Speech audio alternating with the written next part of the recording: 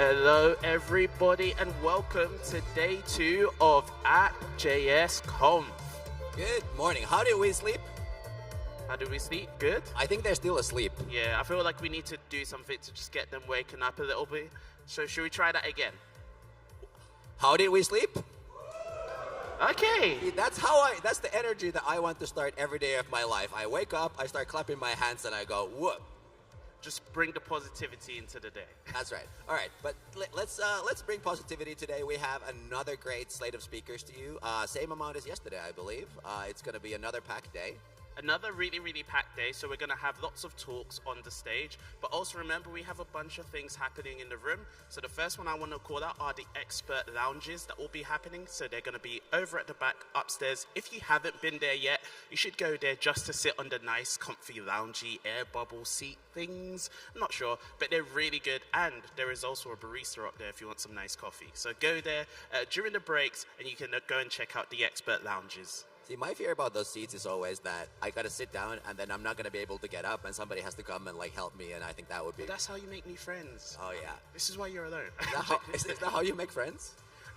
Yeah. You just get yourself in sticky I just situations find with myself in strangers. stuck places and strangers Okay, help me and they become best friends for life. That's awesome. Okay, the other thing that we're going to do today is we're going to finish the day with a panel. I will be hosting the panel. I hosted it last year. I think it went pretty well. We had some arguments. We had some fist fights. It was great. So hopefully we get the same level of energy on the panel today. We're going to have folks from Meta, from Amazon, from Expo, I think from other industry companies. So if you do have any questions for the panel, you can submit them by tweeting at the App.js Conf account on Twitter, and just ask your panel questions, and we will be selecting some of the most popular questions for the panel. All right, so definitely check out now. We have the talks coming up. We have the next talk coming up. Remember, we've got the sponsors tables that you got to go check out. We've got some live interviews happening. So make sure you get involved, take pictures, tag App.js Conference in the pictures, and just make sure you have fun, meet new friends, and maybe they'll be friends for life as well. All right, yeah, so have a great day here. Have a great day at home if you're tuning in. And we're going to just crack on with it. So allow me to introduce our first speaker. Delphine Bugner has been part of the sort of React conference community scene for a long time, but usually she's sitting there in the audience drawing speaker notes or speaker sort of like drawings. But today is her first time on this side of the stage at a major conference, and she is very excited to tell you about yoga and the React Native layout engine. So let's give it up for Delphine Bugner.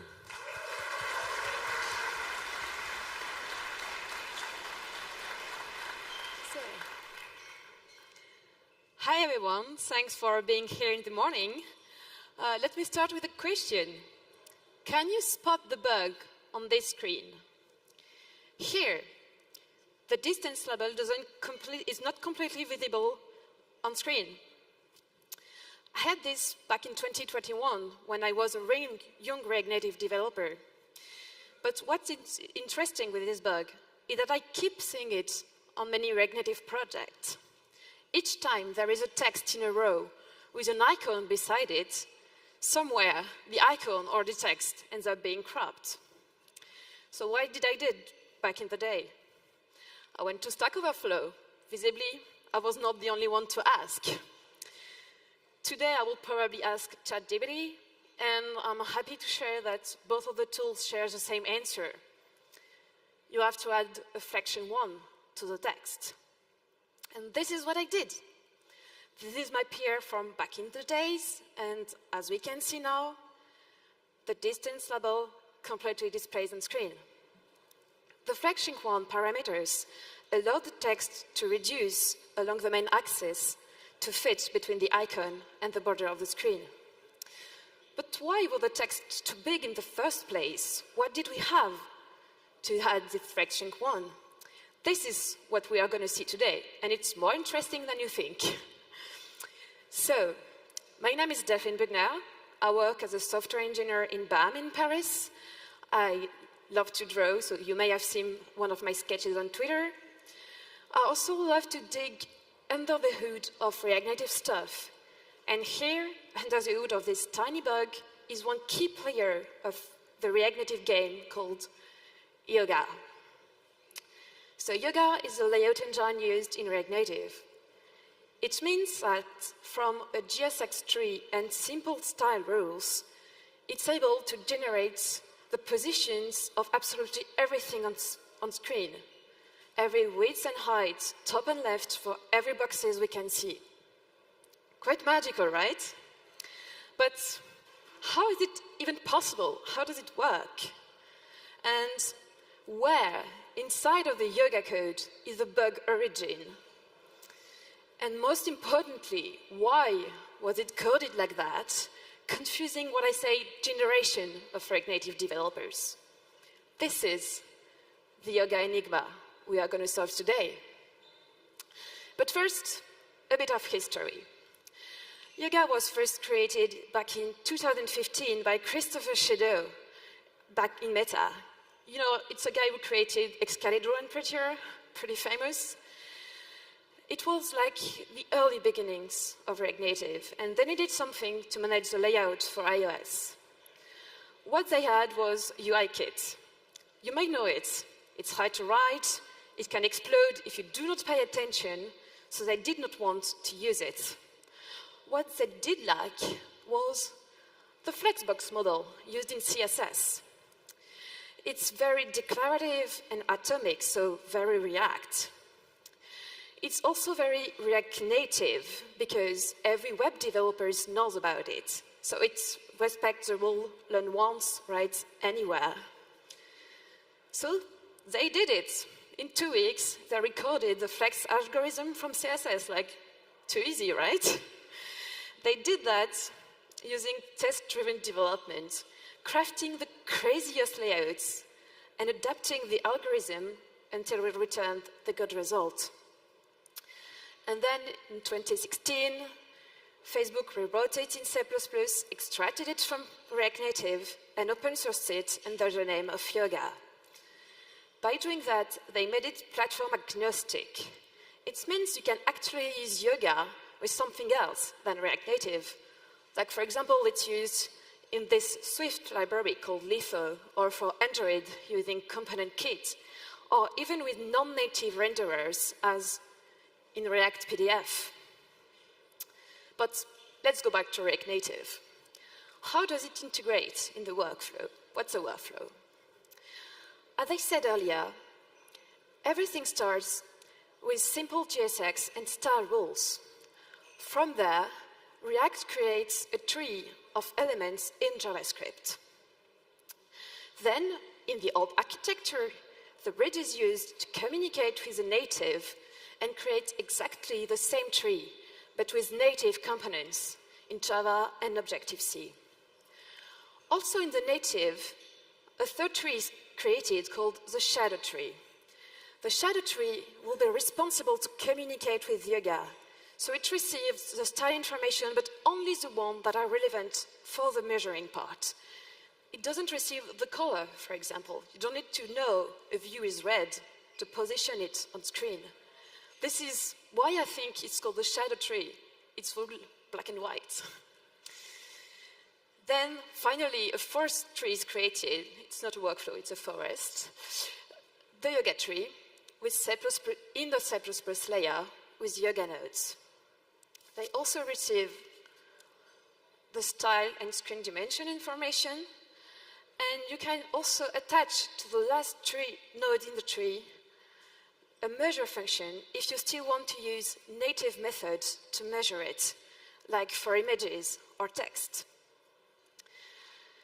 Yoga runs, computes everything, gives it back to the native tree, and then finally, everything is painted on screen. In the new architecture, as you know, bridges are no longer a thing. We use what we call GSI to communicate with the native. And GSI, well, it's C++, so now the shadow tree lives directly in the C++ layer, which authorizes to mutualize even more code between iOS and Android, which I think is pretty cool. It communicates with the Yoga tree directly from there, but then the rest of the story is the same. Every dimension that computed, give it back to the shadow tree, native component tree created, and everything is painted on screen. The block that hasn't changed between the old and the new architecture is the one that interests us today, like the yoga algorithm. How does it work? This is what we are going to detail. The main function in yoga is called calculate layout. You apply it on the root node, and yeah, that's it. You don't need to do anything else. You've got everything you need. So you're the after party, folks. No, of course. I'm going to detail a little more. First, because calculate layout is not any function. It's more than 2,000 lines of C++ code. Then, because only after a few steps, it calls itself. So, who's measuring you? How to break the cycle? When do we end the recursion? Let's take things in order, slowly. What I did is to create a very simple app using Expo, thanks, with only the 4 nodes, like the root node taking the white background, taking all of the screen space, centered in it a world container with an icon, which is just a fixed-sized view, and the text beside it. As we can see, the text is overflowing out of the screen.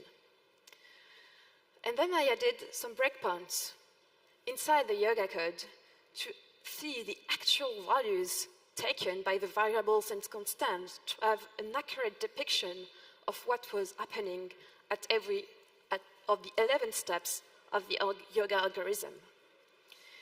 So, let's start. As I said earlier, everything starts by applying the calculate layout function on the root node. The function and the node will already receive 2 arguments from its parent, or here the context, because we are the first node in the tree, so it's basically the yoga initialization. First, the space the node can take, the available space.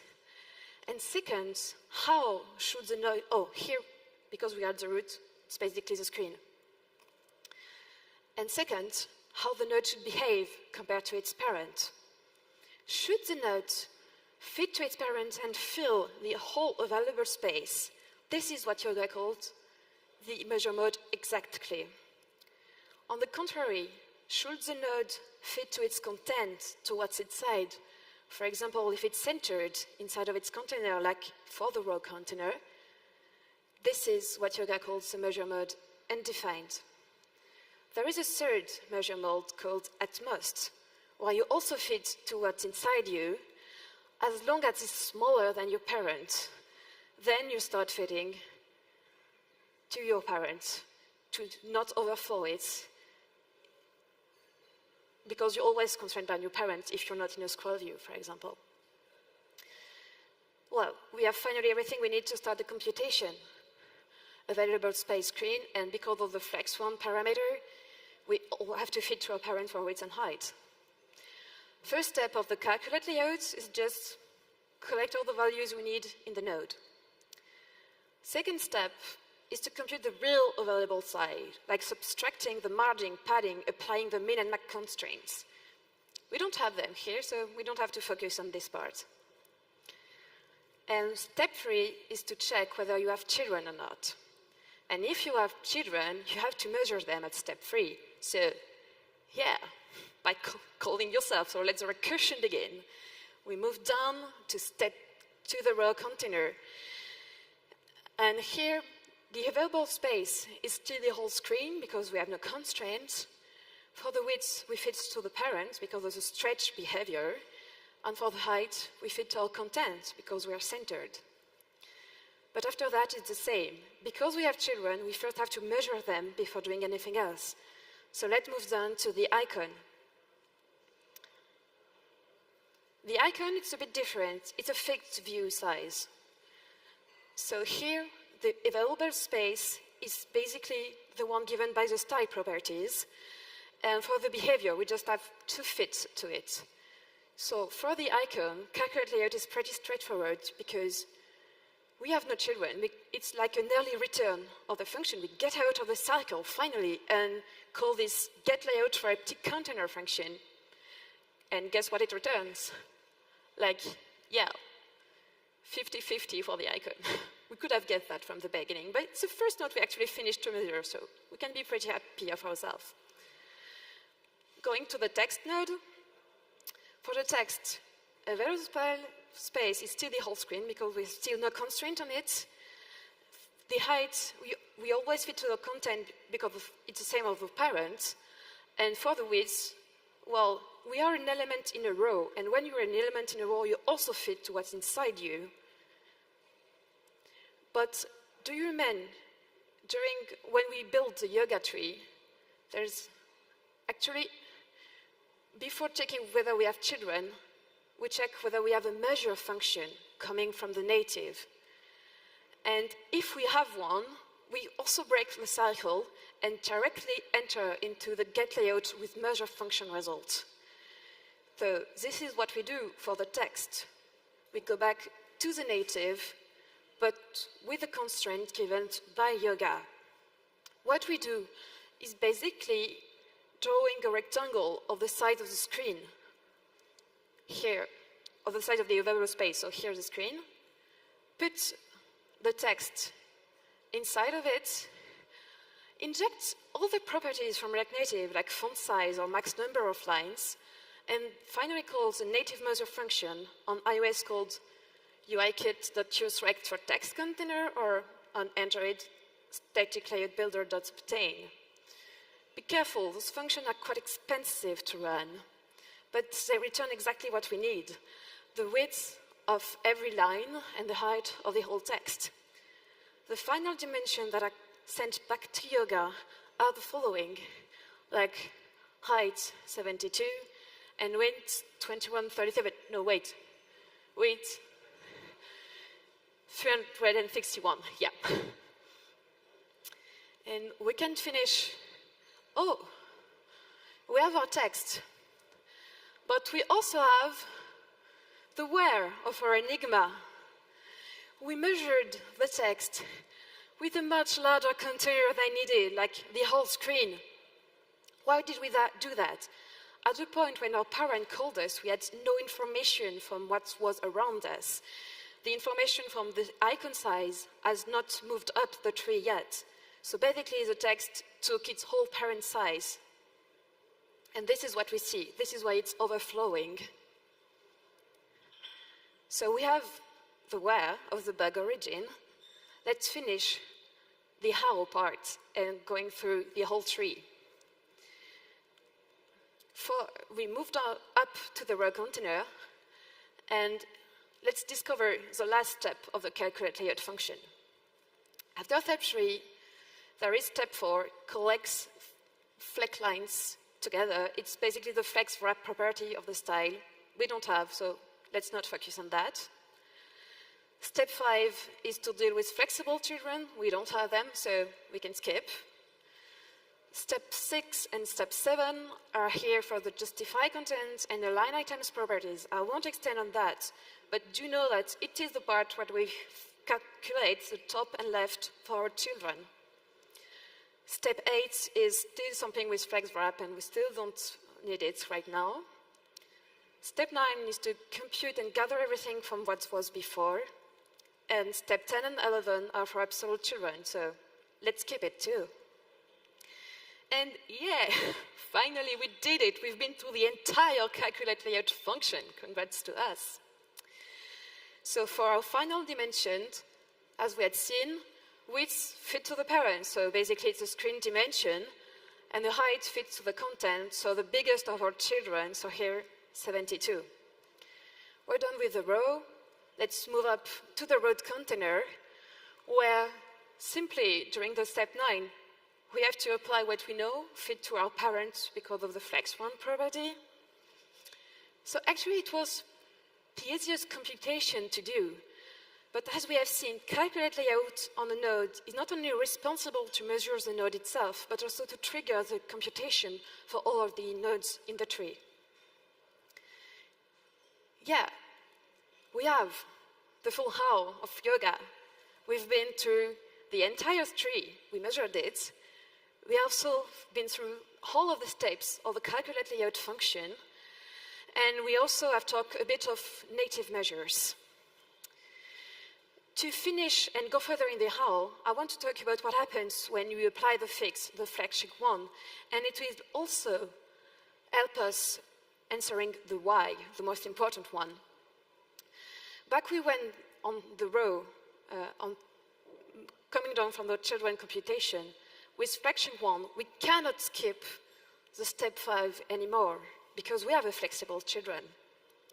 So what we do is basically compute what is called the remaining free space by subtracting to our available size the size of our children. And it gives us a negative remaining free space. Yeah, of course we are overflowing. We are already too big. We have to reduce them. So it means going back into our tech children and remeasure it, but with a smaller container adapted. So basically here, available space is screen minus the icon size. We go back to the native, draw another rectangle smaller than the previous one, reapplying our native measure functions, and get the new dimensions. Rest of the algorithm is the same as before. We move up in the tree, like it's basically the same also. If the text had wrapped more, the height would have been bigger, but here we stayed on 3 lines, so it's still 72. And yeah, also the same for the root. So, we've been through we've been further in the how part of the Enigma. We've been through the entire flex algorithm with flexible items, and we also have the bug fix origin. Pretty cool, but we still miss the why. Why was it coded like that? Yeah. And at this point, I asked myself, there's a place where I never need to add fraction 1. It's on the web. This is the same layout with HTML and CSS elements. And the text completely wraps, and I haven't added any flex shrink, so I was like going down the W3C specification, trying to find like specific stuff in text CSS, and yeah, doing crazy plans. No, it's much simpler than that. On the web, flex shrinks equals 1 by default. I completely forgot about that, proof that I've been a React Native developer for too long now. It's actually one of the very few differences that the Flexbox model makes compared to the CSS one in React Native. So why did they do this decision? And the answer behind is something we really like in BAM. It's for performance. As I said, measuring text in the native side is quite expensive to run. So the whole yoga algorithm has been conceived and written to minimize the amount of time texts are measured. What we have seen when we had fraction 1, we had to measure the text at least twice. First with the whole container, and a second time to adapt it to its context. Twice is 1 time too much. Therefore, the decision to resolve flex shrinks to 0. And even with this setup, someone from the yoga team said that measuring text takes up to 50 from 60% of the whole yoga time, yoga execution time. But as I said earlier, yoga is platform agnostic, and we're approaching the end of the talk, I swear. Oh yeah, sorry, we have the full way. Let's celebrate this. We're happy to have found out about that. And the real culprits are, yeah, those guys. The native functions so expensive to run. Congrats to them. Now, as I said, yoga is platform agnostic, so there's actually a settings called use web defaults. Inside of it, you can activate, and guess what it does? It restores fraction 1 by default. As you also know, Yoga 3.0 has been out for a month now with React Native 74. It introduced a small change. It's changing the margin position in row reverse mode. It might be just a detail for you, but it's actually a step into the direction of more web conformity, like to be more universal. And this is the path Yoga is taking. Following the universal standards, will they find a way to measure native text faster and turn flex shrink 1 for every React Native developer? No, they won't, because it will be like a major breaking changes for everyone. But what they did promise to us is to offer us more configurability in the future. And this will be my last sentence. So you, as a developer on your project, can choose which power of yoga you unlock. So, thanks everyone. This was the Yoga Enigma. Enjoy the rest of the conference.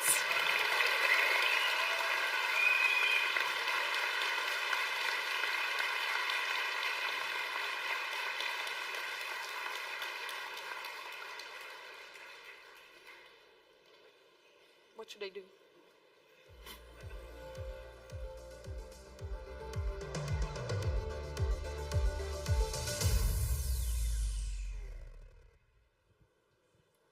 All right. What a wonderful start to the day. Did we all enjoy that? Yes, we did. Yes, we did. Thank you, Delphine. Before I introduce our next speaker, just a quick note about the panel that I already teased earlier. If you weren't here at the very beginning of the day, you can submit questions to our panel by tweeting at the @App.js Conf account.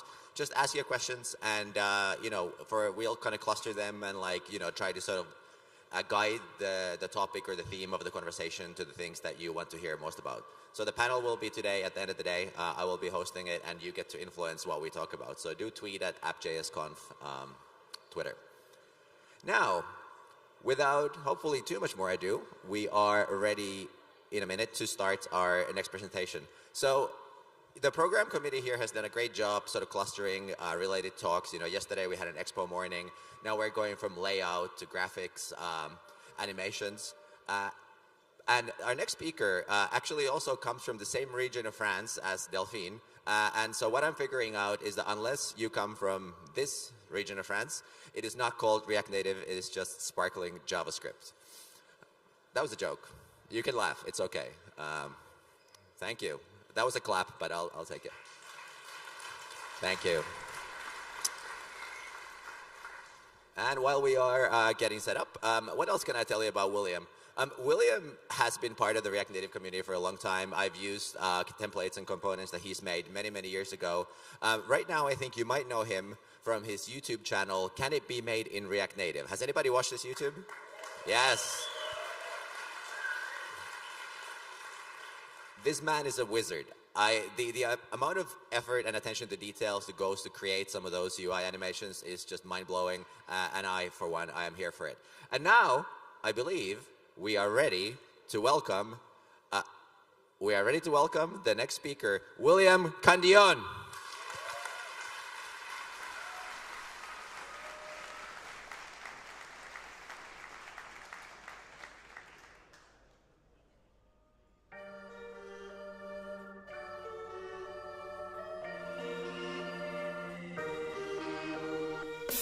Damn, feeling lucky. Out above most streets. Us two in these streets. Diamonds on my feet.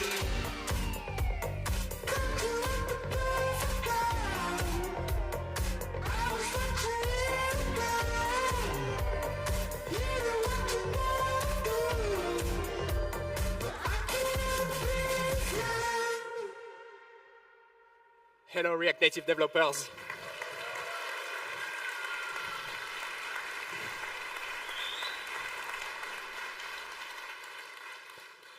William here, presenting from beautiful Krakow. Software Mention, Expo, thank you so much for having me today. I'd like to show you two things this morning, and it's all about the GPU. It's about using platform-specific GPU APIs with a zero-cost abstraction, and it's about an industry-standard cross-platform GPU API. It's not exactly our DNA as React Native developers to use platform-specific APIs with a zero-cost abstractions, as well as leveraging robust cross-platform solutions to build incredible user experiences. So let's have a look. Last March, we released React Native Skia version 1.0. Part of the release was shipping the missing Skia drawing features, namely the Paragraph API and the Atlas API. After the release, we felt that it would be incredibly wasteful if Skia could only be used on the few selected data sources. With Skia, we have access to best-of-class drawing capabilities, but if we cannot use it on any kind of data sources, that would be a shame. Some data sources we are very familiar with.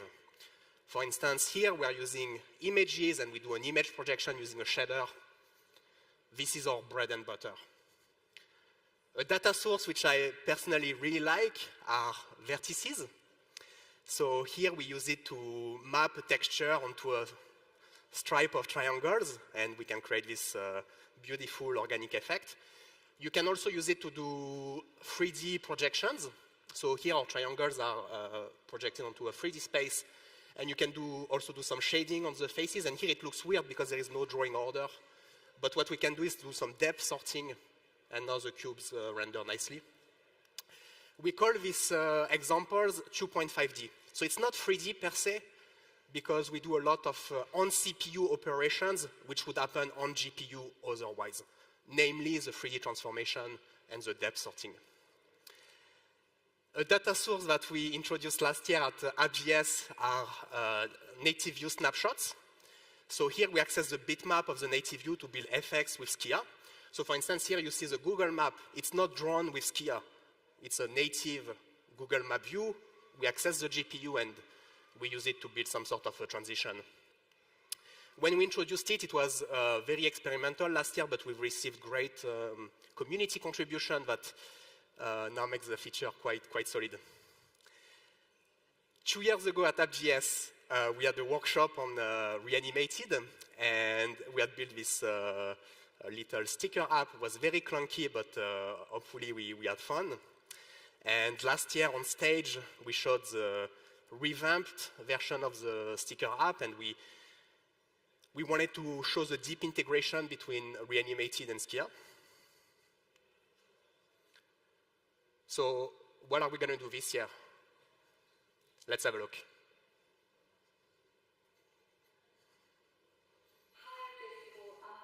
And I'm the organizer of this conference. I'm super happy to see you all here, and I hope you have fun.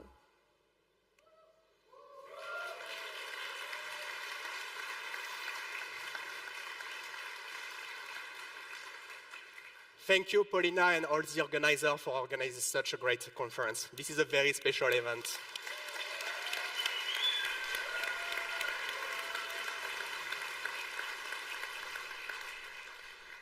So, video support in Skia, how does it work? We get, you need to get a video file. We use Expo asset for that, but you can use anything you'd like. You get a new hook called use video, and that returns a reanimated value that contains a Skia texture. And you can use it wherever a Skia texture is accepted. Can be an image, can be a shader, can be an Atlas component. And we also give you some access to playback options and some control options. For instance, here we use playback options to build a boomerang effect. And we put the whole shebang together. So we have the vector graphics with the stickers, color filters. You see on the modal the backdrop filters.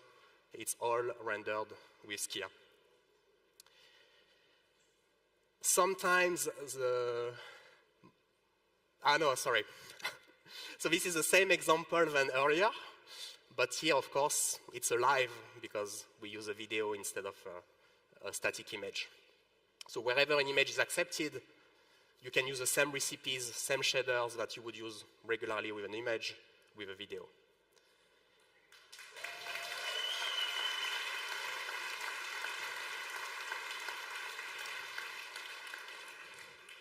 Sometimes the most delightful effects are the ones you can feel but not see.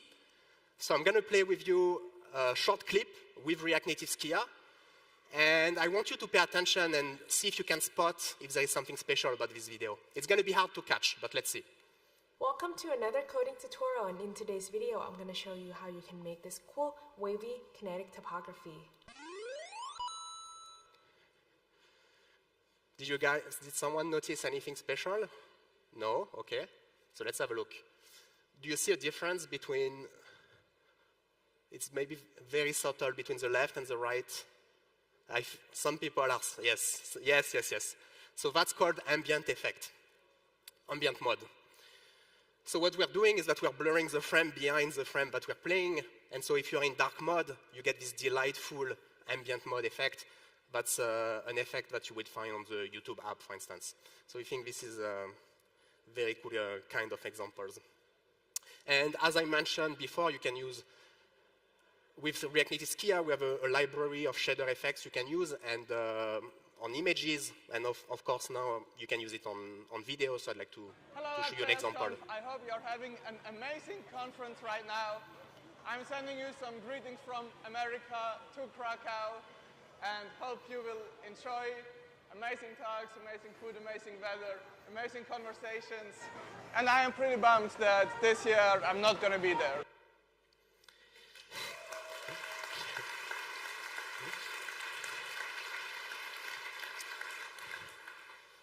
But we want to go beyond video.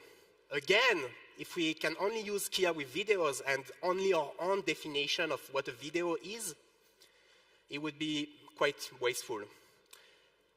So to build this feature, we have built a new API. We call it native buffers. Like for React Native, the native part of the name stands for native. So it's a zero-cost abstraction to platform-specific GPU APIs, hardware buffer on Android, pixel buffer on iOS, and HTML image canvas source on web. With this API, we want third-party developers to be able to integrate with React Native Skia, stay on the GPU without needing to statically link against React Native Skia. And in fact, this feature was a collaboration with the creator of React Native Vision Camera and the founder of Margello, Marco Savi.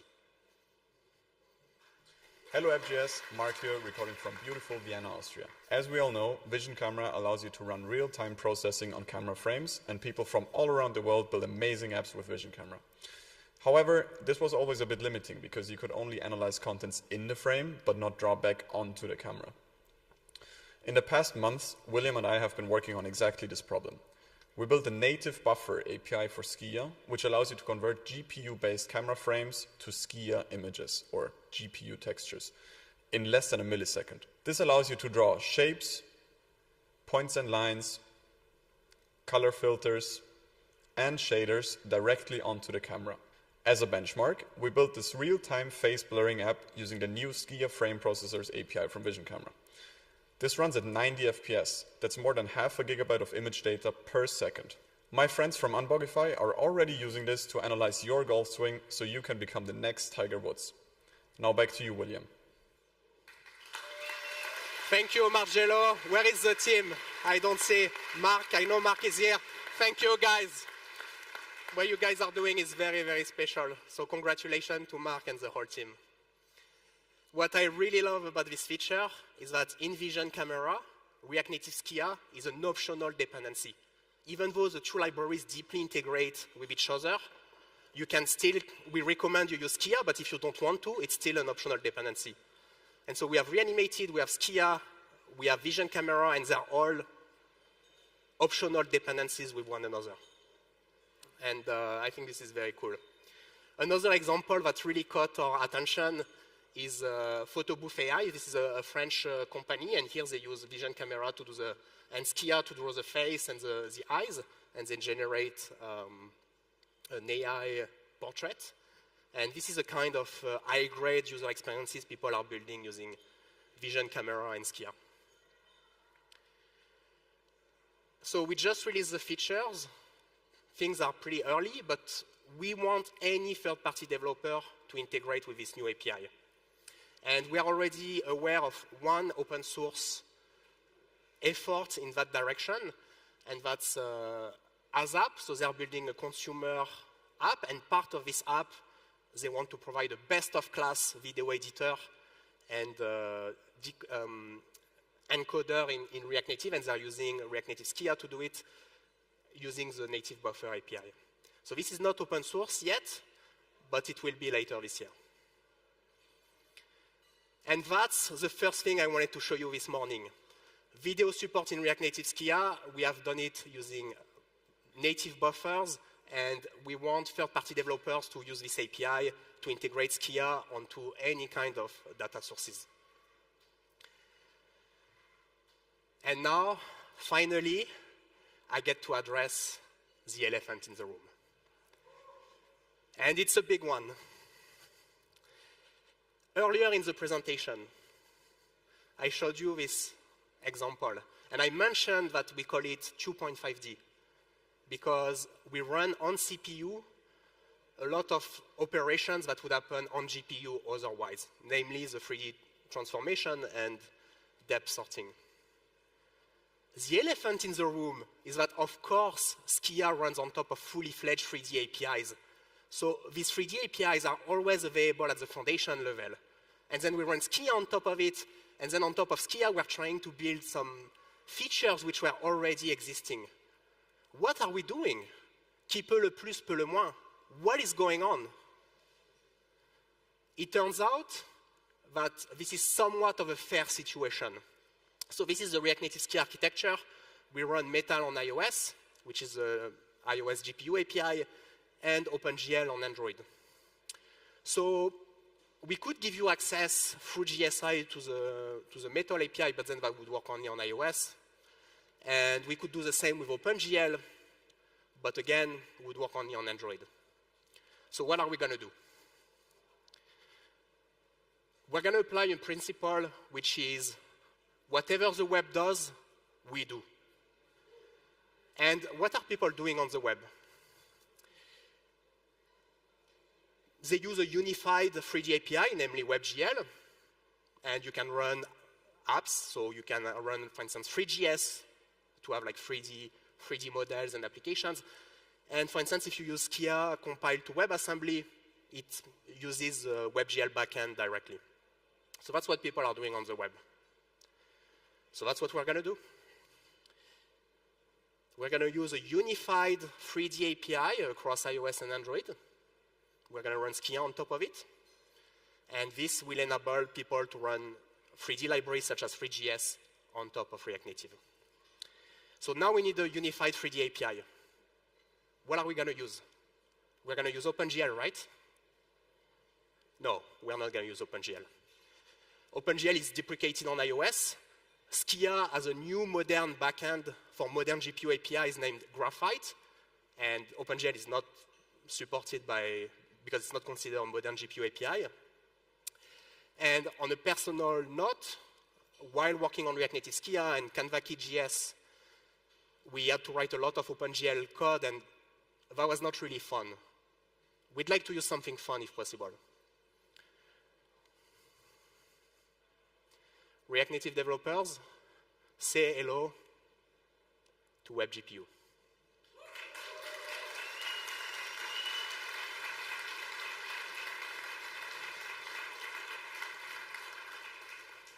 WebGPU is a fairly recent web standard.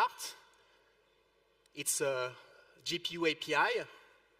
And in fact, the pixels you are seeing on screen right now are rendered using React Native. That's a new module we are working on. We call it React Native Web GPU, and you see here it works with gesture handler and reanimated.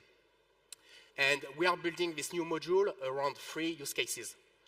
The first use case is that we want to use Web GPU to modernize our Skia backend API. That's use case number 1. Once we use a unified 3D API across iOS and Android, we want to give you access to the API in JavaScript. So you can build applications such as this one or run libraries like 3GS. And finally, use case number 3, beyond graphics, we want you to use general compute capabilities of the GPU to do things like run AI models. So let's have a look at use case number 1. So this is the current backend that we use. It's called Skia Ganesh. And we use OpenGL on Android and Metal on iOS. And Metal is already a modern GPU API, so we can migrate it to Graphite. And OpenGL is not supported on the newest Skia backend. So we need to switch to Vulkan. And the only way we're going to migrate to Vulkan is that if we use WebGPU. So, and we use Dawn WebGPU, which is a C++ implementation of Google for WebGPU. So if we want to draw a single triangle with Vulkan, it's around 1,000 lines of code. To create an instance of one device object, it's around 20 lines of code. So we don't want to go there. The same way, when we write React Native code, we don't want to write two completely different apps. Here it's the same. We don't want to write too much Vulkan code, so we're going to use WebGPU. And that will enable us to migrate to Skia Graphite. Once we've done the migration, we can also use WebGPU on iOS. And as soon as we use the same 3D API across iOS and Android, we want to give you access to this API in React Native. When working on React Native Skia, we write a lot of backend specific code, so OpenGL code, Metal code, and we plan to write even more. And here we would really like to use a single API and not have to do the work twice. So that's use case number one, modernizing React Native Skia. Let's have a look at use case number two. So this is the Canva you know and love, but now there is a twist. You get the reference of the Canva and you can get a WebGPU context from it, the same way you would do on the web. And in fact, from there, you can just write WebGPU compliant code. Here I have a bunch of geometry data. And the way you upload the data to the GPU is really fun. So here I create a buffer. And it's funny because earlier I was showing you these platform-specific buffers. But here it's a cross-platform GPU buffer. And there is a mapped at creation property. It means that right now, the memory address between the CPU and the GPU is shared. So I can use it in JavaScript to write data to the GPU. Once I'm done, I can invoke unmap, and the data will be available only on the GPU. And I can execute a bunch of things. And if I want to read some data from the GPU, I can also create a new mapping again. And if we're compliant with the specification, we should be able to go on a website that runs WebGPU examples, copy-paste the code. Let's have a look.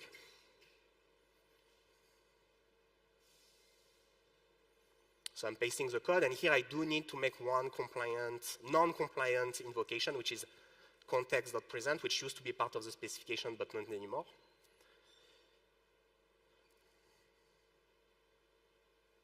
And now the example runs out of the box.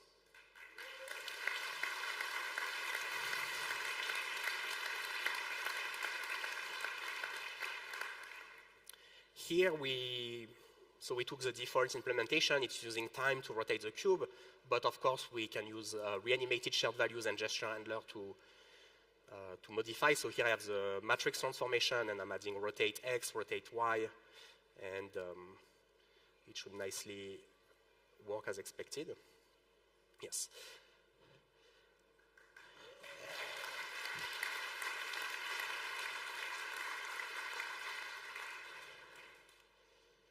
This is the kinds of examples we are already able to run just by copy-pasting sample examples to React Native Web GPU. We generate the GSI binding from the specification. The way we do it today is very rough, but we're going to refine it. And we want to run this on the same test suite than any browser vendor would, to be fully compliant. Once we're fully compliant, we believe that we will be able to run experiences such as this one. So this is Free.js. While working on this project, we investigated how much momentum Free.js had with WebGPU. And we saw some very, very positive signals. And we think we are seeing some incredible opportunities. And so we hope that this is the kind of experiences we will be able to show on top of React Native Web GPU. But now, beyond graphics, you can also use this API to run general purpose computations. So here in this example, I don't have a Canva. So this is a text, so this is a scroll view with a text components. And what I'm doing is a matrix multiplication, and the dimensions of the matrix is 512 by 512. So here we run the code through a shader in parallel, and we get the answer immediately. This would take a few seconds if you were to ask the CPU for the answer. And we think that people are going to use this to run machine learning models, such as these ones, which run on top of a web GPU. So you can, you can upload an image, for instance, here, and the background is removed. And so we think that people are going to use also web GPU for building such experiences in React Native. And these were the two things I wanted to show you this morning. Video support in React Native Skia. We did it with native buffers, enabling third-party developers to integrate with React Native Skia and staying on the GPU. And React Native Web GPU, a new module we are working on, and we are building it with 3 use cases in mind. First, modernizing our Skia backend infrastructure, giving you access to this API to run incredible 3D experiences, as well as non-graphic APIs with machine learnings and AI. This is our vision for computer graphics in React Native. Thank you, Shopify, for supporting it. We are aligned, we are excited, and as we embark on this new journey with Web GPU, we will be keeping you posted every step of the way.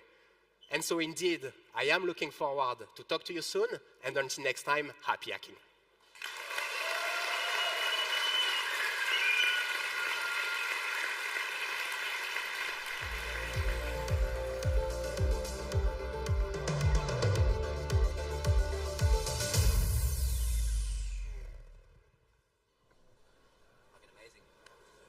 All right. Now, if anybody is watching the clock, they might be confused. We still have one more talk in this block, and yet it's supposed to be a coffee break. What is going on? I don't know. Time is relative, man. Who knows? But this next talk, you do not want to miss. So please be seated. Krzysztof has been, I feel like, all the time that I've been in the React Native community, he's been one of the MVPs, one of the most valuable contributors to the community. You've used software that he's made. You probably used Reanimated. That's Krystof joint. But today, he'll be talking about something completely different, and in my opinion, something even more exciting. Because one of the things that, always, at least gives me friction when delivering React Native projects compared to, for example, web, is that the tooling isn't quite purpose-built or bespoke for React Native. A lot of the stuff kind of feels hacked together, and you sort of have to be combining different tools in a way that doesn't give you that same fluid experience as we are used to, for example, web development or native development. But Krystof wants to change that, and I believe he's ready. So let's give a big round of applause for one of the organizers of the conference and our next speaker, Krzysztof Magiera.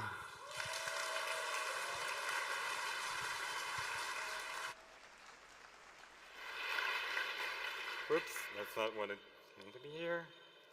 I think it's, something's wrong with the setup, I think. Sorry about that. It's meant to go. Can we have some help? Someone? Can we have help?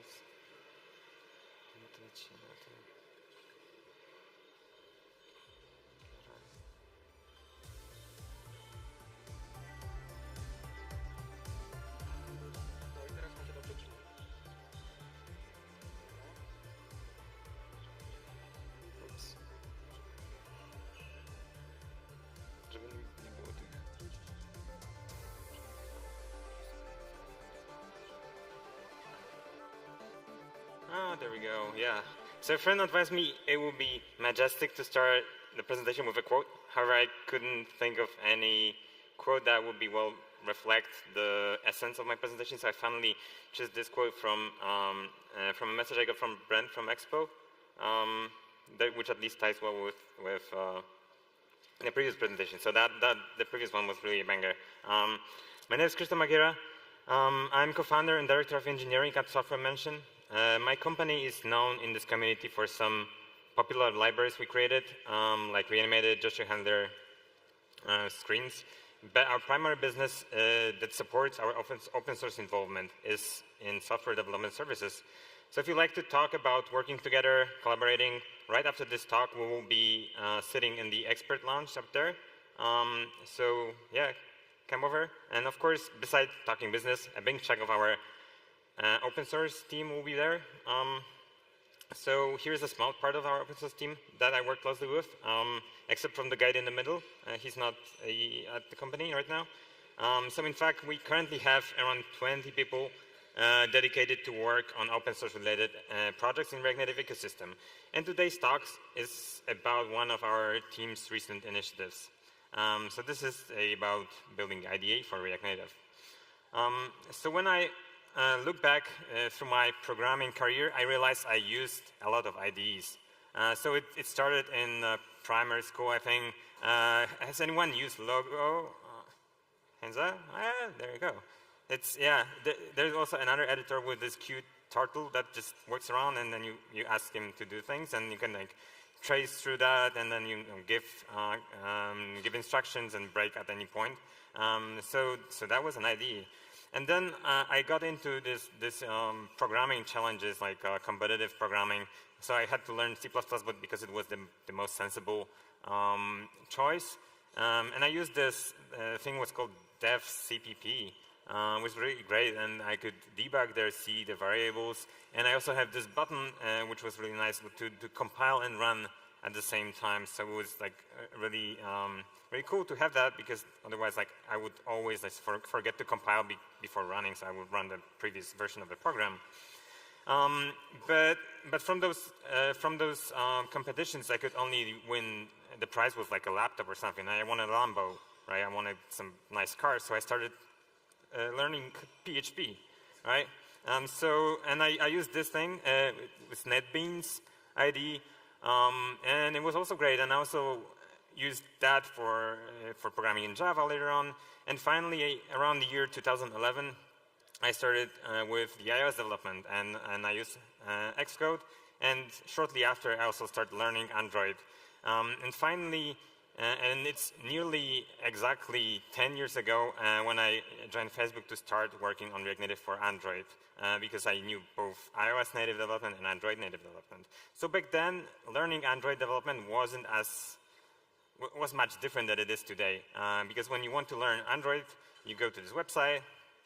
There's this button, download Android Studio, Jellyfish, and you download it, and it starts, boots up. You can create a project very easily just by clicking through some buttons there. You can start emulator immediately, just like embed it into the editor, and then you click that thing. It's over there, which just like compiles the program for you, the application, and then runs in debug mode. So you can like set breakpoints, and then like have your program stop at those breakpoints. You can see the variables. It's pretty seamless experience from the start. So of course, life's not a bed of roses, right? So it's not, it's not like it's always, very easy and straightforward working on native Android and iOS. But how is it in the React Native world? So when you actually want to start, there is a React Native website, and you go there, and there's the React Native CLI quick start, which is pretty long. So there are like tons of commands you need to install. You need to, get CocoaPods installed, and then the bundler, and then like different versions of Ruby, because the one you have on your laptop is not necessarily supported. And then when you switch to Android, there's like even more things to install. So this isn't ideal, right? And we at Software Mention run this survey. It was second year in a row. We run it. It's called State of React Native. I encourage you to take part of that. It's just like typically happens closer to the end of a year. And the biggest pain point this year was debugging, with like 55% of votes, which is, it actually made it from the second place last year to the first one. So yeah, it's still definitely an area that requires some improvements, right? And then what people use for debugging, for filing, that was also the question that we asked.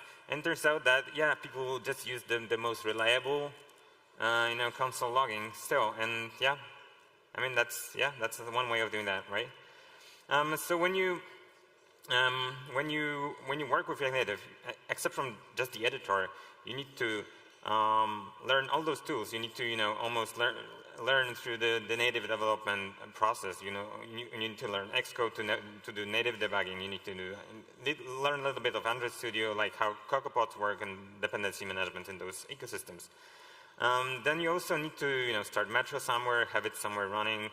Sometimes you need to look at it. And then you need to have a simulator. Also need to check this out because that's like when the stuff is rendering. And some people also would use some sort of dev tools, maybe Flipper, maybe something else. So from all IDEs that existed over 20 years ago and the tools I talked about earlier, it feels like we've taken a step backwards in terms of developer experience. So now you can look around and see the people around you. So these individuals have learned all of that. And as they advance their careers, they master all aspects of React Native.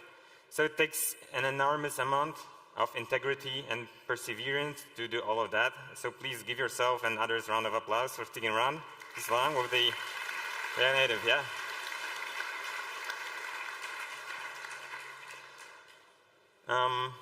Right, but I think also like this, this is really a testament for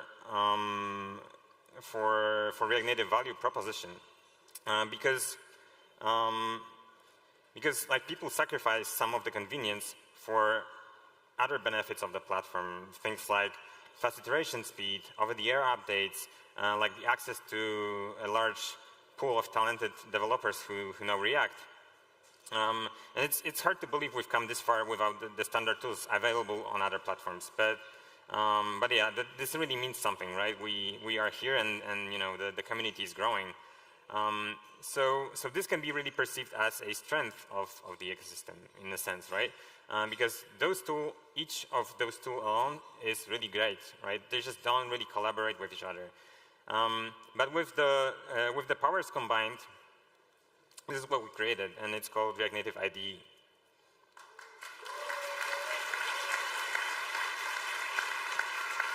So today I wanted to show you a live demo of the tool we're building. But before we do that, we need to actually do some housekeeping. And there are some 3 existential laws of React Native that I created. And first one is that React Native is truly native. Second one is that React compiler is actually a compiler. And finally, React Native IDE is a real IDE, despite the fact this is a VS Code extension. So like we are actually putting IDE inside of your IDE, like Inception. You guys seen the movie, right? All right, so it's a demo time. And I'll switch to my laptop now. Yeah, every time someone asks me about the advice, what should they do when they are presenting, I tell them 2 things. You should not do a Q&A at the end of the presentation, and you should not do the live demo, especially with the internet connection. So I'll be trying that today. Let's see how it goes.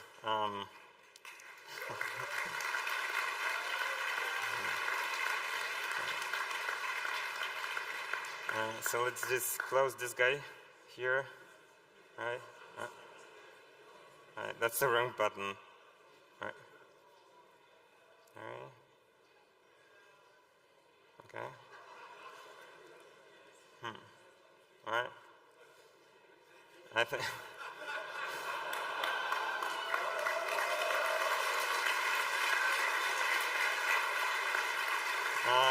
Do we have 2 minutes? Do we have 2 minutes to extend the? Yeah, we will need 2 more minutes, I think. Yeah. Let's play it. Play it. Can you put it on screen? Sorry. Can you put it back? Because it's installing. Can you put it back? Everyone wants to see it, I think. Can we put back the screen? Because it's like amazing. All right. All right. Yeah. So I'm playing with you guys. This is actually my presentation. That was a.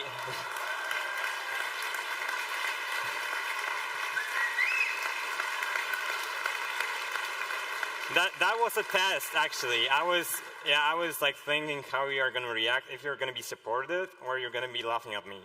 So yeah, here you go. This is still like not my laptop. This is just a presentation again. And yeah. Now it's demo. Or is it?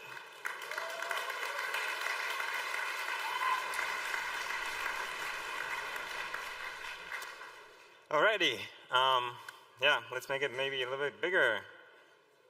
yeah, you'll never know if it's a video now, right? That's that was the goal. If it's recorded, no, you can tell.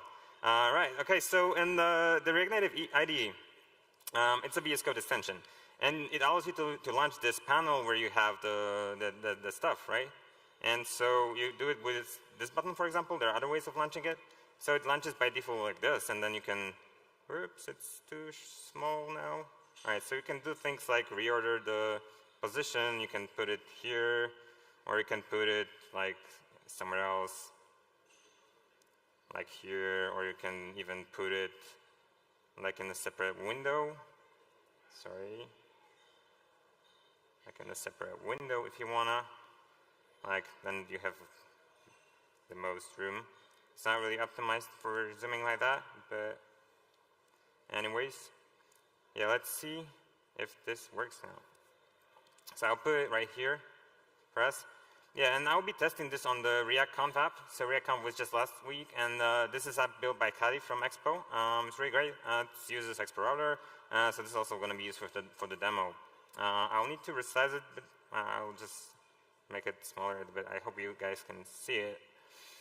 Okay, so there are some zoom controls. You can just make this bigger or like make it fit.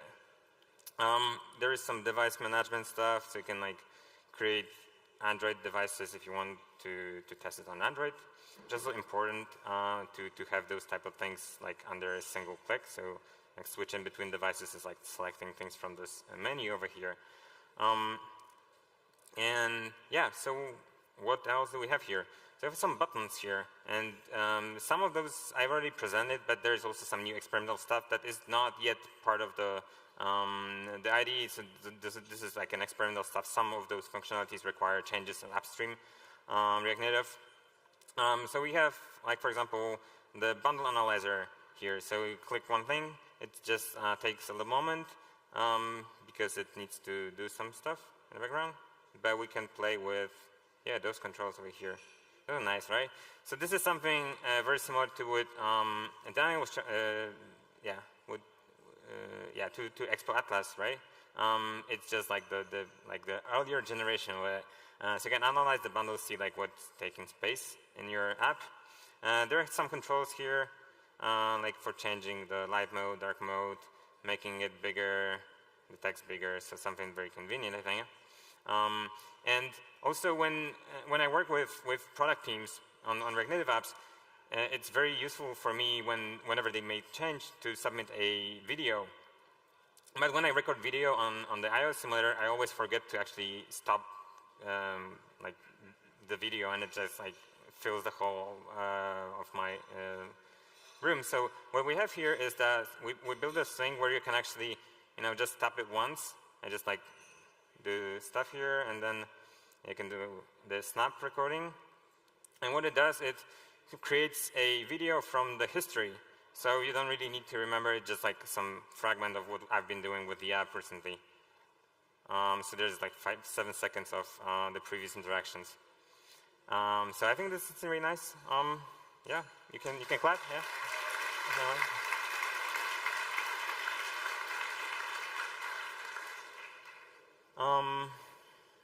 Yeah, what else? So we have this thing which is called Inspector that allows you to click around. So like for example, where is this data coming from? This is like some data, right? Let's find out. So we can do like right click, and then it displays a hierarchy. That's like a small one, and when you hover, you can just see like how big of elements those are.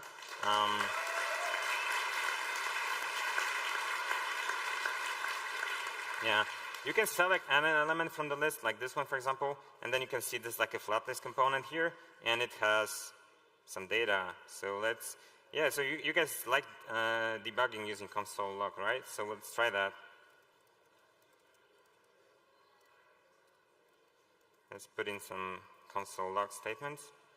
And yeah, so you have also access to the logs from here. So when you go here, you just like can inspect those objects, because this is like a very large object, and it would make sense really to have it, printed out in like a plain log, right? So those are the objects that are being printed. And what's also nice about that is that you also have this, line that generated that log, so you can jump there and remove it when you want it, right? So they don't pollute your app eventually. That's also really nice. Yeah, thank you. Okay, so let's delete this. We have an Expo router integration, so this app uses Expo router. When I switch between screens, I can also open things here. It changes the URL bar here changes, right? So you can see this is like a talk 65244, and there I'm at the bookmarks, and then I'm at the info, and then I'm at home. And what you can do here is actually navigate back using this bar. So you click on it, and then since those those URL doesn't necessarily need to tell a lot, then we build this thing which is called like preview. You can like hover around and it just shows you this given screen. Yeah. You can also select things here. That opens the screen. Very nice. Cool. What else do we have here? So there's this nice animation here that the text that just moves when you scroll down. This is actually built by Kacper. He's from Software Mention, and he was on the photo today. Yeah, it's pretty sweet. So let's see how this component looked like. What did he do there? Yeah, so this is it. So we have some component, and I also added some lines here. We have this preview method that allows you to input in any component that you have, and then this small text appears over here. Not sure you can see it. And when you click it, it just renders this component in isolation. So this way you can sort of also have different variants of that. So let's see, we want to have a variant with a bigger offset to see how it looks when it's collapsed. So now I can switch between those, right, by just clicking on those different preview variants.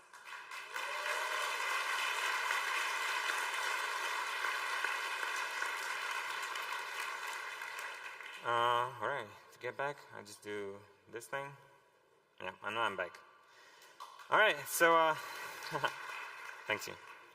Okay, so we have this this debugger here integrated, of course, because you need to have the debugger. There's this component that I broke, and this is not.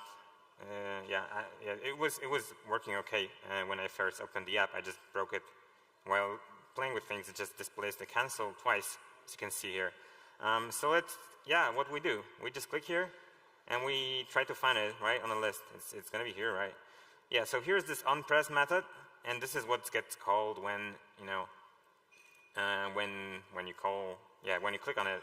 So we can put a breakpoint here, and then when we click on it, it just stops here, and then it like pauses, the debugger shows the overlay here, so that it's helpful to you. You can actually have the context that the app is stopped. You no longer can really interact with it because it's stopped in the debugger. All right, so so let's do some changes. We need more of these cancel buttons here, right? So I'll open it again, and now we will have more. That's sweet, right? But you can also like use the debugger console from here. So you can, just go here, and then there's this cancel button index here, which is 4 now, as you can see when it highlights, and then we can change it to, I say 2 maybe. It's 2, all right? Yeah, and it changes despite the fact this is a const. That's weird, right?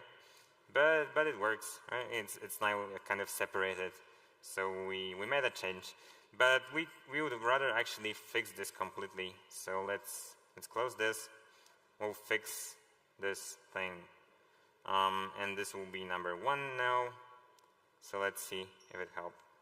There's the breakpoint is here. All right. So no, the breakpoint, go away. Anyways, some things are not going to work. There you go. This is not recorded, by the way, or maybe it is. What else? There's some interesting stuff. I fixed it, right? Or no, I didn't fix it because it doesn't show up. All right, so something's really broken. But look at this nice animation here. This one is really good, right?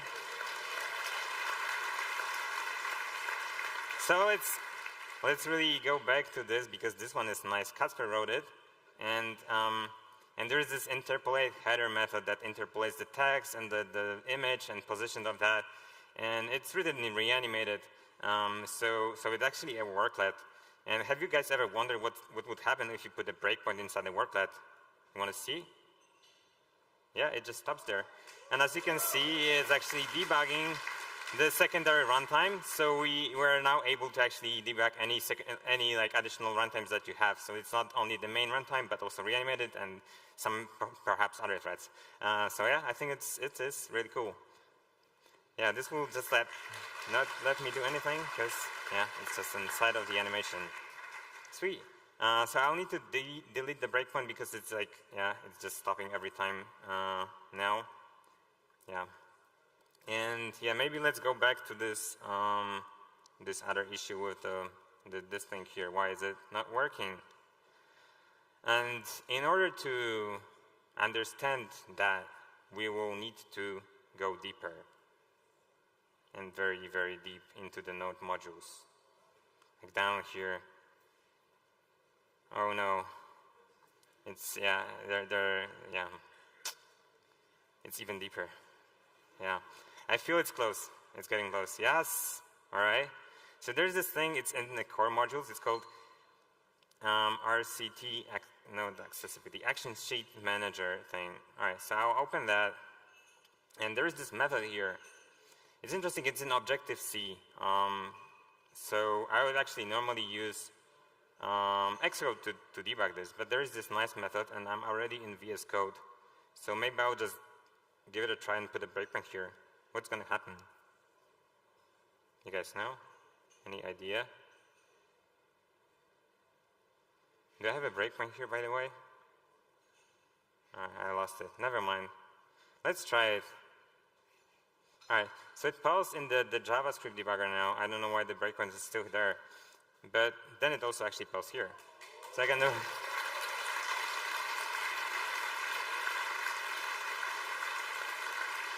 Yeah, I can step over that.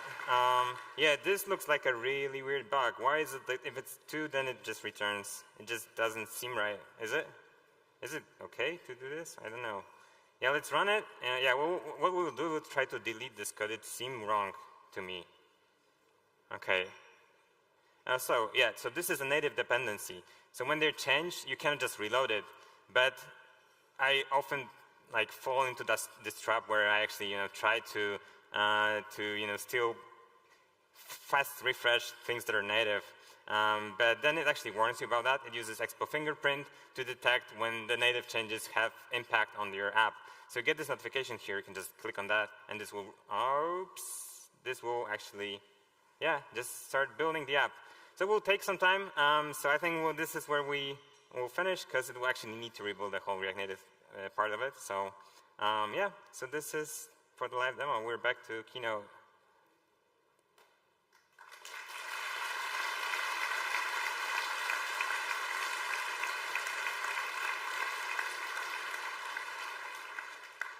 Yeah, so this is React Native IDE.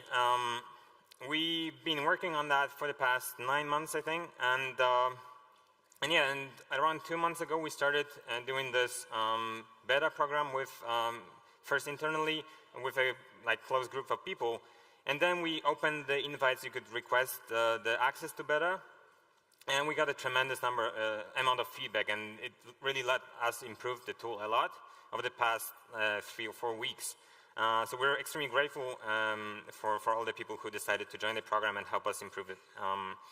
And we also run this survey with the people who have tried it, and it seems like people are generally happy about it. So they answered that, yes, I can see value in it already, and other 22% says that, yeah, I did have to improve. I can definitely sympathize with this one. And there are also other answers. There are a lot of people who didn't know that it only runs on macOS currently, so they answered differently, but yeah, I'm pretty satisfied with those results. And with those results, we decided that we should really just make it open now. So it's still in beta, but you'll be able now to just install it from VS Code Marketplace, and yeah, play with it, try it. Is there? Here. Set to IDE.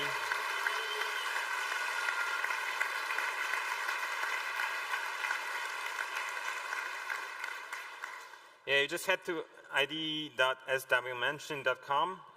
So this is the website, and you'll get all the information in there. There's also GitHub, so the repo is public now. You can also access it. But if you paid enough attention, you also notice this little thing here. There's a pricing. So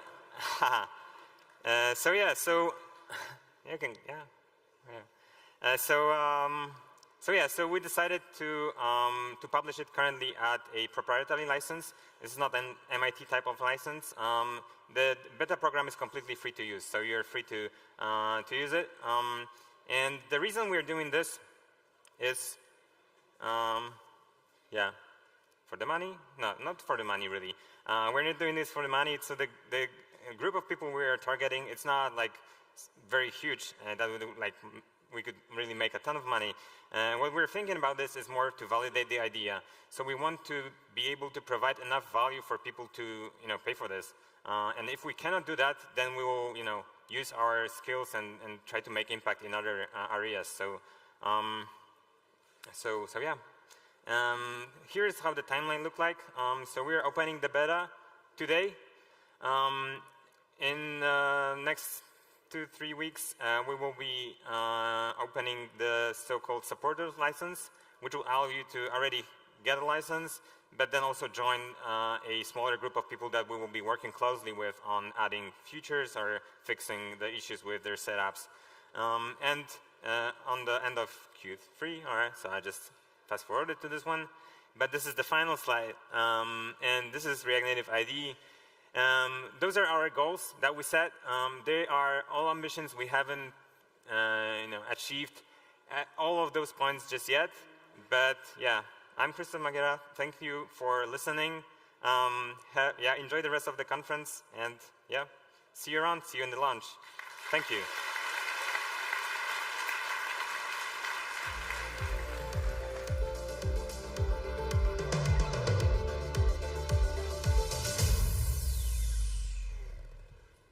So I see most of you are already heading up for the coffee break. So we will have a normal length half-an-hour coffee break despite being behind schedule. So we'll start the next block half an hour after the scheduled time.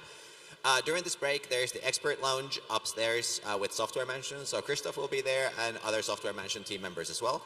And if you're tuning in from home, we have the live studio interviews. We have first Fernando, and then we have the team from Amazon. Eric and Giovanni will be in the studio. So stay tuned, and we'll see you back here at the stage in half an hour.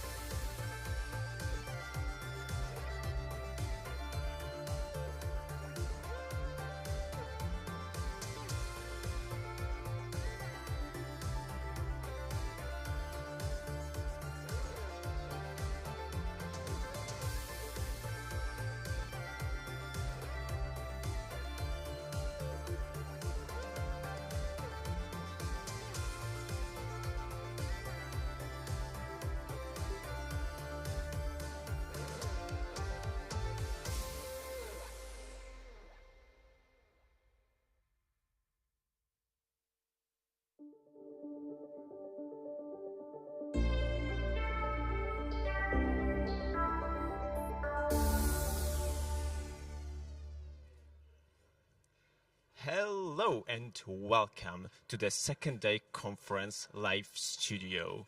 We got just some great talks today. We got a big announcements like Web GPU, the React Native IED. It's like the adrenaline can be felt in the air. Like we can hear the buzz behind the door that people are talking about stuff and are just excited.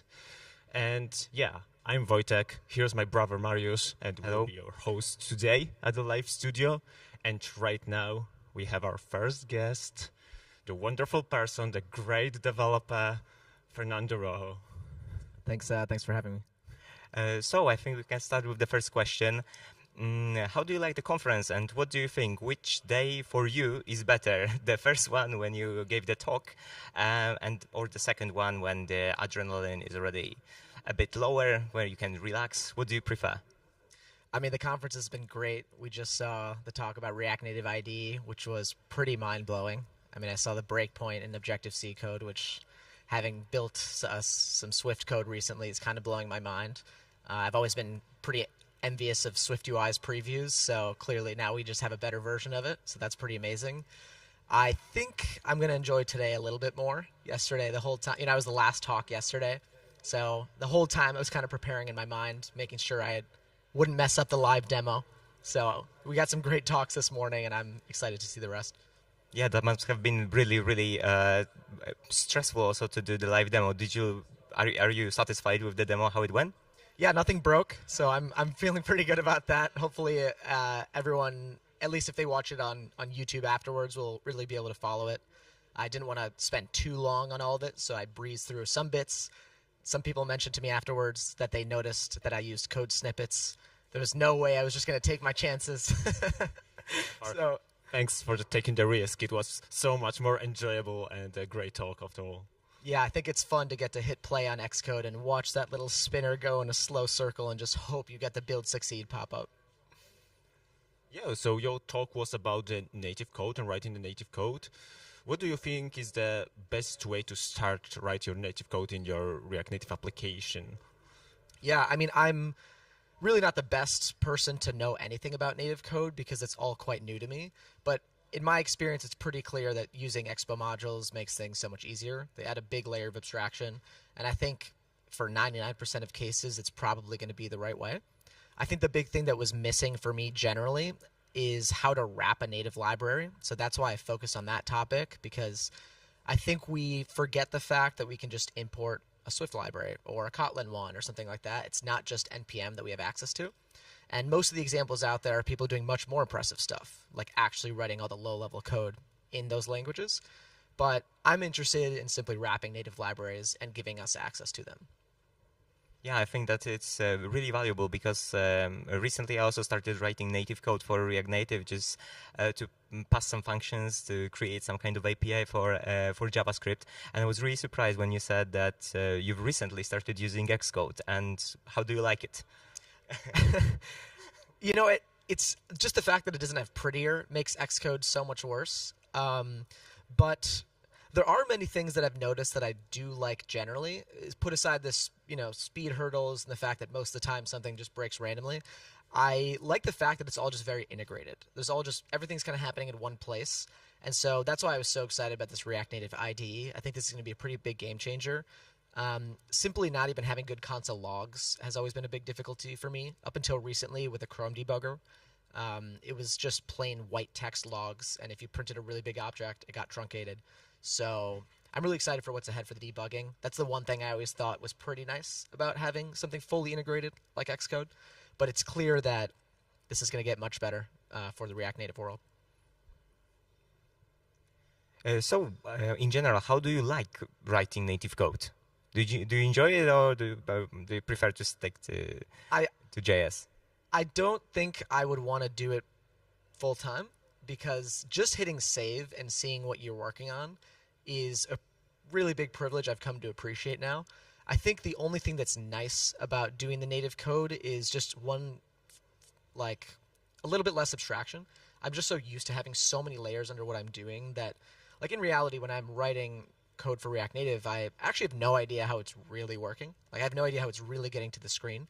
And there's just so many layers in between that JSX to the UI view that's getting printed. And so that's one reason the yoga talk at least was useful. It's peeling away one layer of that abstraction.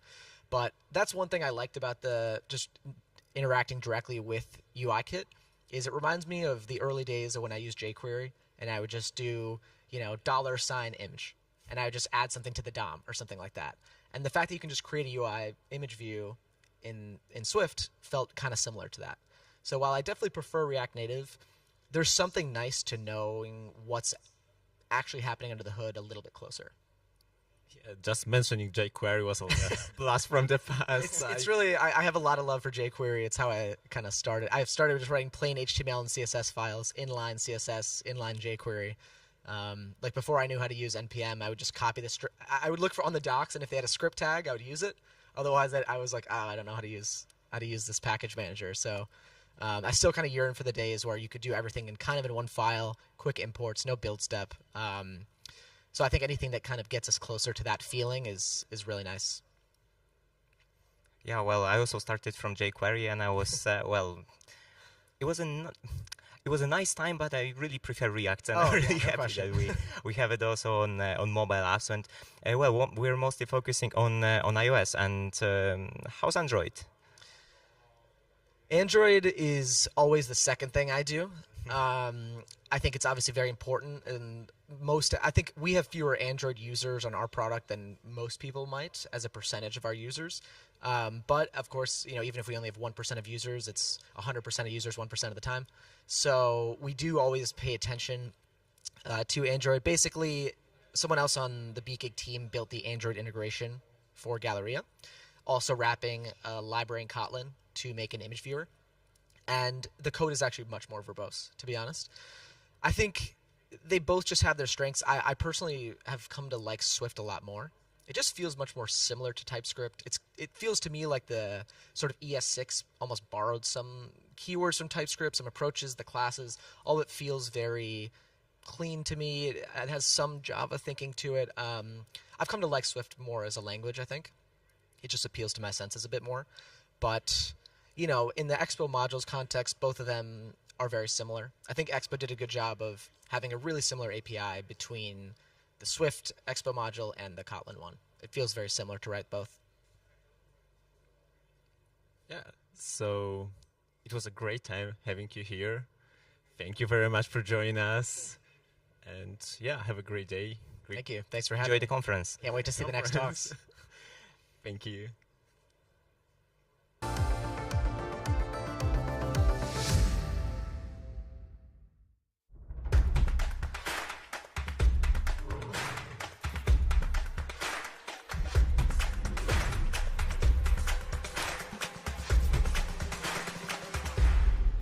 And if you want to become a Node.js developer that can build end-to-end applications, join our thriving community at nodejs.dev, and I'm going to help you master full-stack mobile development by building applications users love.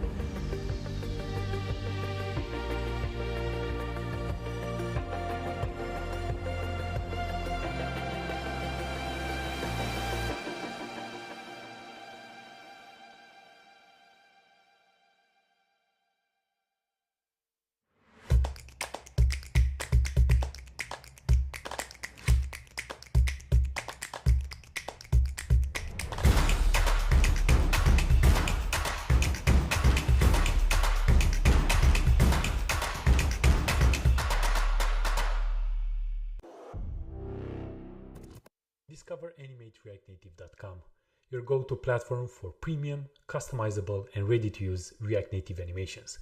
There are over 120 different animations that are going to save you time, enhance your app, and, in my opinion, is the perfect collection if you'd like to learn more about React Native animations. Get 60% off by using App.js Conf. Visit AnimateReactNative.com. You can't stop thinking about React Native? Then you're just like us. Join 10,000 other developers on galaxies.dev and become a stellar React Native developer faster. Learn with our pro video courses, practice with hands-on projects, or stay up to date with the Rocket Ship podcast. Galaxies.dev is the home of epic React Native content. Join today and use code App.js for a 35% discount on your first payment of Galaxies Pro. That's galaxies.dev and code App.js.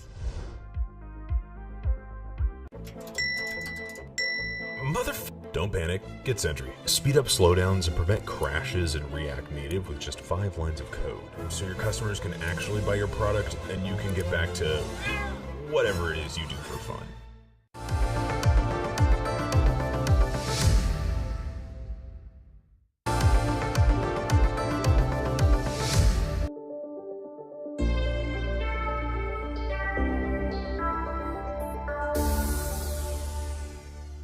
Hello and welcome to the live studio once again. And talk about the second things. When we always create a React Native apps, we always think about iOS and Android. But there are also more platforms we can create on using React Native. And that's why we have the great guest right now. My friends from Amazon, Giovanni and Eric. And they want to talk about some new way to experience React Native development. Yes, hi everyone. Yes, I'm Giovanni, I'm a developer advocate in Amazon, and I specifically work helping developers to develop TV apps with React Native, specifically with a version of React Native that is called React Native tvOS. That is like the standard framework to develop for both tvOS for Apple and Android TV for Android, and of course for Fire TV devices that are like produced by us, by Amazon, that are running, that are powered by FireOS, that is based on Android open source project. So like, if you have your Android TV app running on an Android TV, you can easily port that on Fire TV with Fire TV OS and using React Native as well. Yeah, ask me some question or like. Hey, I would like to start with general differences between development of mobile apps and on TV. How is it and how does it look like? Yeah, I can start. So I'm Eric Fahsl. I'm a product manager with Fire TV, our Fire TV devices, and there's quite a few differences between a mobile device, a small 3-4 inch mobile device, and a 60-inch big screen TV. And so not only is the screen size different, but how you interact with it is different. You use a remote control on the TV, and thus you'll need something we call focus management. Gio mentioned one of the popular libraries available for that. But then also TVs are used very fundamentally different than a mobile phone. Mobile phones are often very personal. You're looking at it. But TVs, we could have a TV right there. All 4 of us could be watching.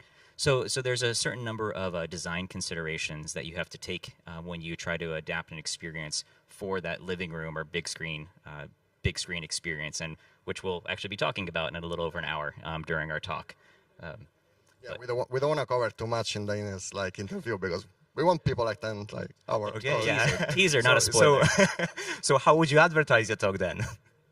Yeah, so come learn. You come to our talk, and then we'll talk about the principles of taking your mobile app to the big screen, some best practices, and some frameworks and tools you can use to expand to the big screen and to potentially a new set of audiences. So one of the biggest, we talk a lot about the performance of mobile apps with React Native that is getting better and better. And how does it look for the TV apps? Yeah, of course. I mean, as you can imagine, the hardware of the TV that you have at home, or like the one your friends have at home, everybody has a TV, is not so powerful, not as powerful as the one of the devices that you have in your pocket. So like performance is really important when you are trying to develop an app for TV. And you have to take care of all the best, you have to consider all the best practice already, that you already know when you are developing React Native apps. You have to bring that one as well when you want to develop for TV. But also you need to take care about the interaction, like Eric said, because it's totally different. Performance based, I can talk about even like animations. Like sometimes like we know that many mobile apps have fancy animation, and these are impacting a lot on the CPU performance on the devices that the app is running to on. So like on TV, probably it's better to deactivate this kind of animation if the hardware doesn't allow to perform as good as the smartphone, for example. Yeah, I've used some TVs in my life, and some of them are really sluggish, like even in the menu, the official menu. So I wondering if it's any way you can just make it like snappy and. Yeah, and an interesting thing about TVs is often customers will keep the TV longer than your phone. I don't know about you guys. I usually replace my iPhone every couple of years, but my TV is a bit older than that. So I do think that there are some design considerations you can make in TV apps. Fortunately, they tend to be a little bit simpler, fewer elements on the screen, but we'll talk a little bit about it, how you may consider performance tiers and feature toggles for your devices. Many of the developers I speak to, especially, say, for older smart TVs, they do simplify, even though those are more HTML5 based versus React Native, they do simplify the animations and the features on those older devices to ensure that customers still have a great experience while browsing through the TV app. Oh, I got a question from the top of my mind. Like, can you use all of your remote control in the TV apps? Do you consider how much buttons you have on the remote control, or? You mean like? Sorry, can you? Like on the remote control, you have like the buttons, like the arrows, the enter, the back button. For some example, some TVs have like Wii Remote style showing the cursor. Like Magic Mouse. Yeah, exactly. I did some tests also, as you can imagine. I will show like also on stage something about this. Like the controller is the default way that the user can interact with your app on the smart TV. And of course, you need to be sure to support all the different controllers, because as you can imagine, the fragmentation, that is a problem in the smartphone tablet world. It's a big, massive problem in the TV world because there are different screens, different controllers. So what I suggest is like test with whatever hardware you want. Yes, of course, you can use the emulator, but when you actually want to test the interaction, you have to use the real device and test with the controller and map all the possible cases with all the possible controllers. But to your question though, there is React Native does have an event handler, right, for the remote controls, remote input handler. I can't remember if that's the exact. So yeah, there is an input handler that you can use, but because also like sometimes you have to build for tvOS, Android TV, Fire TV, but even you have to build for web. Then in that case, like the event handler can change a little bit, so you need to be sure that the events are handled in a proper way, because like I can tell.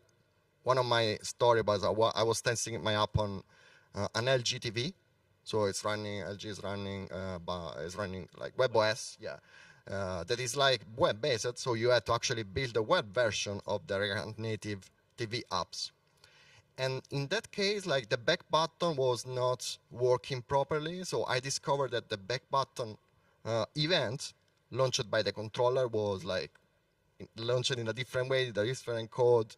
And I had to actually like create a branch of code like only for that case. So like So how does the testing of TV apps look like? The testing of on real devices also, because as software mentioned, we have a table with plenty of mobile devices, but with TVs it's going to be more difficult, I suppose. Yeah, you're spot on. So you can always start with a simulator or emulator. Android Studio, or as a starting point, but ultimately you will want to test on actual hardware. Now you can always use a streaming media player like a Fire TV stick, which tends to be a little bit cheaper than perhaps buying your 60-inch smart TV. It's a little easier to have more of those or other streaming media player devices. But some of the bigger companies, so I've met with many TV app developers, and some of them do actually have very big test suites where they have a room full of devices. A wall of TVs, a whole bunch of switches with all sorts of different media players, Amazon and non-Amazon devices. So it does become important. I do think it's helpful to try to put into classes, into different groups, because there are hundreds of different devices on the market where that you could purchase. But yes, the more you can test on device and have some sort of automation with like Appium or others to be able to automatically test your app and check for performance, that's going to be the way you can ensure your TV app is performing well for your customers. And well, maybe because at Amazon you're investing into React Native, so I would like to ask, what's your area of investment? How do you use React Native at Amazon? So yeah, I mean, I can take this. Like Amazon work with React Native since years across all the spectrum of apps that are developed by Amazon. Like consider the marketplace or Amazon Photos, Amazon Music, I think, no, and the Kindle app application. So like the Kindle application as well. So like across all our ecosystem of apps, we are using React. We were using React Native. We are using React Native like since years.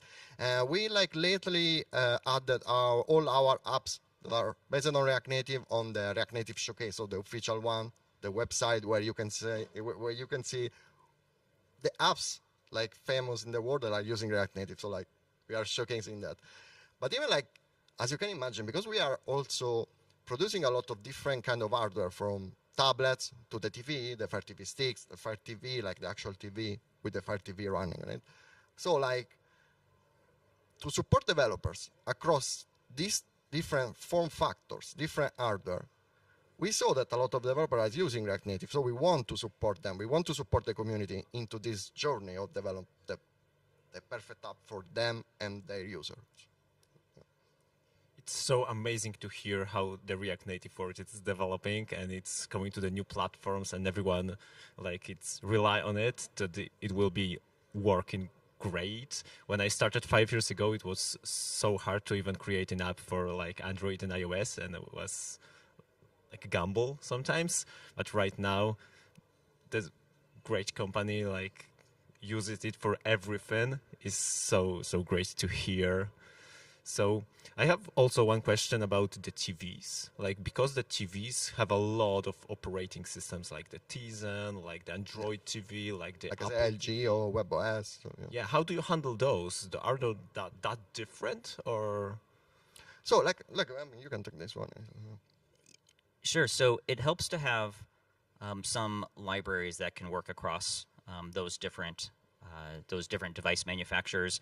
A lot of times the TV apps are focused on multimedia playback. So it does help if you have a video library that is supported across those different devices. We'll be talking a little bit about some examples of BitMovin and TheoPlayer in our talk. But yes, there is always some customization needed for each device. So our devices are based off of Android, so it's very similar to Android TV. But we do have customizations available for things like voice integration and catalog integration and others. So there's no perfect solution, I would say. I think React Native is a great option to be able to support those different binary types that are available as a great starting point. But ultimately, there is going to be customizations required because each one of those devices kind of has their own app store and their own app submission process. But fortunately, if you have a common framework, common library, at least you can reduce some of that customization needed for each of those device types. Yeah, I want to add one more thing. That we will have an announcement like at the end of our talk. Okay, stay tuned. Yeah, stay tuned. And if you want to know more, just go for the talk, listen to it. It's going to be in the very next block. And yeah, thanks for joining us. It was a great time talking with you guys. And good luck on the conversation, on the talk. Thank you. Yes, thank you very much. Thank you. Thank you.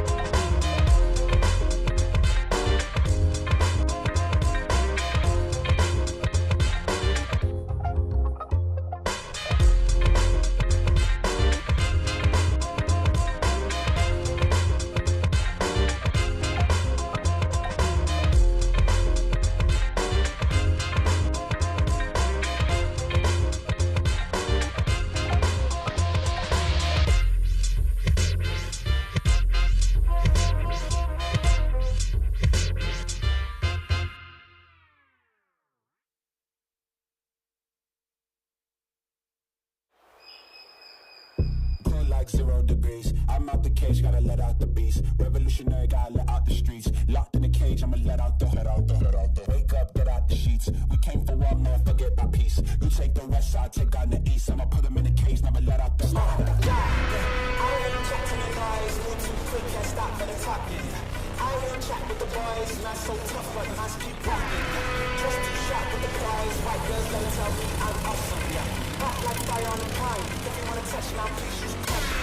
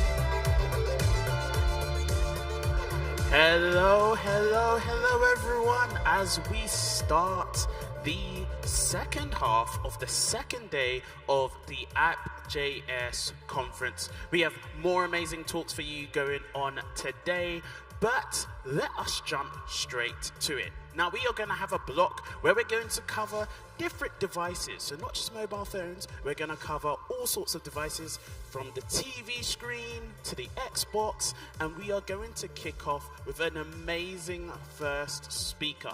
So definitely settle in and get ready, because we're going to be talking about screens that are a bit bigger than the handsets that you usually walk around in. All right, just a reminder to those people at the back, make sure that if you are talking, if you are networking and maybe meeting sponsors, that is totally fine. Just please, if you can hear my voice right now, keep your voices down a little bit so that the folks who are sitting in the arena can hear the speaker, and also to give the speakers the respect that they deserve. We have an amazing lineup of really, really cool speakers and really, really good talks that I'm genuinely interested in listening to. So hopefully we all get to leave with some good takeaways. All right, now we will introduce our next speaker. Nguyen is a React Native contributor and has been contributing to the React Native ecosystem for a long time. They work at Microsoft, and they're going to tell us a little bit about the strategy that Microsoft has with all of the different devices and using React Native on them. So I'd like us all to give a massive 10 out of 10 round of applause to Tommy. Let's give it up.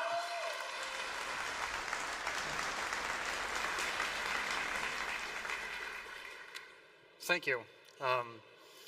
At a company as big as ours, every now and then, someone comes in and asks, why are we using React Native? Why aren't we using this or that? And just to be clear, they weren't looking for a fight. They were just curious and about why we chose this tech. And what came out of these discussions were insights that I think some of us may be taking for granted, being in this field for so long. I know I have. So I'm really grateful to be able to stand here today and share with you some of these insights, some of these strategic reasons behind Microsoft's bet on React Native. And in particular, there are two topics I want to touch on. First, I will talk about how React Native's adaptability allows us to reach customers faster. And second, I will be going through the non-technical reasons for why choosing React Native makes sense from a business perspective. And the goal is to leave you with a list of both technical and non-technical points for our next tech discussion. My name is Tommy. You may have seen me around under the GitHub alias Tito64. I'm a principal software engineer at Microsoft, and I work on React Native developer experience. Let's talk about React Native's adaptability. And to do that, I want to start at the very, very high level and slowly dig down into the details. At the very basic level, React Native is a piece of software, obviously, that allows you to write JavaScript code to create and manipulate native elements. Of course, it's not as simple as just that. The JavaScript we write may consist of several parts, like the business logic, some libraries, modules, and of course the UI itself. And through this communication layer, we are then able to create and manipulate native elements such as UI or modules like camera or Bluetooth. This communication layer is what makes React Native powerful, allowing anyone to write JavaScript code and get an app with the same look and feel as the rest of the operating system, essentially lowering the barrier to entry for getting your apps out there. It is this communication layer that allows us to target both Android and iOS at the same time from a single code base. This means that most of the time you can share a lot of the code you write between the platforms. It's like getting two apps for the price of one. In fact, this communication layer is what makes things interesting, because you can scale it out to additional platforms. Platforms like Windows and Mac OS. And that's exactly what we did at Microsoft. React Native for Windows and Mac OS is used extensively in apps such as Xbox and Office, reaching millions of users daily. Of course, it's not just Microsoft. Other companies have also added platforms of their own, such as Colslack's Vision OS and the React Native TV initiative backed by Amazon. There are probably more platforms out there that we don't know about, and I think this is a really great showing of React Native's adaptability. The concept of using JavaScript as a scripting layer for controlling native elements is simple, and yet so powerful and easy to scale out.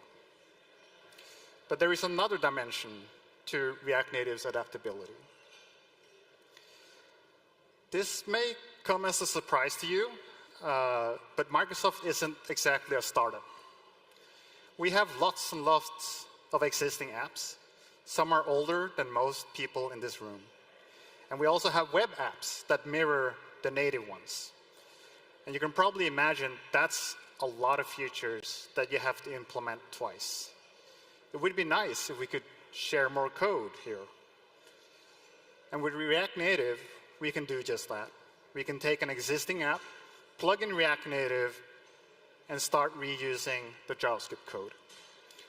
This is sometimes called a brownfield app, where a fully native app has some screens written with React Native. And Microsoft has lots of brownfield apps. Word, Excel, PowerPoint, Outlook, even Windows, just to name a few. And what makes React Native ideal when you have lots of apps is the ability to extract common screens and functionalities into reusable components, allowing us to have a consistent experience between all apps across all platforms. And sharing code is something that we do a lot at Microsoft. And if you want to learn more about how we organize this poly monorepo environment, check out the talk we presented at RNEU in 2021. We even implemented tools to help with developer experience, and they're all open source. If you're interested, check out React Native Test App and the RNX Kit, both of which you can learn in our presentation at last year's RNEU. Of course, since it's all open source, you can also just check out the community modules that use them. All right, let's dive deeper. Going back to the communication layer again, one of the core pieces of this layer is the JavaScript engine. And today, the default engine is Hermes. It is optimized for app startup and general UI responsiveness, and it is what you should use for most scenarios.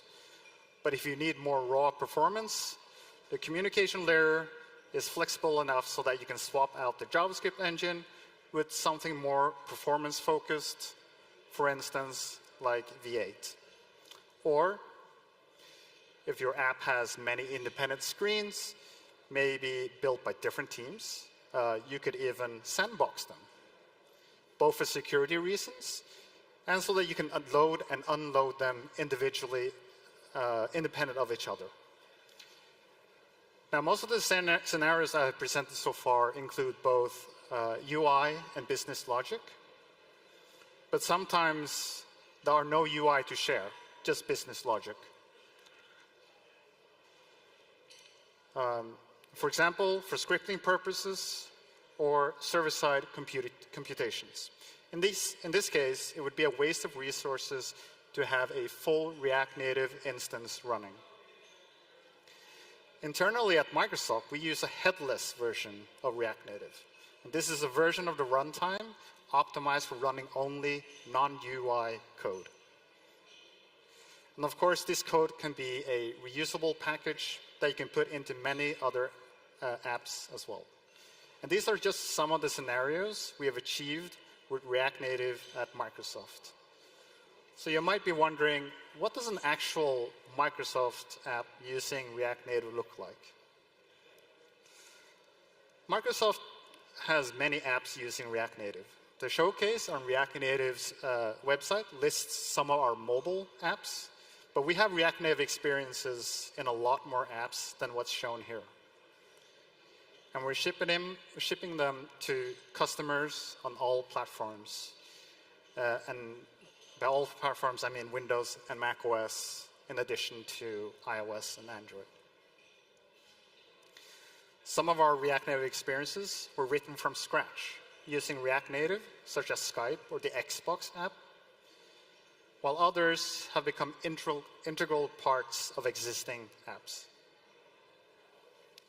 And that's the beauty of it. There's no wrong or right way of using React Native. You get to choose what makes sense for your scenarios, and you can customize as much as you like. These are all valid React Native usages that we have employed in applications used by millions daily. This level of adaptability is what gives you an advantage in this fast-evolving world of technology. But technical reasons alone do not drive technology decisions. Behind technology decisions are also strategy, or as we call it at Microsoft, good strategic reason. And at Microsoft, we never let a good three-letter acronym get away, so we'll call this GSR for short. The first GSR is hireability.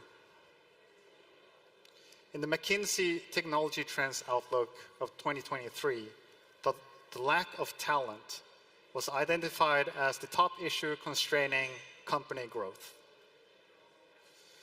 Consistently across all surveys, JavaScript is at the top of languages used across the industry for many years. And since React Native is based on JavaScript, it means that you can tap into the largest pool of talents available. Finding the right people is difficult enough as it is, so having this large pool of talents really helps. The second GSR is that React Native is alive. What we mean by this is that it's constantly moving forward and being improved upon. In fact, there's a huge effort underway as we speak. You may have heard of it. The new architecture effort has been going on for years and is now finally in beta. What a tremendous effort it has been to do this while ensuring that breakages are kept to a minimum. The third GSR is cross-industry synergies. When I showed you the showcase earlier, I didn't mention the fact that there are other companies involved in this space. Among them are Meta, obviously, Amazon, Shopify, and many, many more. The fact that we can reach out and cooperate with other companies like these on certain efforts is a big selling point with leaderships. And all of this is enabled by the fact that React Native is so flexible and because it is open source. And speaking of open source, the fourth GSR is that it's open source. But open source by itself isn't a valid reason. You can't just go to your boss and say, because it's open source. What do we mean specifically by open source? For one, cost savings. A recent paper published by the Harvard Business School indicated that firms would spend $12.2 trillion US dollars, or 3.5 times what they currently spend, if they need to pay in-house developers to write the software that they currently use for free. Being open source means that you retain control. At any point in time, you can click on this button here and fork the code when needed. And this button is often the first one you click on when you want to submit patches, but it's also useful for when you need to create an emergency patch for yourself. You can use it for when you need to make bigger changes, like when we created React Native Mac OS, or when the project owners decide to take the project in a direction that you don't agree with. Regardless of what you use it for, you're in full control. And with open source, you become part of a large and very active community. And since React Native is based on JavaScript, it comes with lots of resources and tooling made by not only the React community, but also the broader JavaScript community. And the best part is that you get to work with some of the most passionate and talented people out there. Just look at this beautiful crowd.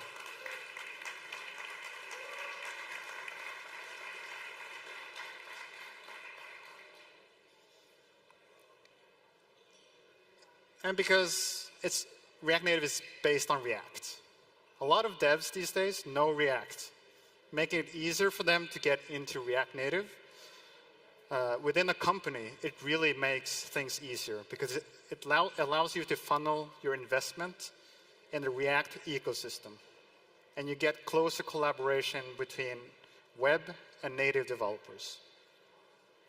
For example, within Microsoft, we have a set of fluent UI controls for web. And since they're based on React, it has allowed our teams to work closer on the same set of controls for React Native.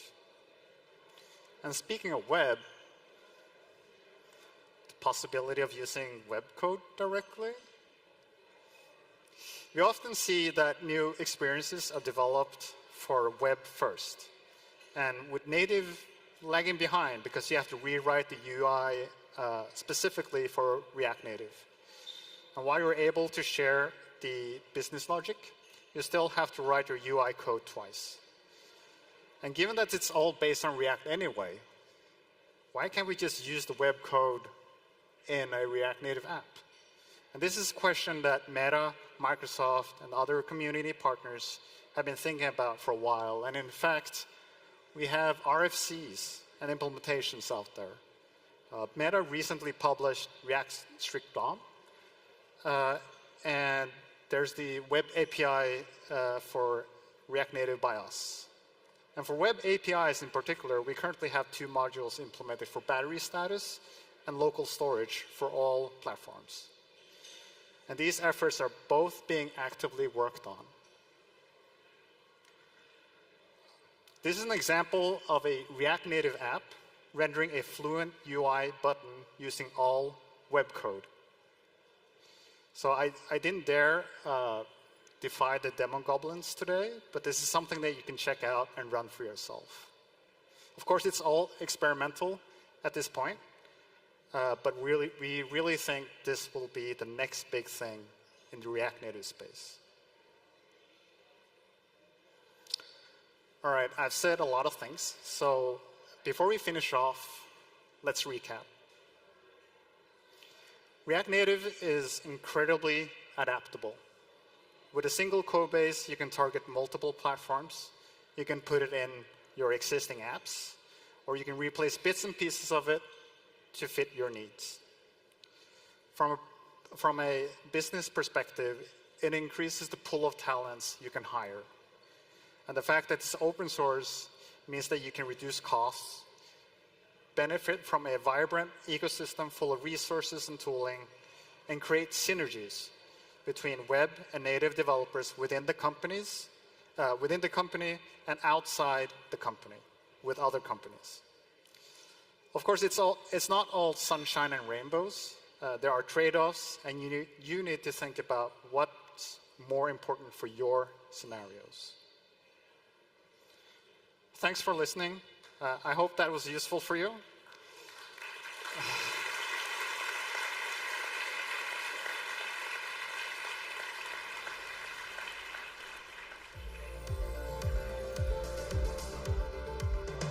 Just check out our blog and follow us on Twitter. And finally, I just wanted to give a special thanks to Lorenzo and Alex.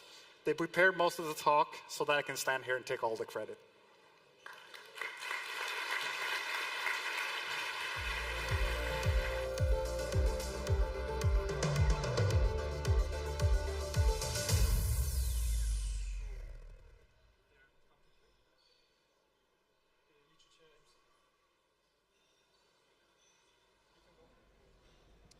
Thank you so much. Let's give it up for Tommy one more time.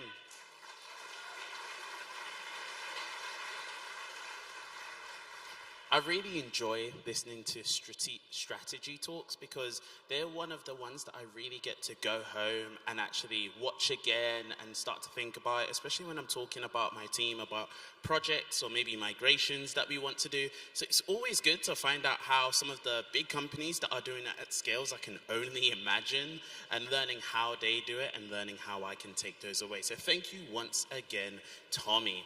All right, we're going to move on with the day. We have more amazing talks, like I said, on different platforms as well. But this one's specifically on a function that I actually, on a functionality that I haven't really used much with React Native, live activities. So I'm really excited to sit down and learn about this today as well. So really excited for the next talk while we just quickly get plugged up. Just want to make sure, shout out again, that we have the expert lounges and we have snacks and stuff. I hope people have gone and actually joined in the different raffles for prizes, because you never know when it will be your lucky day. How many people have joined the raffle for Sentry to get the massive Lego set? I see a few hands. Well, if you haven't, you should definitely go and check it out, because Sentry is just a really cool tool by itself, but also getting that raffle could be a nice thing to take home as well. And then there's also popcorn at the Amazon stand. Make sure you grab that. Maybe you bring it as a snack for the next talk after the next break as well. And then there are a bunch of other stands as well that you should go and check out. All right, while we wait for our next speaker to be ready, I'm just going to tell you a little bit about them. So they're a CTO of a mobile-first startup. And a very fun fact, actually, about this talk that they are delivering, and this is a true story, they actually drafted a lot of this talk while hiking through the jungle. I mean, they're a natural, true explorer, and they will be exploring real-time engagement using live activities in Expo. Live activities is something I'm really excited about. So can we give a massive round of applause to Dominic Hains?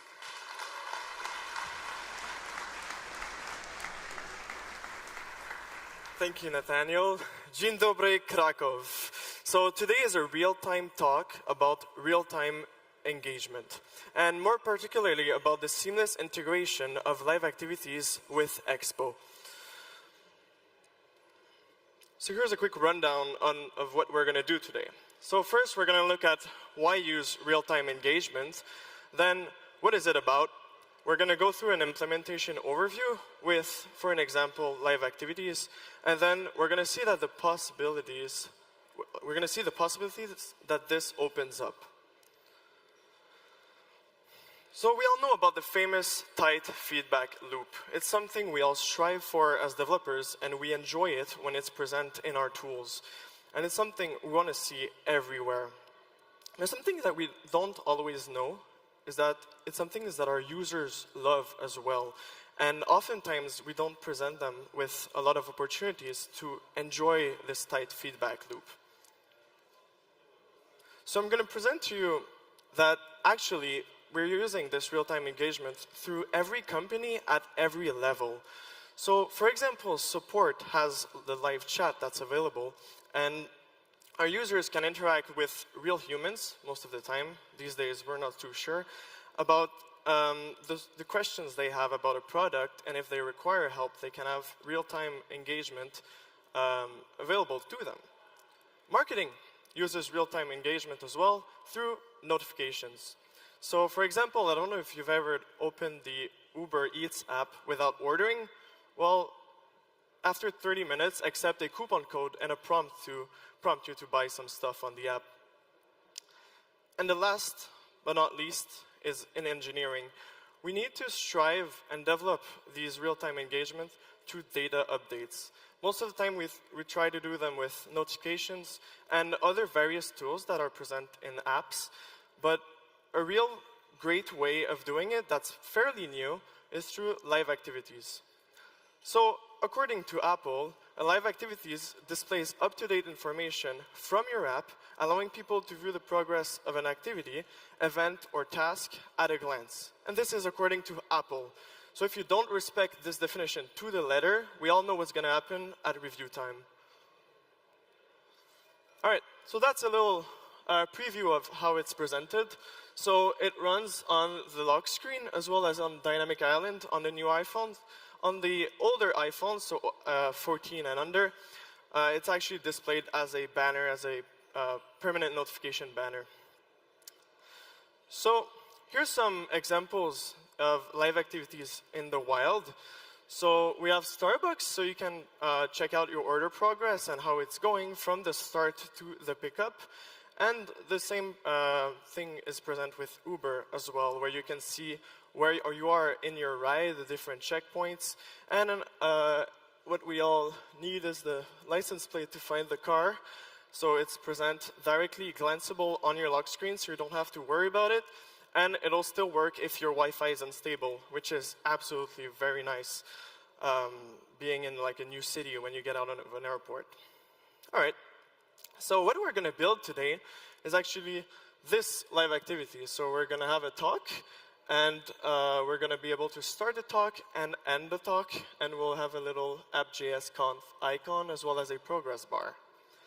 So this is just a screenshot. I'm going to have a demo at the end of the talk. All right, so let's start with how do we implement these live activities.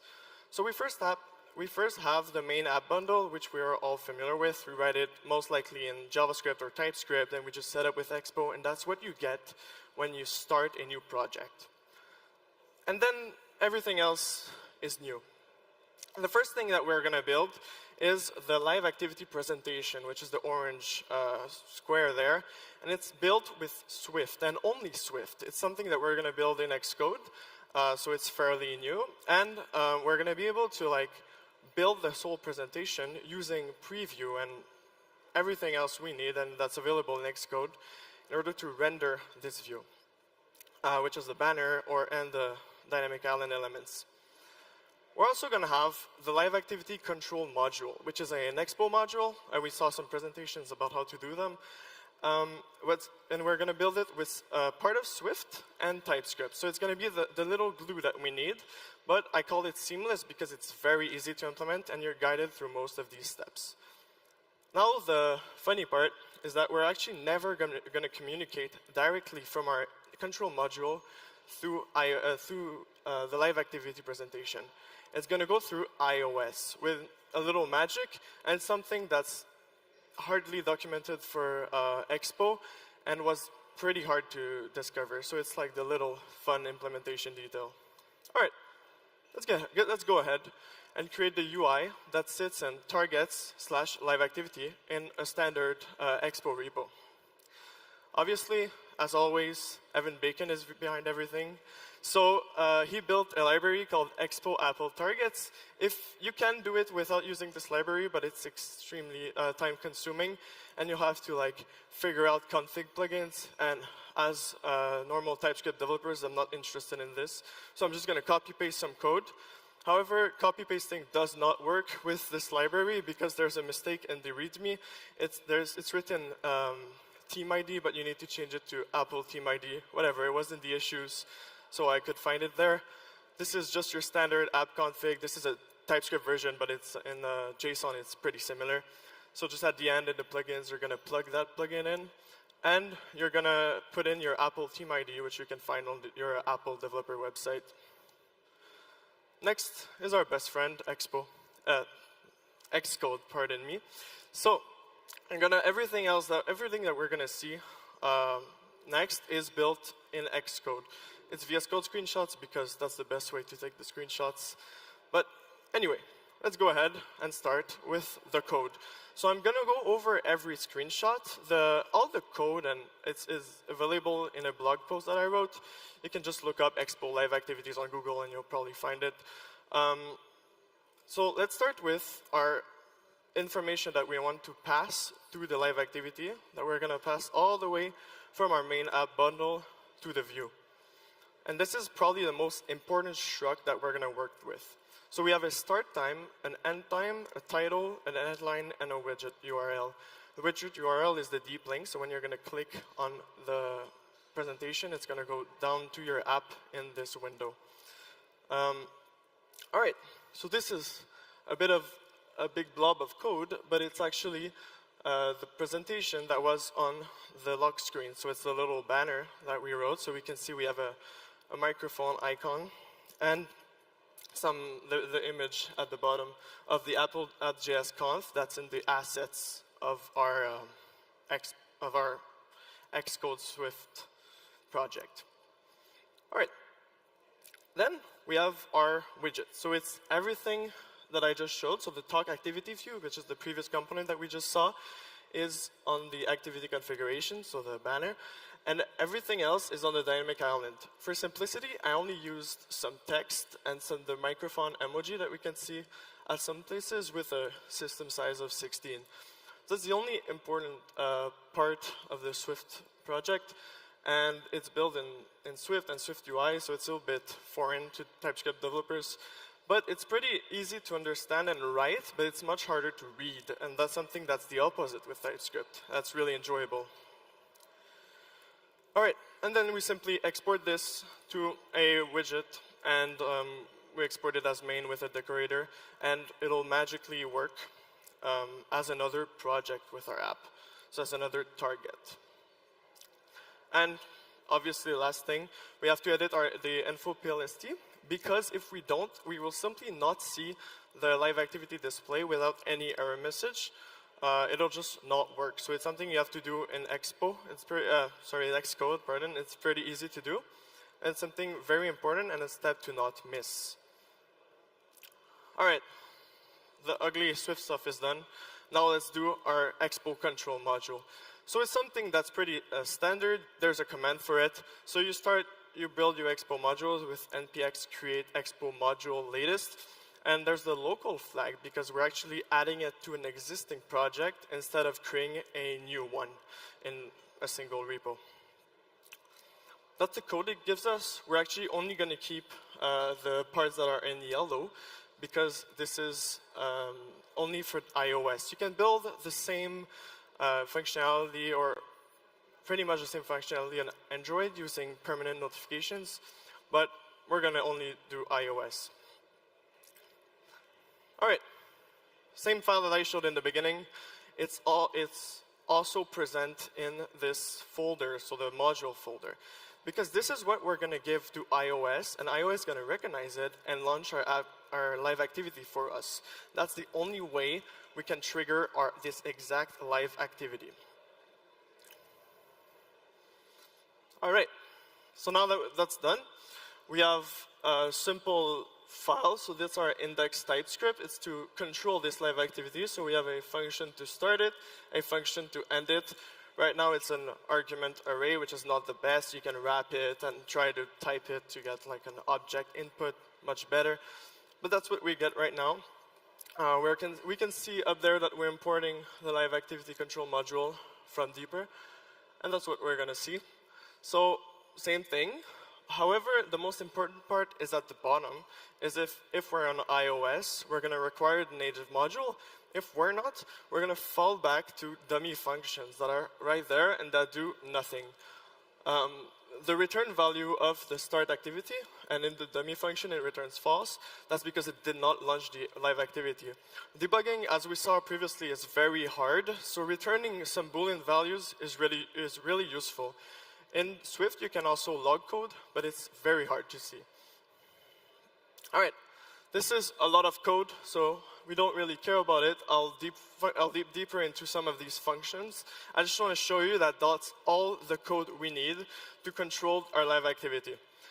All right, so let's dig deeper into the start activity function.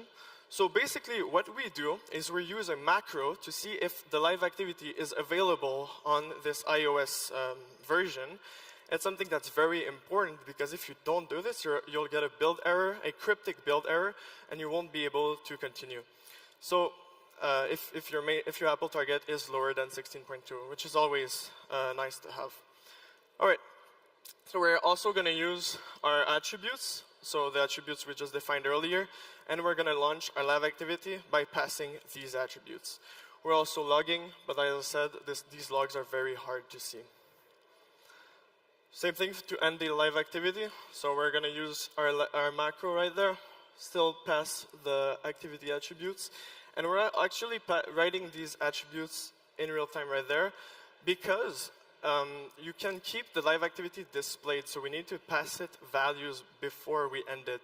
And we can see right there we have our dismissal policy that's set at immediate because, like I just said, you can keep it displayed until Apple decides that it's time to go. All right, it's time for the quick demo of what we just wrote. So we can just swipe our phone. We're already in the app. We're going to start the talk. And then we're going to go on the lock screen. We can see that it's displayed right there. We can't see the progress bar because of privacy. And now we can see it. So it's very nice. And then we can go on, close the app, and we'll see it on the dynamic island. We'll see the mic that is displayed right there. We can long press on it to see more details.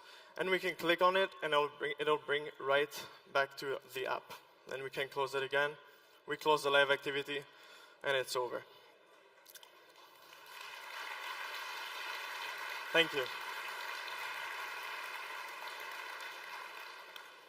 All right, that's cool. What else can we do? Well, you probably guessed it at this point. Everything. And what I mean by everything is literally everything. Combine Expo with the extensions, all the possibilities are there. We can do widgets, watch apps, Safari extensions, and something that's very cool that we can do are Siri intents and UI. With the new version of Siri coming up, you will be able to add some UI, your custom UI, to the Siri interface and add some actions with Siri talking. When you talk to Siri, it'll be able to do actions in your app. And this is extremely good for accessibility because people will be able to do actions in your app without dealing with your interface. And you can do everything else. Every native code that you have, you can bridge it to Expo very easily, and you'll be able to have tremendous UI experiences, and you'll be able to provide so much experience and speed to your users. And it's something that Expo offers that other competitors don't. All right, that's it for my presentation. Thank you, everyone. I hope you enjoyed.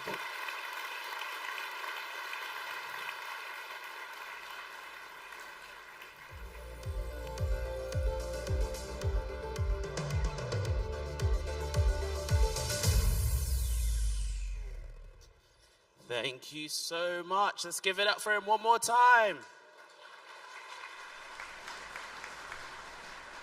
All right, so we are going to continue with more amazing talks in a couple of minutes as they get ready. But how many people have been enjoying the day so far? Cool, good, good, good.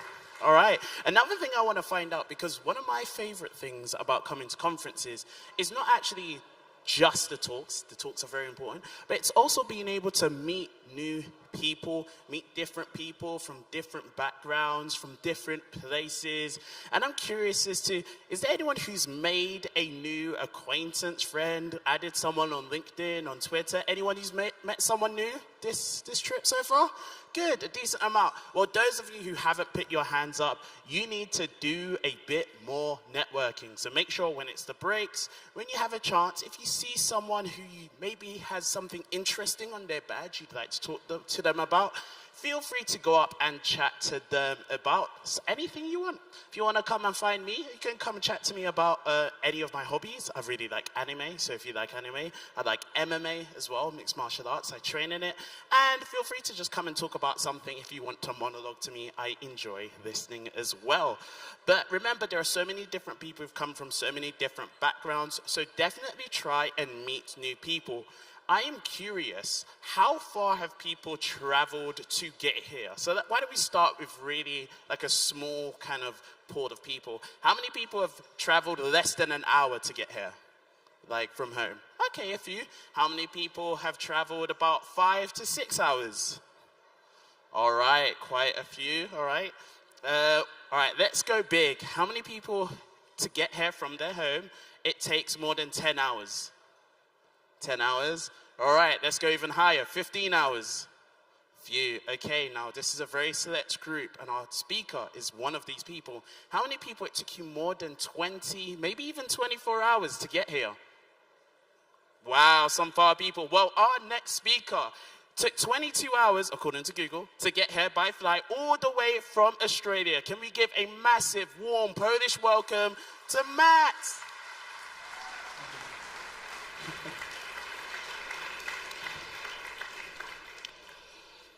So, g'day, I'm Max.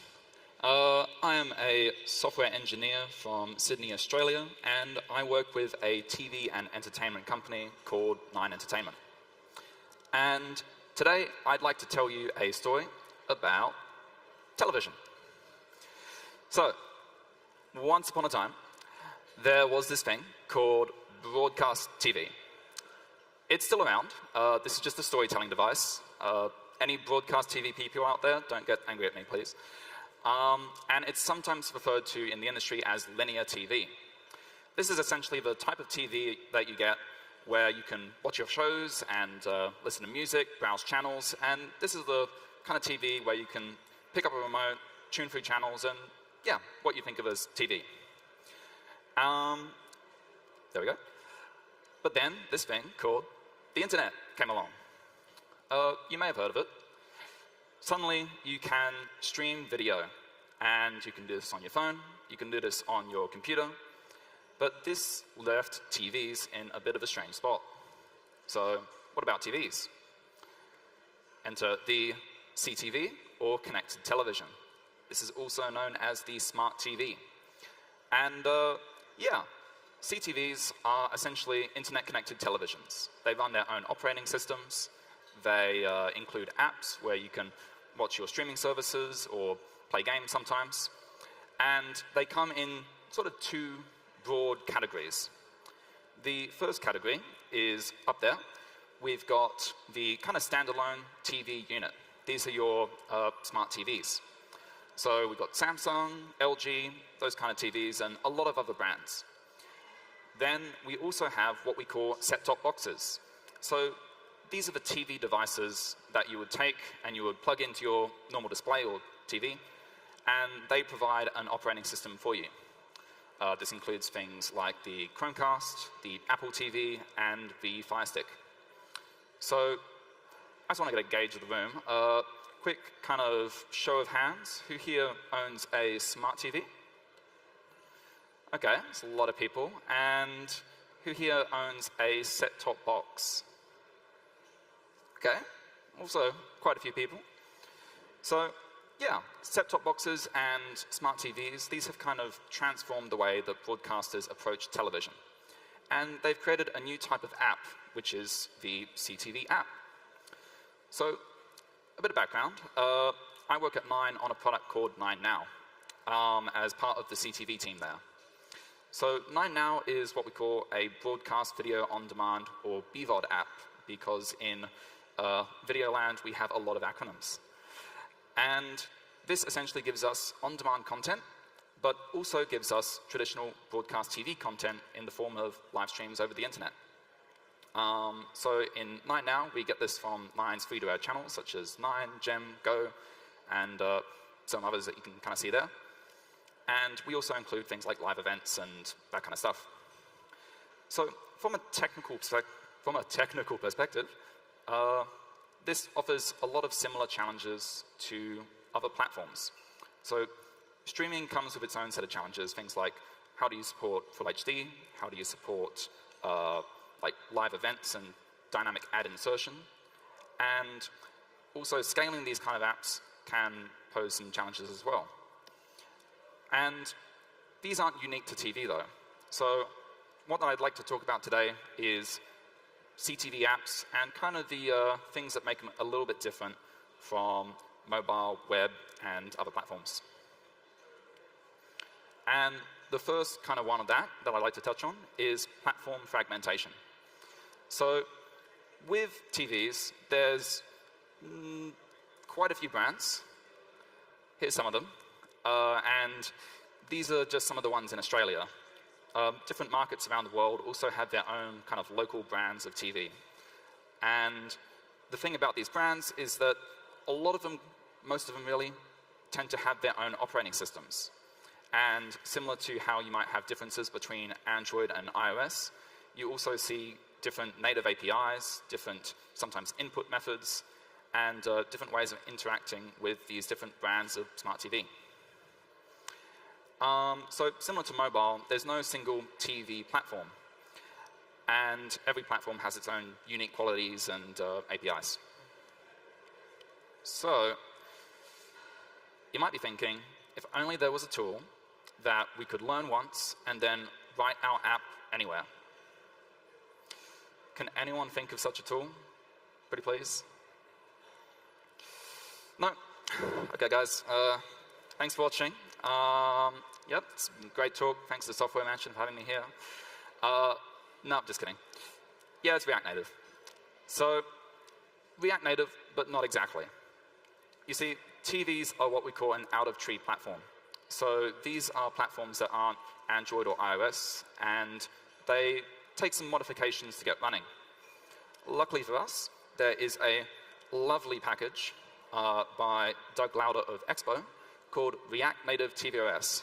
And this has kind of given us an alternative to sort of building bespoke solutions to all the different platforms in the TV landscape. So can we all just have a big round of applause for Doug Lauder of Expo?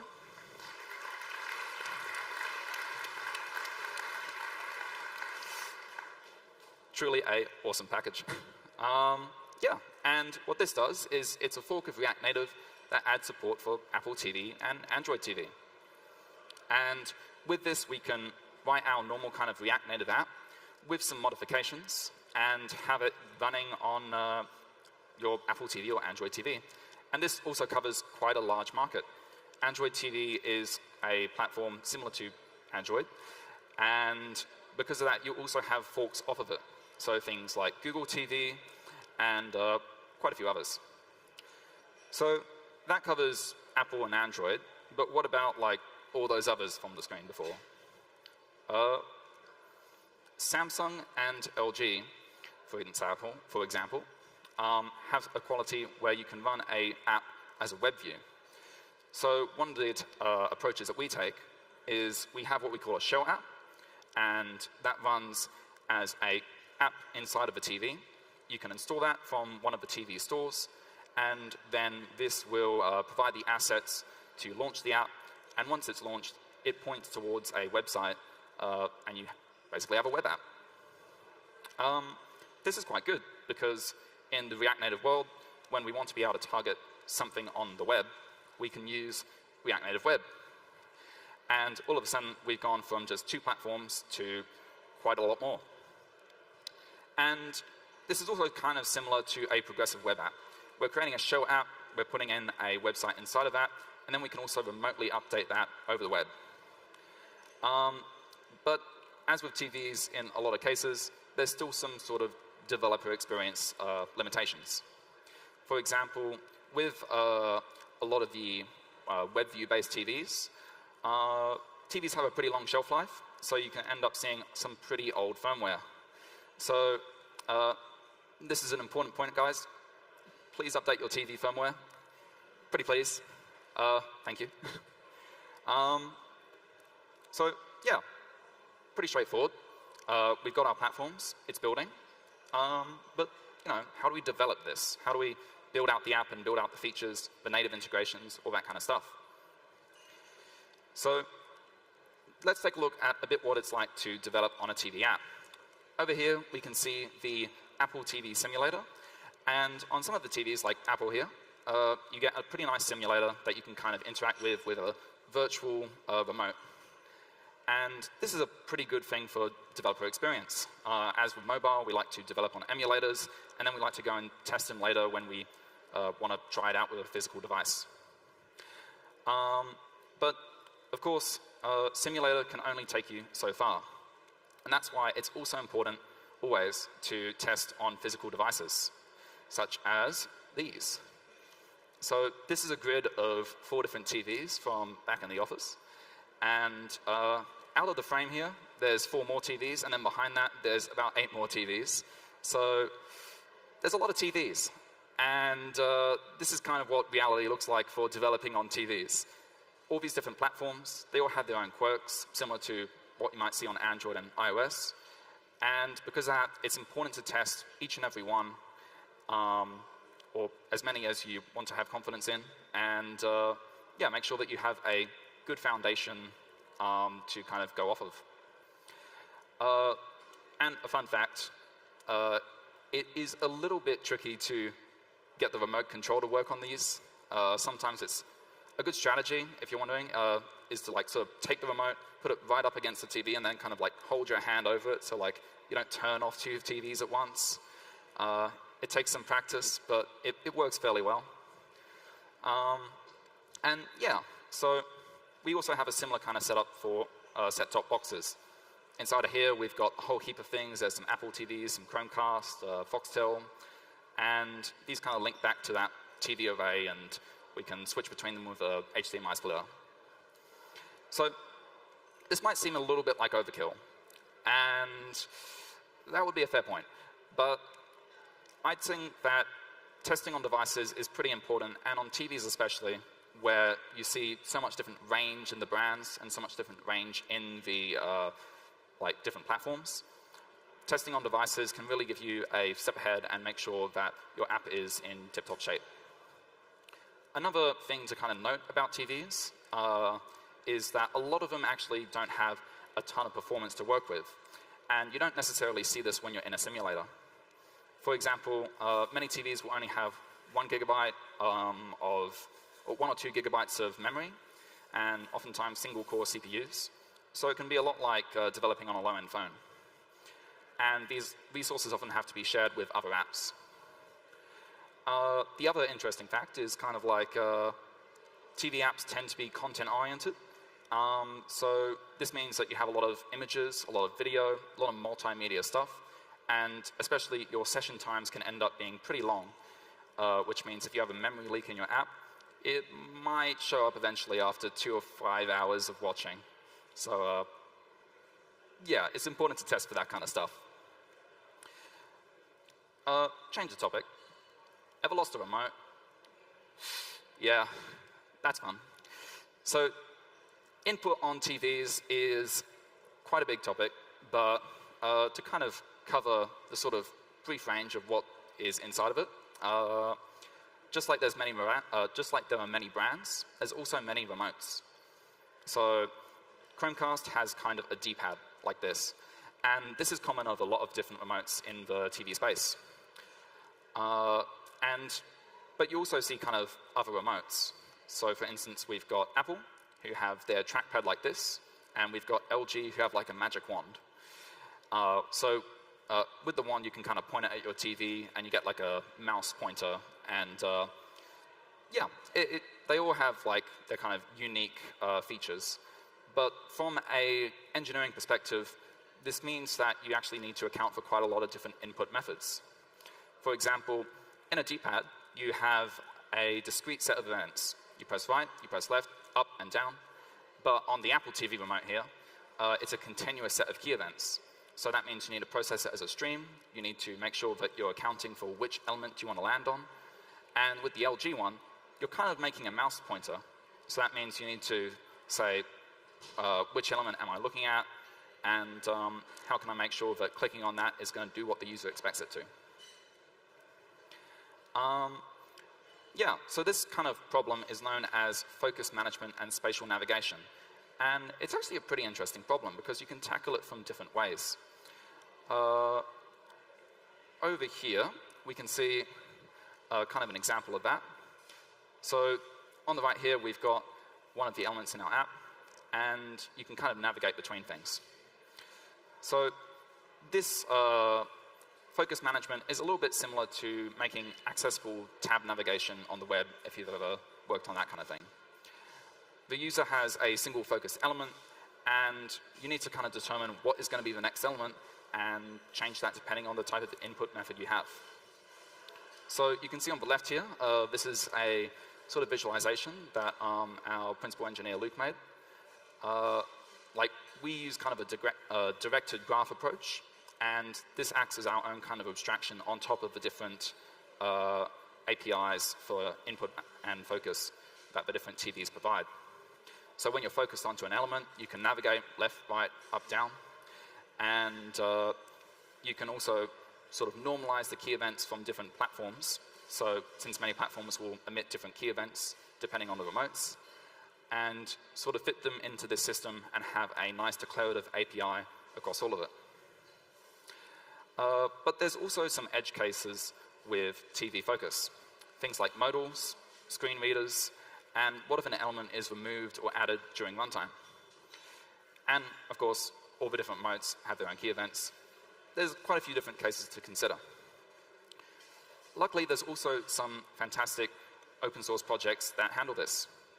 While we at 9 have our own bespoke solution, there's also a cool project called React TV Space Navigation from BAM that provides a similar kind of API where you can declaratively say where you want focus to go based on the inputs. And then there's also the built-in TV focus system for React Native tvOS that was added recently by the team at Site. So yeah, it's a pretty complicated problem, but there's a growing number of solutions out there. And yeah, if you're interested in TV apps, I'd encourage you to take a try at it. So that's a lot of stuff about TVs, and I feel like I should address the elephant in the room, which is TVs are pretty niche. Why should I care? And while that's true, I think that TVs also are kind of a good example of cross-platform development in general. You've got all these different devices, you've got all these different ways of interacting, and all these different APIs. And from that, we can kind of learn a few things, such as always test on device. So performance and different quirks between the platforms. Testing is always important, no matter whether you're building a TV app or not. And also building a culture of code sharing. One of the great advantages of React Native, of course, is that you can code share. You can have one code base where you share it between all these different TV platforms or all these different web or desktop or native platforms. And while this does come with some challenges, such as making sure that you have a good code review process or linting rule set up to avoid doing things on one platform that might not work on another, it can also provide the great advantage of code sharing, and I think that's a great thing to have. And the last one is, there we go. I stole this from the React Native blog, but there's a great blog post there called the React Native Many Platform Vision. And that kind of talks about the React Native team's view for how to approach different platforms in React Native. Just give it a read.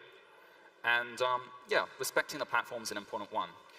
At the end of the day, what sets React Native apart is that it's not just a way to target multiple platforms, but it's a way to target multiple platforms with native APIs.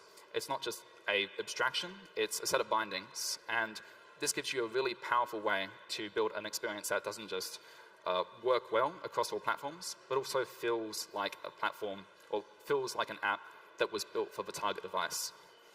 And yeah, respecting the platform, that's kind of the idea. But also remembering that, as with anything in software, there's always going to be trade-offs. Like we saw with Focus, we ended up building our own kind of solution, and I think it's important to kind of approach everything with an open mind. So yeah, the future for TVs is looking pretty bright. Expo 50 dropped with TV support. So if you want to try out what it's like to build an Expo app with TV, go do that. It looks awesome. And yeah, with the new architecture and various other things in the pipeline for React Native, there's going to be, I think, a lot of performance kind of wins that we can take back for TV and should be pretty nice. So thank you for real this time.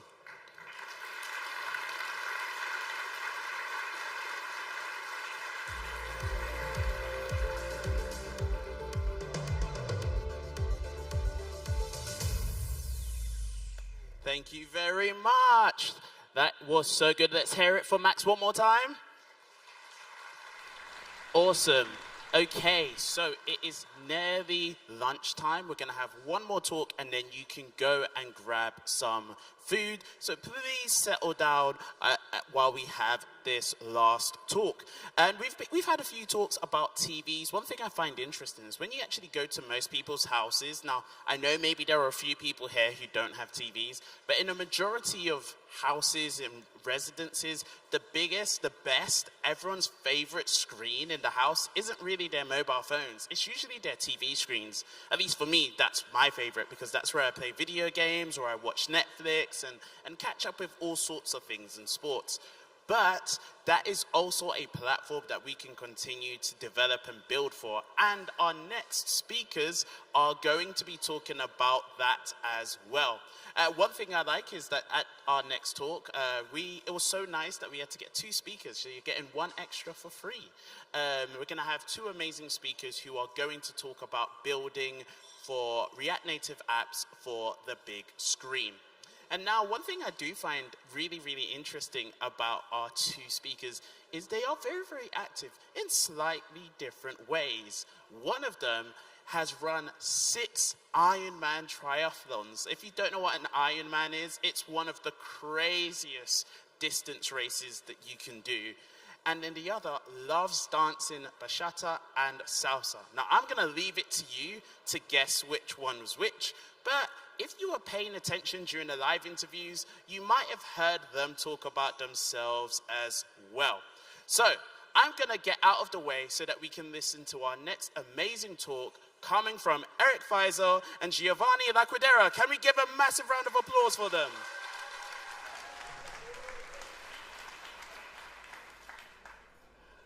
Hi everyone, I can do this gesture again, I like the video, yes.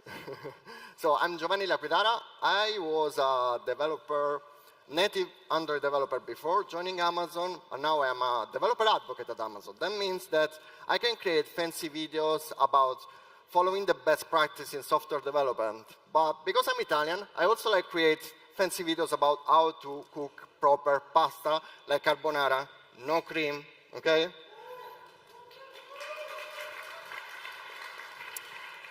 And hello, everybody. My name is Eric Fahsl. As you can tell, I'm clearly not Italian. So, because I like pineapple on pizza, and I also enjoy cappuccinos after lunch. I know those are 2 cardinal sins. So I am a product manager for Fire TV. Although I was a former web developer. I worked on Backbone.js and Angular 1 for those in the know before I switch over to product. Yeah. So.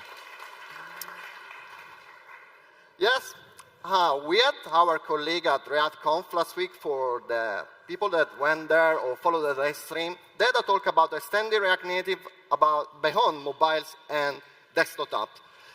This is not going to be the same. It's going to be better. Oh, okay. You say.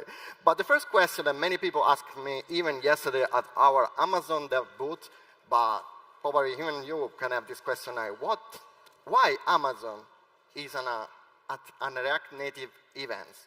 And I can say that Amazon is using React Native since years across all the ecosystem of apps developed and used by a lot of users, Amazon users. Like, for example, this screenshot is taken from the React Native Showcase website. So you can see that the Amazon Marketplace app, the Amazon Alexa, the Amazon Photo One, the Kindle app, and the Amazon App Store, and even the Amazon Prime Video app, right, Eric? Yes, even that one is in React Native. Music, yeah. Music as well. So like you can see, we are dedicating a lot in using React Native for our apps. And even we are producing, as Amazon, a lot of different hardware, different devices that are a lot of different form factors, considering the screen and considering even the way of inputting in these devices. We have the tablets, the Fire tablets, but even we have the Fire TV. And the Fire TV, we have the Fire TV sticks and the Fire TV running on actual smart TV. That, then we will see later, it's like, well, probably you know, like the user is controlling the TV in a different way. And like talking about TV, we are like more than 200 million devices worldwide. That is pretty important. That's right. Actually, Max's app, 9 Now, is on our Amazon App Store in Australia, and it is actually one of our best, most used apps in Australia. I know because I looked at the data. So thanks, Max, for talking about React Native on TVs for us. So Thank you, Max. Yeah. Thank you. All the Amazon devices are powered by Fire OS. That is an operating system based on the Android open source project. So that means that if you're developing your app for Android TV, you can straight away port your app into the Amazon App Store, and it's going to run on the devices from the Amazon ecosystem that you select from the Amazon App Store console. And that means that if you're using Java, Kotlin, and React Native as well, you can develop across a big set of different devices. You can use also Flutter, by the way, but probably this is not the right moment and location to talk about it. But today we will focus around TV. Why should I care as a React Native mobile developer? Should I ever care about TV? Yeah, so this is Gio's living room. I had told this is very Italian style. No, clear, it's an AI image. So the TV, as Nathaniel said at the beginning, it's the biggest screen in the house. People come together. It's more of a communal experience versus a personal experience, and offers more of a lean-back experience. And I'm going to skip this question because Max already covered it. I think everybody has a TV. I think everybody's used a streaming app, so we're good. But I am going to bring in some quotes from some of our development partners. So TheoPlayer is an example of a video player library that builds across different streaming devices, including they have a React Native SDK. And their CTO gave me this quote that if you're involved in multimedia at all, you can't ignore connected TV devices. You know, it's pretty clear. And as Max covered a little bit, the ecosystem is fairly large and fragmented. This slide, this picture is from another video player library called Bitmovin, and you can see that there are many different permutations. And while Amazon is only a subset of this slide, we do believe that TV apps, a rising tide lifts all boats, so that's why we're here talking about TV. And obviously, React Native can go to multiple devices and platforms. And so what we want to talk about, so I'm going to talk about some theory, about 3 concepts, and Gio is going to follow with some practical, and we will not repeat Max too much. The first principle is around the big screen UX, also called 10-foot UI, or 3 meters for those who don't speak American. And I'm going to go with a quote from Bitmovin. He's got some great things in here. I'm not going to read it verbatim, but he touches some awesome points. When you go from your mobile UX to a TV, you're going to make some changes. You want to be legible from a distance, actionable elements should be clearer, there should be intuitive mapping. So there's a little bit of a theme of simplicity. We do have a series of design principles on our website. It's not the most beautiful website, but the principles are great. And I'm going to talk about 3 points with another example around navigation, information density, and typography/colors. Let's dive in. So let's talk about a case study. I guess I need, for NFL, which is American football. I guess I have to clarify that. We are in Europe. I don't know anything about it. So. Yes. So NFL is another app that's on the React Native Showcase. They build across Android, iOS, React Native Web, and TV. So they gave me permission to talk about their app. So this is their app across mobile, tablet, and TV, and let's look at some of those differences. So navigation.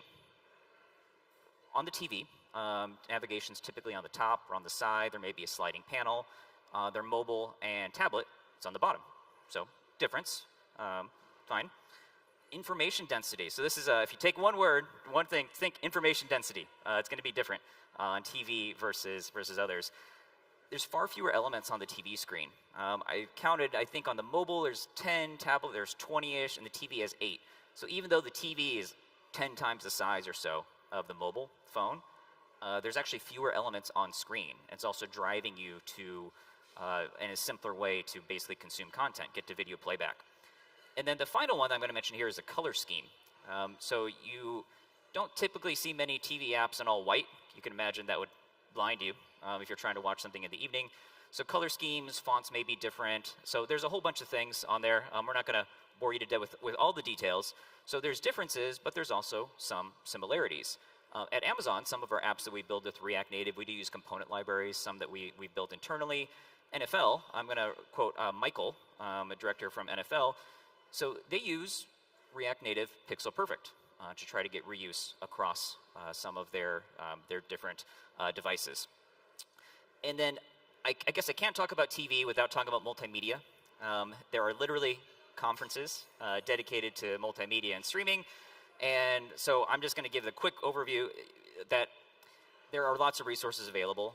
Two of my favorite are some of our partners that I already mentioned before, from Theo and Bitmovin. Michael actually gave a talk in Las Vegas a month ago on how they use video playback and the React Native app.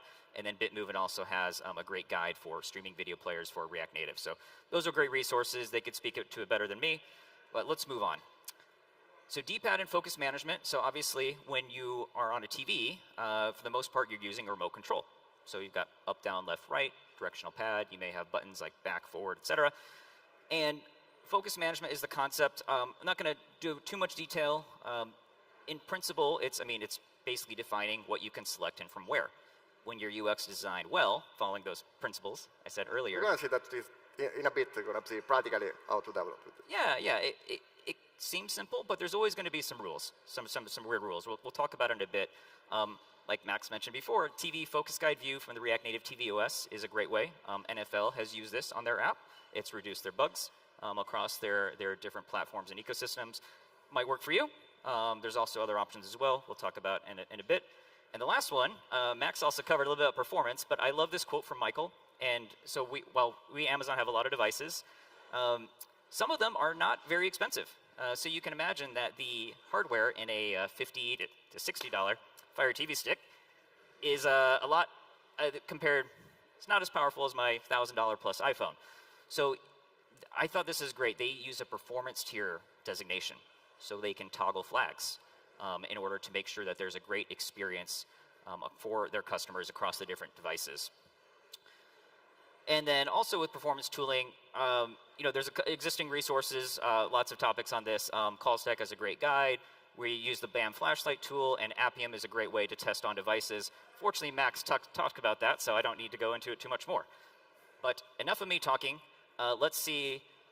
Thank you. Here This go, looks Gio. like me. Or no, It is. maybe with more hair. Yeah.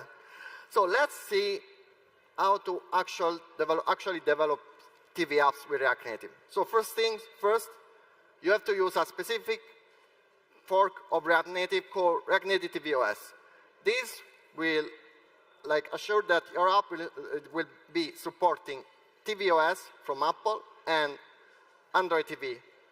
And because the Fire TV is actually based on the Fire TV Fire OS is actually based on the Android open source version, Android open source project, this React Native TV OS is going to support even the Fire TV. Since the beginning of this year, you can actually create an app with Expo and React Native TV OS just from the command line using Expo. So Expo is supporting developing TV application. If you want to analyze a TV app in terms of UX, UI, usually probably you saw a lot of them, a lot of TV apps. They have something in common. And it's like the way they represent the content that they present to the user and the way the user navigates around the content. You may have a navigation drawer on the left side, and sometimes you have the tabs on the top. One of the best practices say that it's better never have both on the same screen, because otherwise the user can be confused. If you want to implement the navigation drawer on the left side, you can use the drawer for React navigation. So that is supported. But if you have if you want to tweak the performance, probably for the animations of the drawer, or you want to have some more customization of the drawer, it's better to use a custom view. And of course, when you use a custom view to implement the drawer, you may use custom view even for the item of the menu. So for example, you can have buttons or other components that you will want, and you may want to apply a style to them. Another thing one of the most important part of the UI of the TV is it's called the grid of content. That is like a set, it's a grid of cards that usually are and can be implemented with a flat list, but only, and I suggest you to use the flat list only if you have a predefined and small number of cards and contents, because otherwise you may recur in some performance issues, especially if you have like a dynamically changing number of content of cards, and then the list is gonna have some hiccup, especially when you are changing the focus. In this case, like you can use like here a custom view and a virtualized list that, by the way, for this example, I use the one from BAM Theodore library that have an amazing sample app that you can use straight away, like to, it also have some good performance that you can use straight away to run your application for TV. And because we are developing for TV, the screen, of course, the screen set of the many TVs are so fragmented, they have different resolution, different ratio of the screen, and probably because that TV doesn't mean only that it's running the app on the living room, or maybe on the car, or maybe on another devices. And to do this, I mean, to support different screen, it's better your UI scales the dimension and the pixel around across all the screen. And that is some experiments using the React Native Pixel Perfect library that it works like flawlessly across the different platform and even supports the web platform. That is important if you're running your app, if you're building your app for the TV that are supporting that are web-based TV. So in this case, you can use the React Native Pixel Perfect, defining the design resolution that you want to stick your app with, and then the create function is gonna deal for you all the scalings of the UI and the pixel for your team. One important, probably one of the most important and complicated point of developing TV apps is the focus management, because the focus need to be coherent with what the user is, what action the user is performing on the controller. So that means if I press up on the cast movie list, oh, we are not actually actors. It's my favorite movie, by the way. Yeah, the favorite movie. Oscar Focus management. It's an horror movie. No, so like that means is I've used the controller, and then I go up to audio option, and then I go down again, I press down again. The user will think that the next focus element should be the previous one, like the one that you focused before. To do this, yes, you can use the API of React Native TV OS, but I found that one of the best library that is helpful to actually implement focus management is the one from BAM Theodore, React TV Space Navigation. Even Max had a slide, thank you Max, about this library. But essentially it's like component-based, so like declarative-based, so you don't need to develop with some weird hooks and just like use the component for implementing the focus. You can wrap your elements in a special navigation view, and then they will react with their own select with the action that you want. For example, highlighting with the scaling animation of the card, the focus element. Talking about different kind of TV, different kind of OS, I use the same demo that I was using to show you the best practice to build a web application based on the same project. And I use because at home I have an LG TV, I use the web OS building platform, building tools to create a package for my LG TV, and then the demo works flawlessly across the TV. I can show you again. So yeah, this is my TV with my actual living room. Okay, so just a white, but this is my real living room, like part of the wall. So like you can actually build with native TV OS a web version of it and deploy it on the TV OS that you prefer.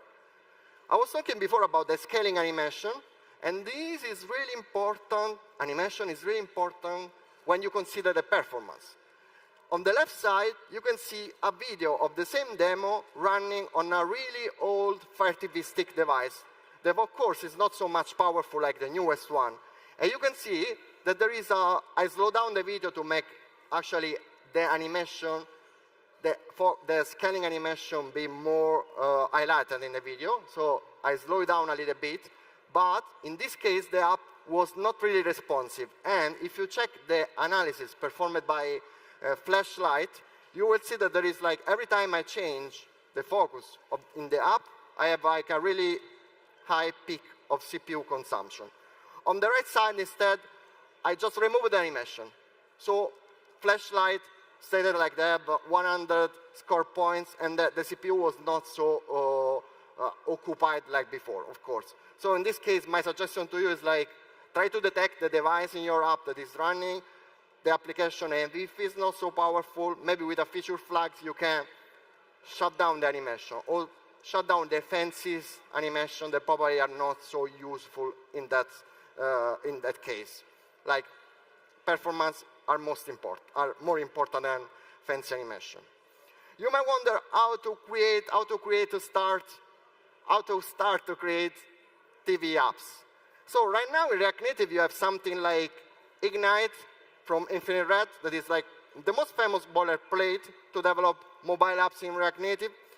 And the maintainer, the creator and maintainer, Doug Lauder, the maintainer of React Native tvOS, created a special version of Ignite called Ignite TV that is actually has the same UI, almost the same of Ignite, right? But what I told you before, like, never had the tabs navigation together with the drawer.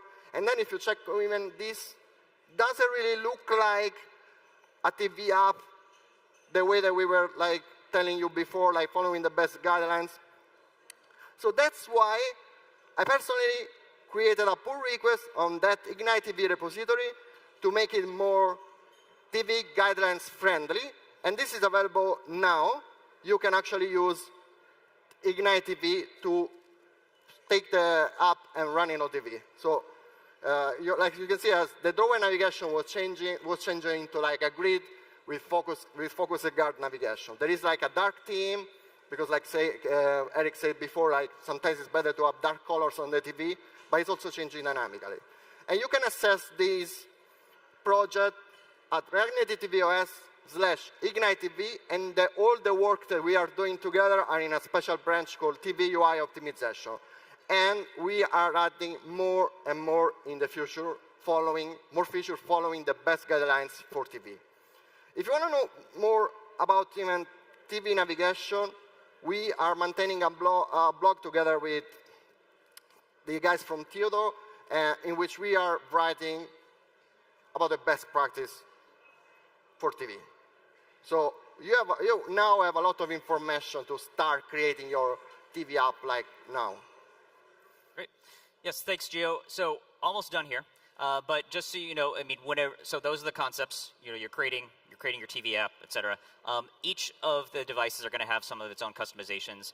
At Amazon, we have our device that we call a content-forward UI with integrations for things like voice with Alexa, live TV tab integration, content integration, and others.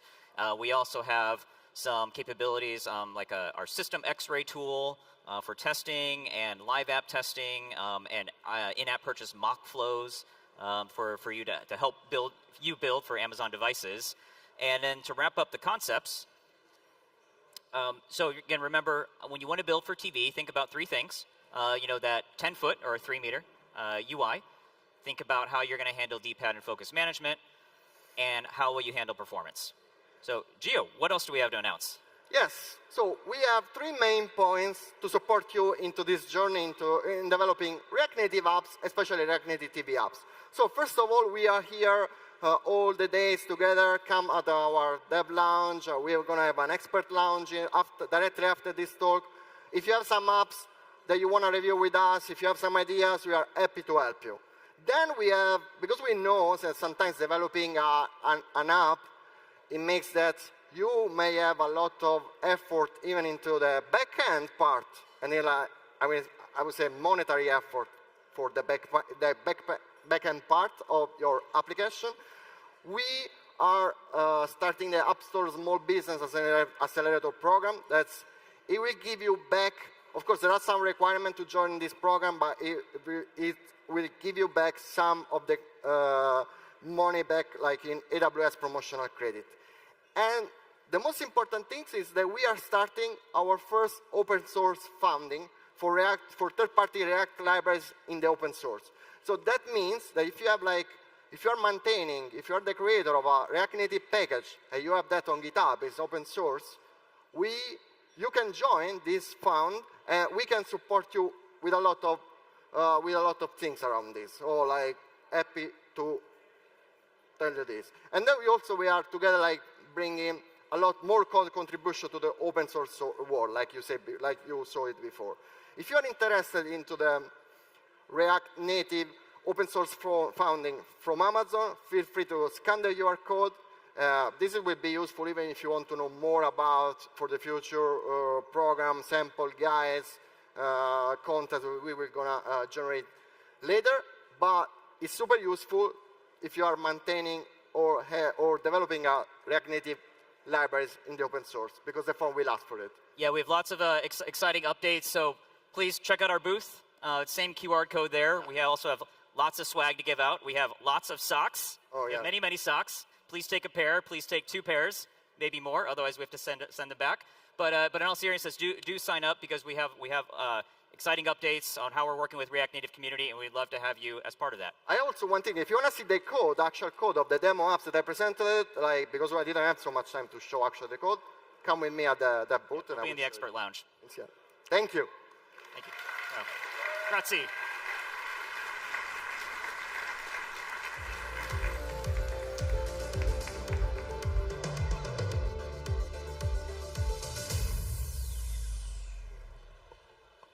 All right, it is lunchtime. Quickly go and grab some lunch.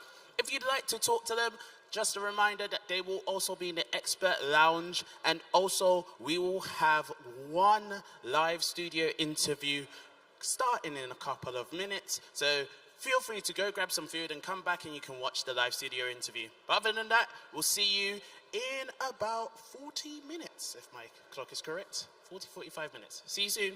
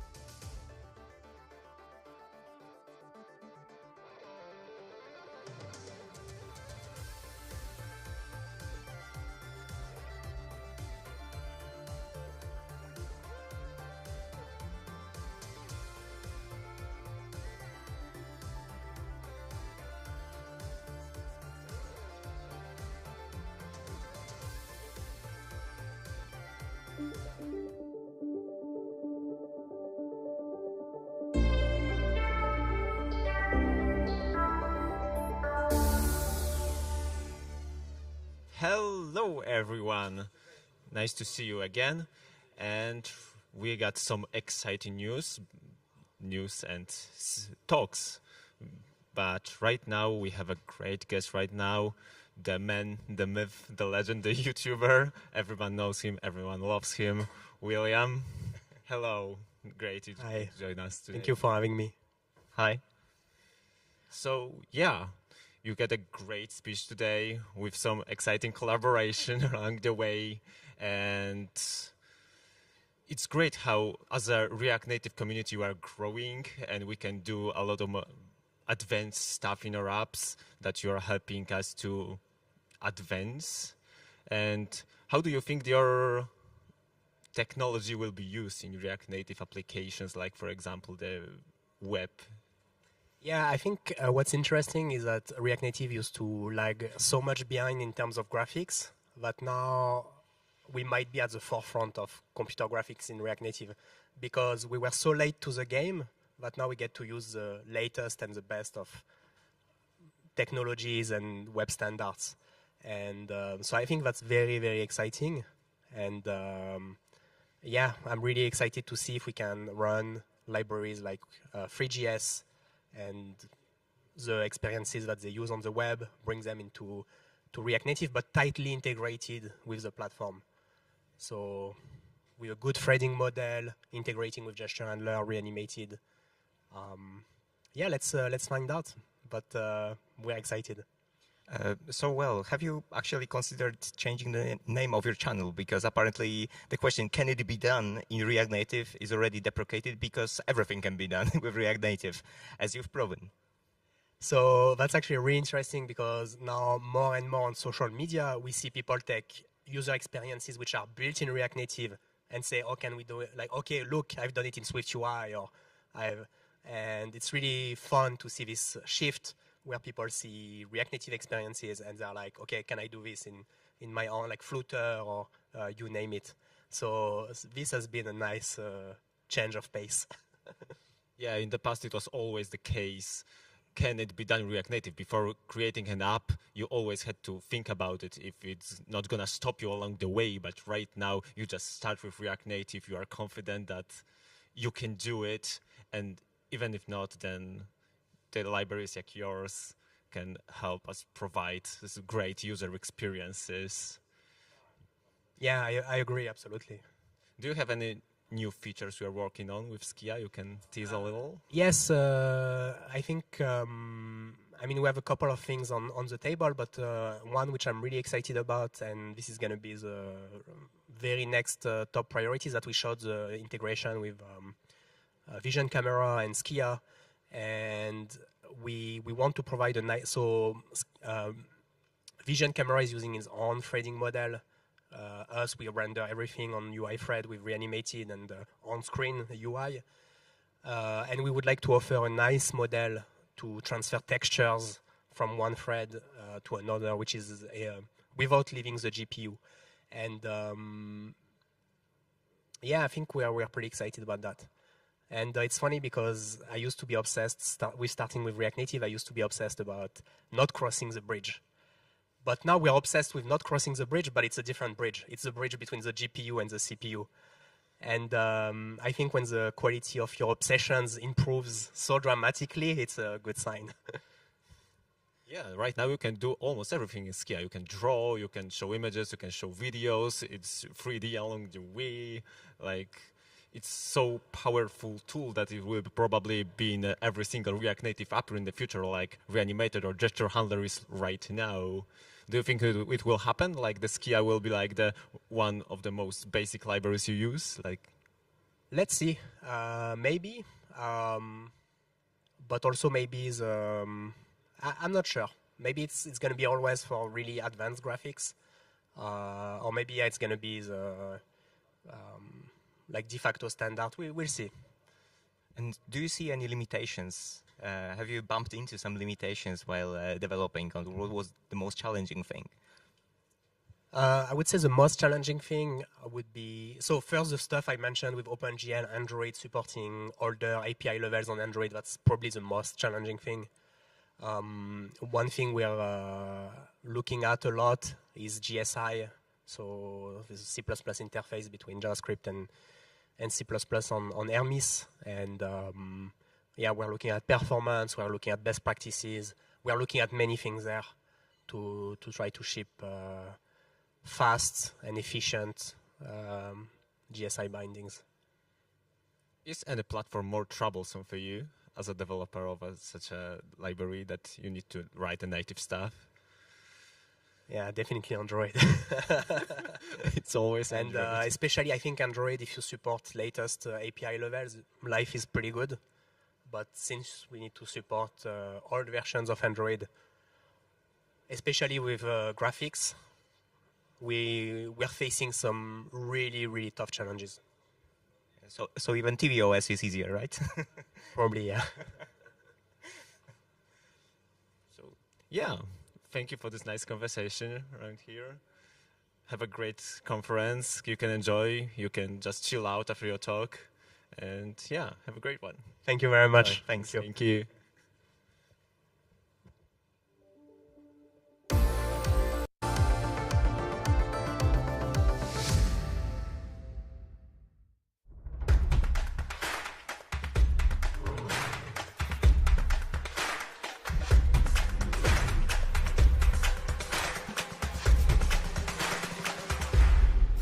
And if you want to become a Node.js developer that can build end-to-end applications, join our thriving community at nodejs.dev, and I'm going to help you master full-stack mobile development by building applications users love.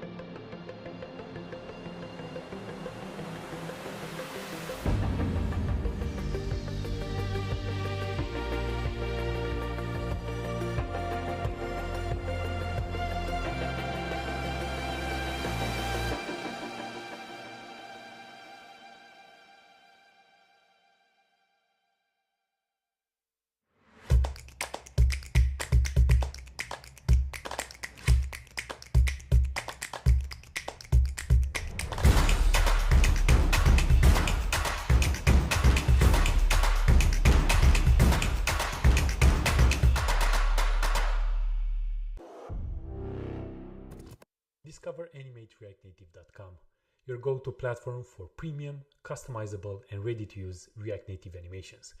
There are over 120 different animations that are going to save you time, enhance your app, and, in my opinion, is the perfect collection if you'd like to learn more about React Native animations. Get 60% off by using App.js Conf. Visit AnimateReactNative.com.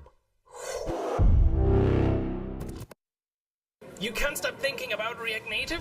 Then you're just like us. Join 10,000 other developers on galaxies.dev and become a stellar React Native developer faster. Learn with our pro video courses, practice with hands-on projects, or stay up to date with the Rocket Ship podcast. Galaxies.dev is the home of epic React Native content. Join today and use code App.js for a 35% discount on your first payment of Galaxies Pro. That's galaxies.dev and code App.js.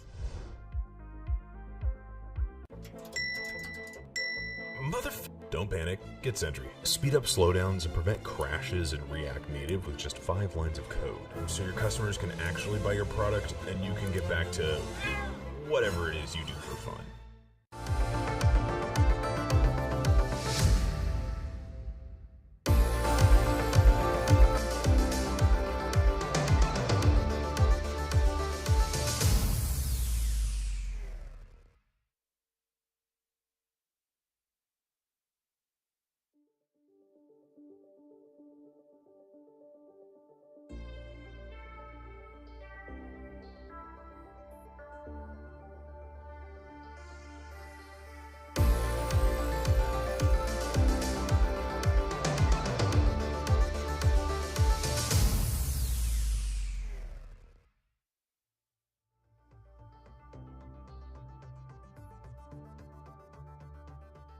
Thank you all for having me. It's my first time in Poland and in Krakow and at App.js, so this is like 3 firsts for me in one go, which is more than I can handle with very minimal sleep, so we'll see how it goes.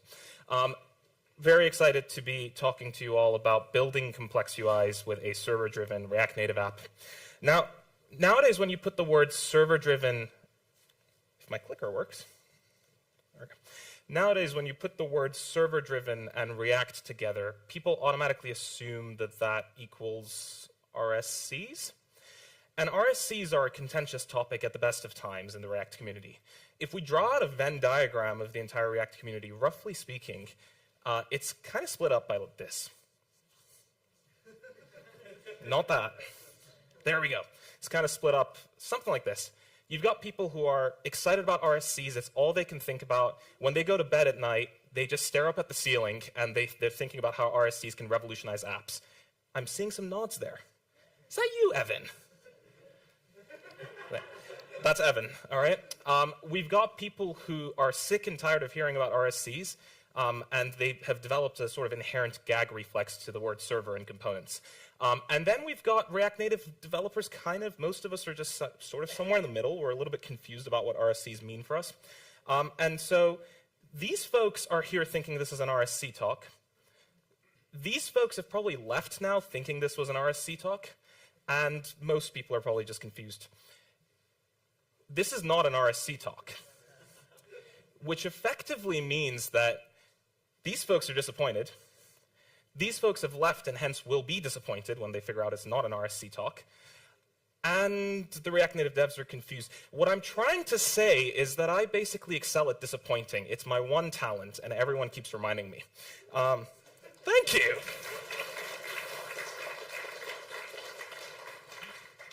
Great. Okay, all of that aside, stupid intro. We're going to talk about server-driven UI, split up into how it works, when you should use it, and what some of the challenges are. We're going to go through a very basic example for how it works. Let's imagine we've got an e-commerce store app called React Clothes. And the layout is roughly as such. We've got a banner at the very top. Then we've got a section for offers. As we scroll down, we can see that past the offers, we have recommended products and then some featured categories. It's a very simple app, right? And if you look at the homepage component that we may have in this application, it may be as simple as having a banner, offers, recommended products, and the featured categories, just ordered in that sense and being rendered inside of the homepage. Let's just ignore the header and the tab bar for now. So one day a PM comes to you and says, we've actually run some tests. Can you swap the offers and the featured categories sections? So it's not really that much of a big deal. You just kind of go in, change the orders. It's probably the simplest ticket you've ever had to do in your life. And you change up the orders. And once you push that out to the users and it's been updated, the order in the actual screen will reflect those changes that you've made. All good. A few days pass. This PM comes back to you again and says, you know that banner that we've got at the top, it actually gets a bit annoying once users have seen it once. So maybe once they're logged in, we just remove that banner altogether. So a little bit more complicated, but not a big deal. You have a hook for getting the user, and you basically create a Boolean to say, should we display this banner? And then you conditionally render that banner. All right, not that much of a big deal. Again, you have to update this, go through an update process. Either that means an over-the-air update or doing a new build and submitting to the App Store. So there's going to be some time before this change is reflected for your users with every single iteration that you do. But it's not that big of a deal, so we'll keep going forward. Another week passes, and this lovely PM comes to you, and this time it's a little bit more complicated. They say, I want to be able to personalize the orders for every single customer, so basically it may be that all of these are going to be moved all around for every single per customer view, effectively. And so that's where your house of cards starts to fall apart. And you're kind of left feeling like this with the current architecture that you've got. Now, you may be contemplating going up into the mountains, becoming a sheep farmer, which I have done several times, and just giving up on this whole software gig. But what if I told you that there was actually a paradigm of architecture that you could use that could tackle all of these problems? And that is, drum roll, server-driven UI. Shocker, right? So the whole concept with server-driven UI is that you allow the server to define the layout of the screen.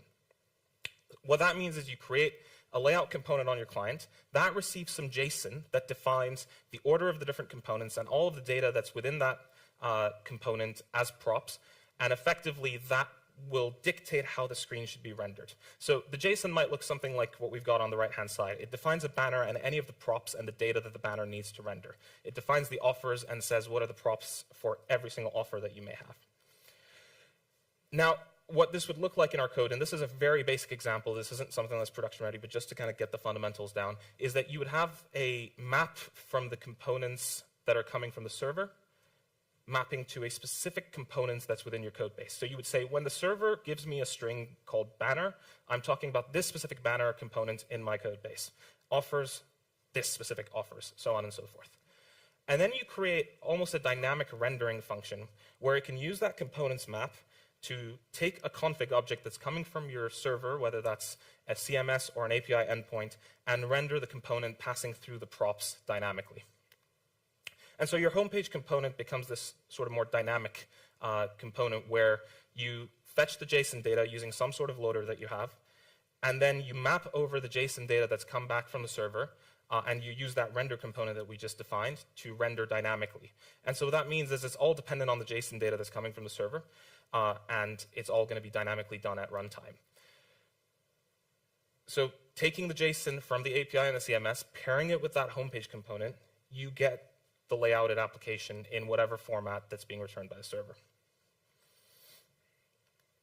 And this comes in many different shapes and sizes. You don't need to do this for your entire app. You can do it for an entire screen, but you could also do it for sections of your application, or you could even do it in individual components, and we'll look at a few examples of individual components in a second. Okay, all of that's good from a primitives perspective, but when should you use server-driven UI? And I think the best way to answer this is to look at some of the people that are using it out in the industry. So who's using server-driven UI? Well, first and foremost, Shopify is. We've got scratch that. There's Lyft. So we're going to take a look at Shopify and Lyft and see when and where do they use server-driven UI. So in Shopify's case, Shopify has an app called the Shop app, and it's basically a marketplace where different vendors can come in and list their items as a store on this Shop application, and sort of a centralized marketplace giving control to the vendors. And as they built this out, they basically had one layout for all of the different vendors, regardless of their size, if it's a vendor that's got hundreds of items or if they've just got a couple items.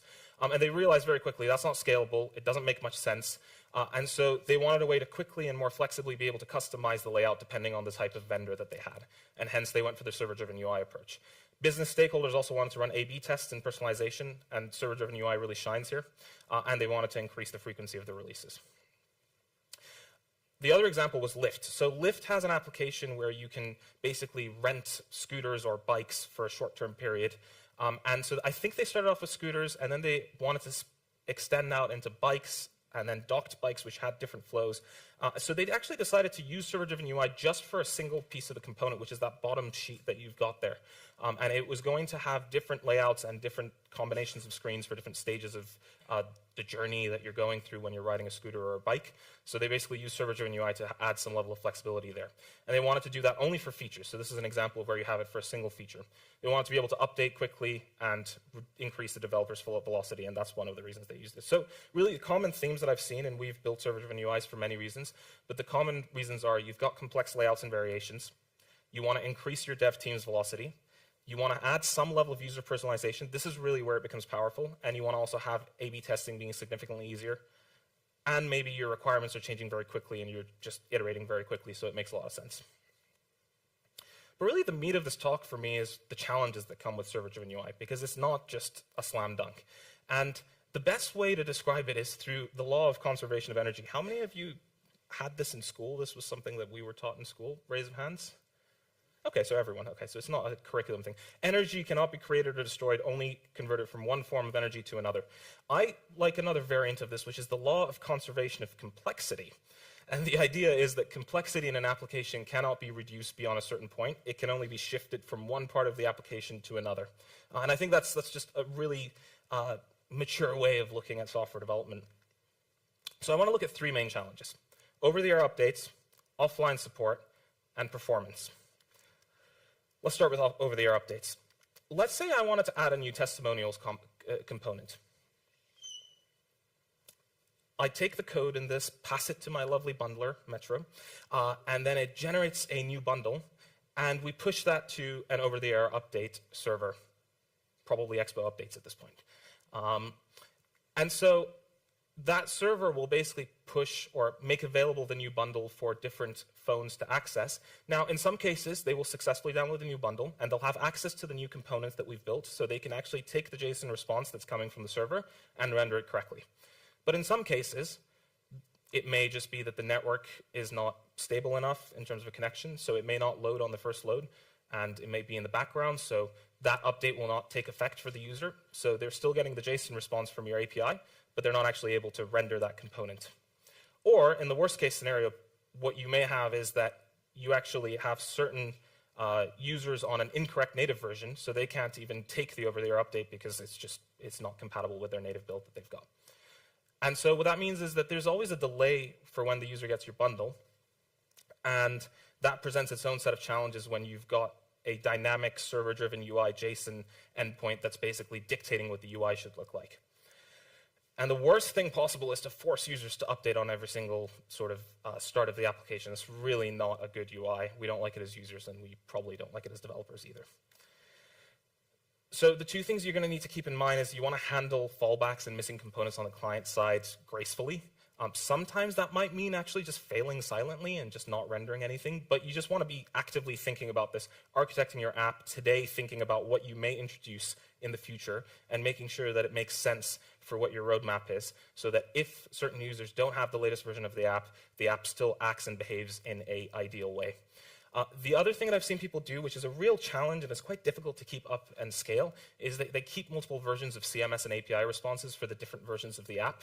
It's really difficult to keep that in like a practical sense because your CMS editors are just going to hate you for the rest of their lives. It's really not a great solution. So you're going to have to find some sort of balance and some sort of workflow that works. There's no good answer to this.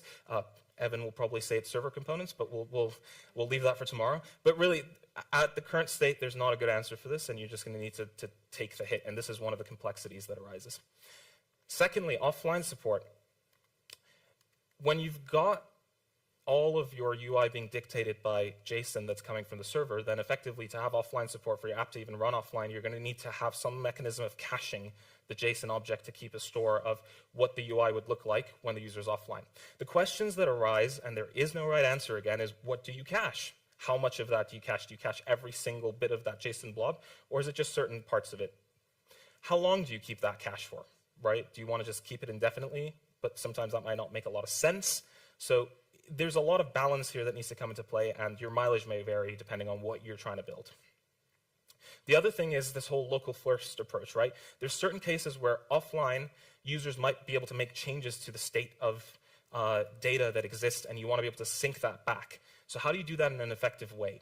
You're going to need to have some sort of consolidation method there in place as well.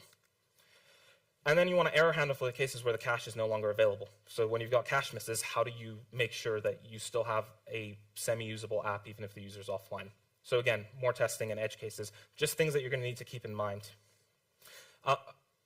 You may have heard of Project Lightspeed. This is not a React Native specific example, but I think it's a really interesting approach of dealing with offline support for a server-driven UI app. So in 2020, the Messenger team rewrote a large portion of the Messenger app, and they called it Project Lightspeed because they basically were trying to speed up the startup time and just the performance of the Messenger app.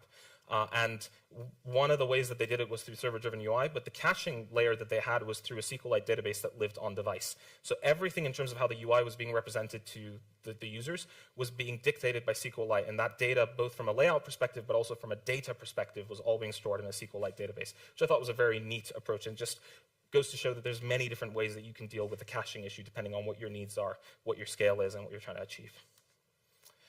And lastly, performance. So one of the challenges is there's a lot of JSON being passed around the internet. There's a lot of JSON that's being computed on some sort of backend server. And what you're going to need to know is that as you start using more and more server-driven UI in your applications, the JSON response payload size also increases, right? So as you add more and more, there's just sort of like a linear scale going up there. And the worst thing is to have the spinning beach ball of death where the users are just waiting a long time to even be able to interact with your app or see something to indicate that things are running in a semi-correct manner.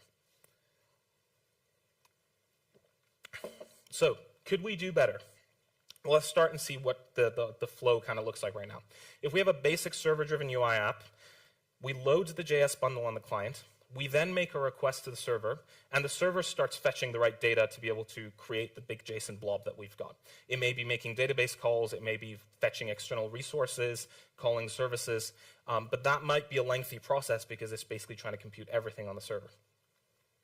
And then it creates a JSON response and sends that back to our client, and then we render that data. And so I'm going to use two web terms for performance here, but kind of loosely. They're not exactly right, but just bear with me here. FCP and TTI here. So FCP being the first contentful paint and TTI being the time to interactive. So the first contentful paint here is just going to be where the app kind of displays something semi-comprehensible for the user. So there's some actual content being shown to the user. And the TTI is when the user can start actually using the application.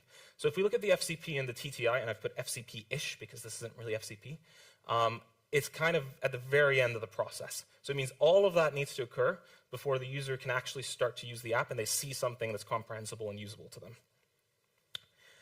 If we try to optimize this, though, what we could basically do is load the JS bundle, make a call, and get the basic layout from the server, just the layouting, nothing about the data that needs to be computed, and that's the expensive part to do. So getting all of the props and all of the data to render it fully is the expensive bit, but we're just going to get the layout JSON, and then we're going to pass that back to the client, and so the client can start rendering at least the basic layouting, And so we push the FCP significantly forward, so the app is visible in some capacity much sooner.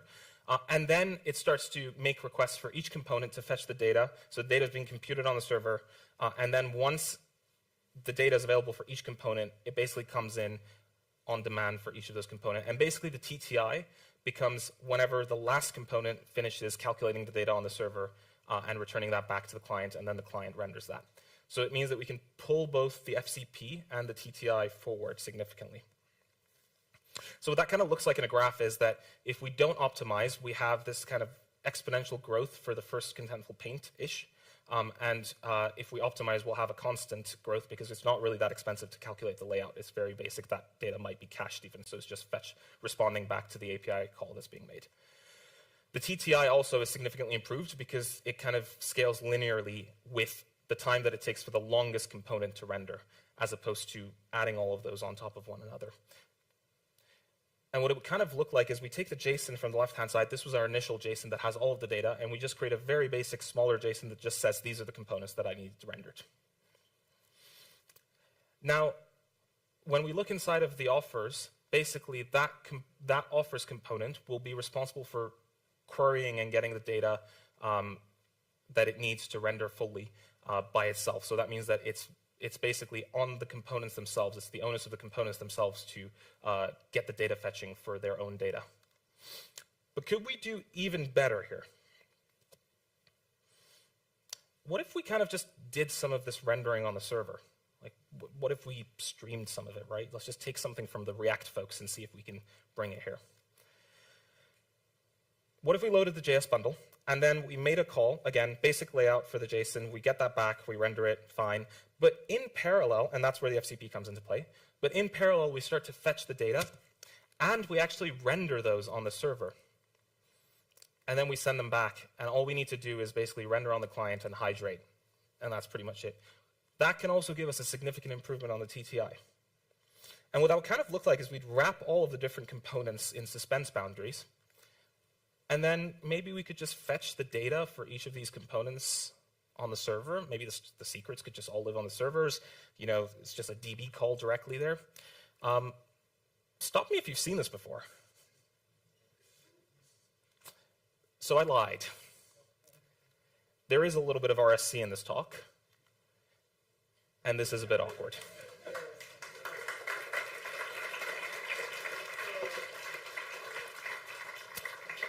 You see, this is just a natural completion of where things need to go, right? You start from server-driven UI. This has been around for ages, but it all ends, all roads end here in the RSC world. It turns out RSCs and server-driven UI actually go really well hand in hand with one another. But the relationship is that RSCs are a subset of server-driven UI. And when you look at it as one big story and one holistic approach, then it all starts to make sense. And RSCs become a lot less scary for us React Native folks. And no one put it better but the man himself. RSC is a small part of the universal server-driven UI story. And I cannot wait for the talk that's happening, I think tomorrow, 2 days from now, about RSCs that Evan's going to do. Thank you all very much, and that's my Twitter and LinkedIn if you want to stay in touch.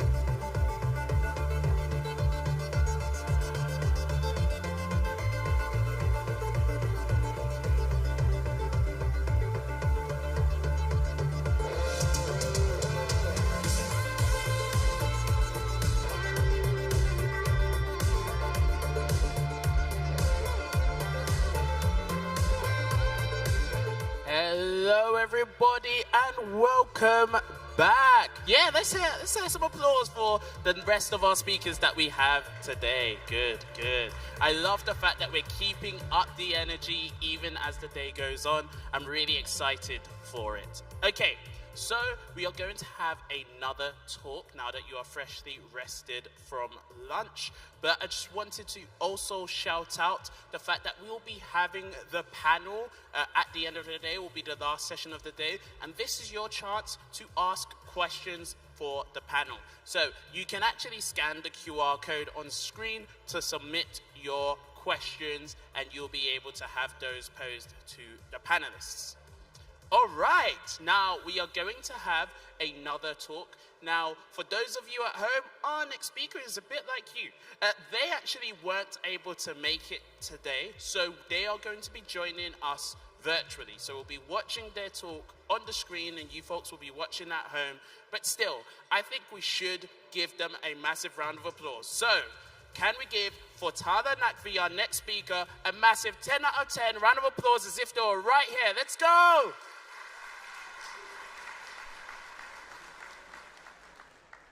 Hello everyone, my name is Talha Naqvi and I am a staff developer at Shopify. For the last year, I have been working on improving Shopify app's performance.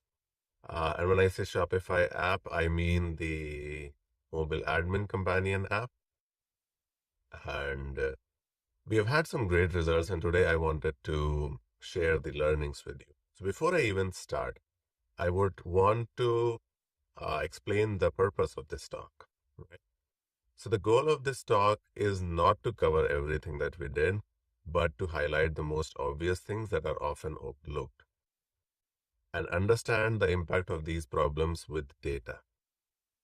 And hopefully, once you look at the impact, you will go back and look for the same issues in your own applications and benefit. So let's move on. So what was the main problem of the app that I wanted to address? It was slow load times for many screens. And we noticed that React Native migration was slowing down the app. People were adding more and more code. And over time, we noticed a trend that the homepage launch and subsequent app screen launches were getting slower. So our P75 app launch time was around 4 seconds. This is cold start. And after the launch, the navigation from screen to screen was around 1400 milliseconds. And for those who might not be familiar with P75, let me give you a quick explanation. What this means is that if your P75 is 4 seconds, that means 75% of the users will have an experience like 4 seconds or better. And merchants engage with Shopify app very frequently. What that means is they come back to the app multiple times throughout the day, which means speed is very important. So what was our goal? Our goal was to become a super fast app. We wanted our P75 app launch time to be around 2 seconds. And after the cold start, we wanted merchants to be able to move from one screen to the other screen in around 500 milliseconds. To simply put, we wanted app to feel as instantaneous as possible. And we, of course, wanted great dashboards to be able to track our progress throughout this journey, and also to be able to slice and dice data whenever we wanted to debug performance issues. Slicing and dicing here means that you should have relevant filters like app version, OS version, screen type, and many other things based on which you can filter the performance data and see where the problem is. And we wanted great alert systems because you don't want to keep checking these dashboards every day. And alerts are an important tool to maintain performance once you have achieved your goals. I've included a small screen, like a snapshot of how one of our condensed dashboard view looks like. And it shows the P75 trend and the P75 times. So this is something that I look at almost every day.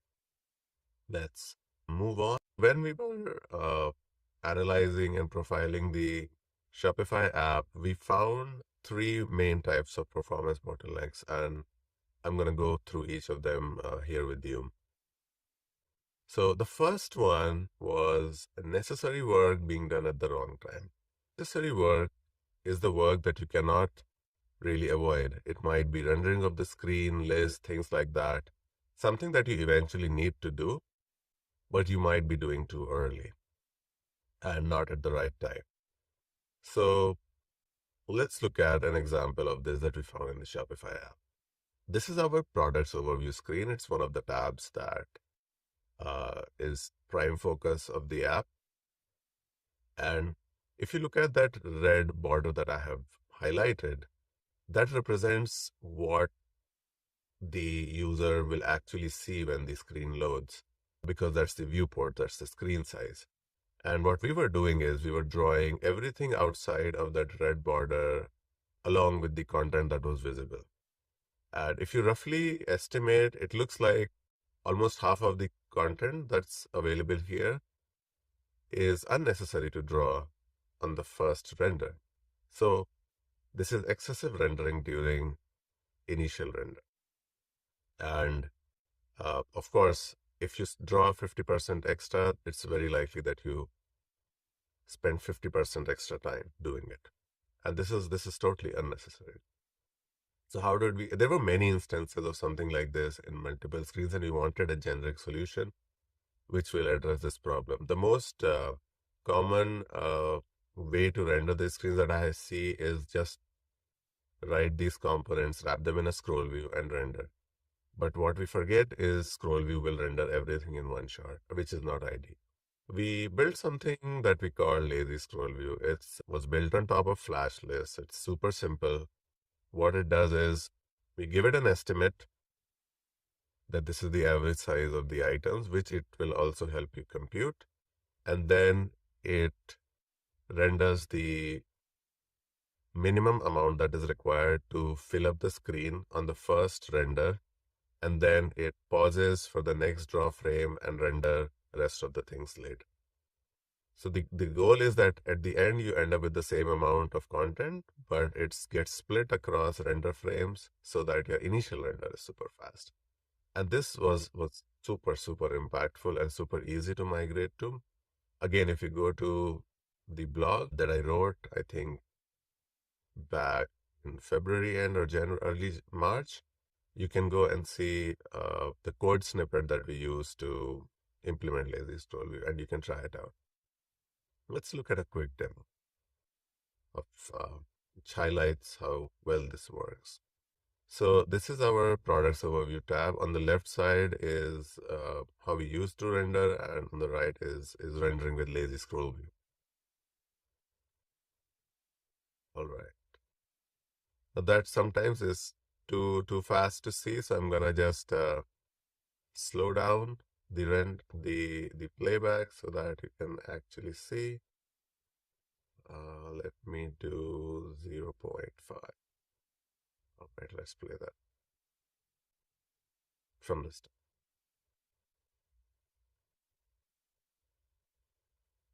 Yeah. So there are some metrics also there. I'm going to play that just one more time so that you can see. You can see the screen on the right almost loads in half of the time. And the effort to migrate to lazy scroll view was like just change the name of scroll view to lazy scroll view. So I would highly encourage you to go and try it. Let's move on.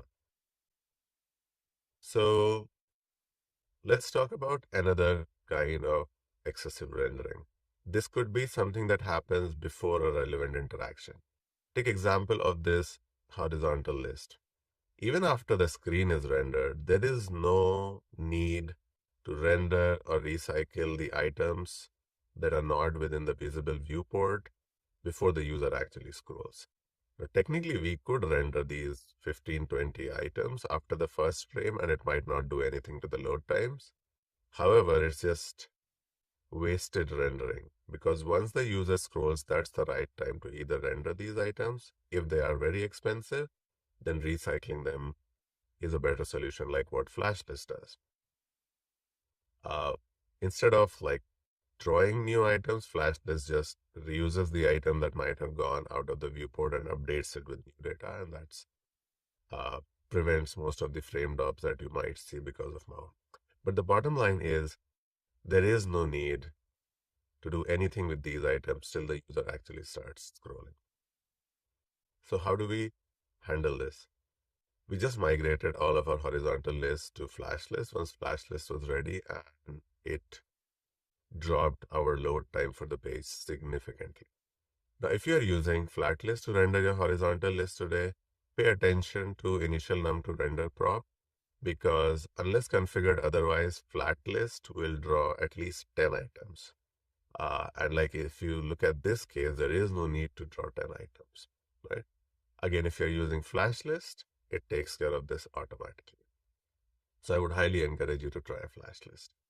A bonus idea, build every screen as a list. This is something that we have started doing in Shopify app. Every screen is built as a list from a granular set of components that are stitched together to make everything look like a screen. For example, for us, this header is a separate component, this search bar is a separate component, and each of these navigation items are separate components. And we go define the screen as a list of components, and then at the end of the day, it looks like a screen. But with this approach, we can only load what's visible and let flash list do what it does best, figure out and draw what's necessary. And this way, all of our screens just remain fast by default. All right, let's look at the second type of problem that we found. That's unnecessary work. This is the work that shouldn't be done at all. It could be repetition, or it could just be inefficient code. The biggest instance of this in Shopify app was background updates.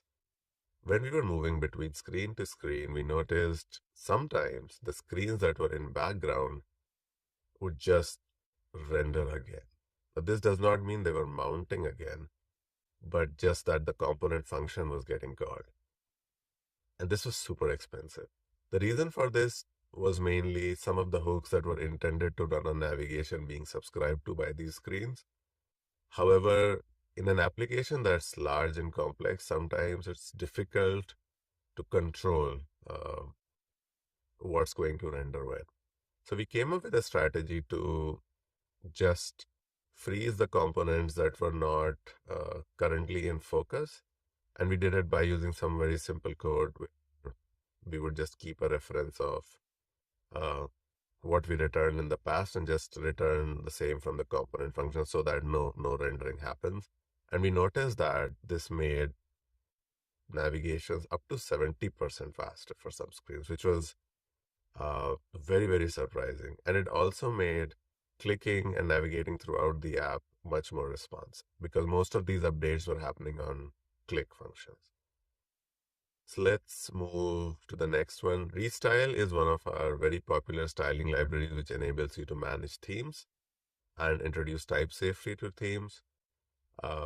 We made it 5 to 10% faster based on the use case. And while we were doing this exercise, we noticed something very interesting. The main bottleneck was creating and copying objects. I have this small code snippet. There was a reduced call, and within the function block, we were copying certain style objects. And this was the root cause of that 10% slowdown compared to not using restyle. Now, creating, copying objects in a particular instance might not be expensive, but when you're talking about a library that you use in each of your components, the cost can quickly add up. So it's very important to look at extra objects, unnecessary objects being created in the critical path of your application and optimize. But if you do use restyle, upgrade, because it's now faster. And at this point, the difference between using the performance penalty of using restyle is less than 2%, so it's practically nil. So you can go ahead and try and use restyle with full confidence. All right, let's move on to the next, and this is a very interesting one. So React Native doesn't always batch set state calls. So when you have a state and you say set this, set that, the function block is executed again. And at least in React Native, if you do this from a promises resolve blog, it's not going to be batched. Some of our screens needed multiple responses from native modules. And whenever this native module will resolve, some set state was triggered, and this set state was causing many component functions to just run again. And it was honestly, in some cases, just out of control in terms of the number of updates it was triggering. So we came up with a way to just batch all of these set states globally by default, and it made our screen load almost 30% faster. Again, the code snippet to do this is available on the blog, so you can go and look at it. I'll make sure that you see the blog link in some way later. And I'm going to talk about this a little more during the demo, but this was very, very interesting.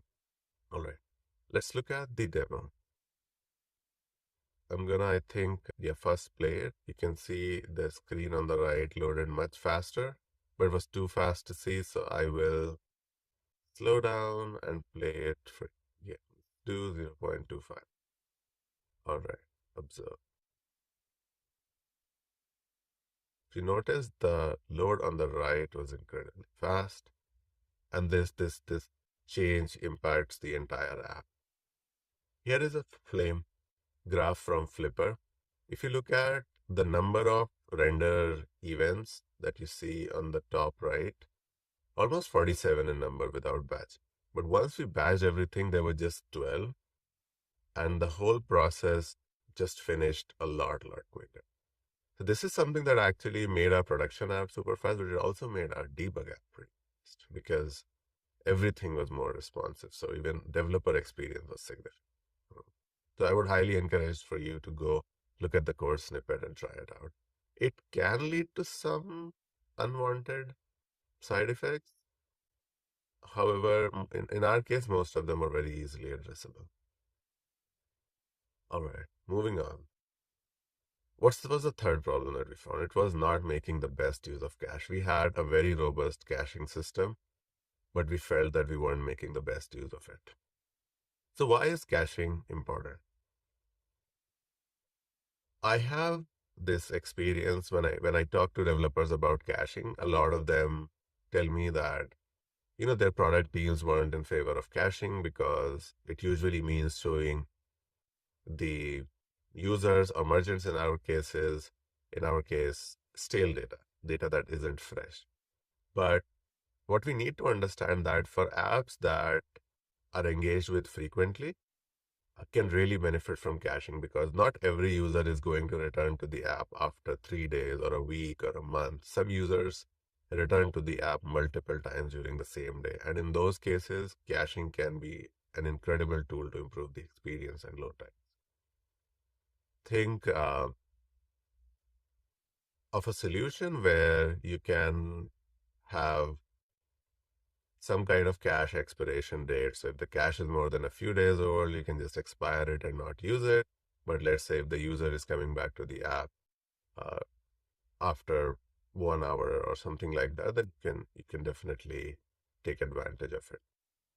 So we noticed that the merchants who used to load from cache obviously were getting better load times. And we started to track our cache hits. What this meant was how many merchants actually load from cache first. And we found that the number was less than what we expected. It was around 50% for some screens and a little higher for the other. And we started to come up with strategies to improve that. We found a few bugs and we also implemented preloading. We figured out certain triggers where we could say with a high amount of certainty what the next screen was going to be, and we just used to preload that data on the disk. Once the data is there on the disk, if the user visits that screen, it means that they will face no network delay. And this is like a snapshot of one of the screens. If you see only I think 5% of the users, the green represents network load, orange represents cache load. Just 5% of the users load from network directly, while most of them load from cache first. So this was a significant improvement to performance. Based on your app, you might not have these obvious trigger points. But in those cases, you can have caching that expires quickly or come up with a solution that benefits those users who engage with the app frequently. So implementing all of this, like just solving these obvious problems in a very generic way, we reduced our screen load times by 59%, and we made our app launch 44% faster. P75 is now around 2 seconds, and our screen load P75s are close to 500 milliseconds. And this makes the app feel almost instantaneous. In the next demo, I'm going to show how our tab load feels like compared to how it used to be before this whole thing was started and how it is now. And you would see that it's almost instant. And let me play that again. So on the right, we are going to move to Orders Overview tab, and you will see how quickly it loads. On the right, you don't see the loader almost at all. I'm going to also slow down so that everyone can see better. Let's do 0.5. Play it. The right is almost instant, and the left takes quite a bit of time. This was our goal. We wanted the app to feel instantaneous and also to launch instantaneously. And I think we have come very close to where we want it to be. P75 times are at 500 milliseconds. So we are very happy with the progress, and performance work never really finishes. So we still continue to look for issues, look for regressions, and continue to optimize the app. But we are very happy with the results overall. And yeah, Fahsl played a very important role in this journey. So I would highly encourage you to go check it out, give it a star if it helps you. It's super stable. It's being used in Shopify app, Shop app, Inbox, POS. So you can use it today with very high confidence. Again, my name is Talha Naqvi. I'm available on Twitter/X at Laquidara. So feel free to follow me and DM me with your questions. It was a pleasure to talk to you all today and share my learnings. And I really hope that you're going to go back and try some of these things. Thank you so much.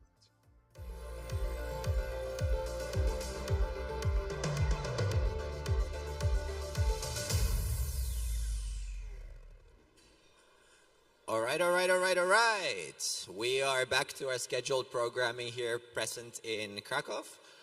Let's get our next speaker set up. And while we do that, let me tell you a little bit about the presentation. If there are people here from the sort of web React ecosystem, do any of you use sort of micro front-end architecture to split up your builds? Yeah, this is a big topic in the web world the last couple of years. But now mobile apps are growing to be real big adult business in the React Native world as well. And Jacob is here to tell us how they approach scaling very large application development using a micro app architecture. So give it up for Jacob Arvidsson.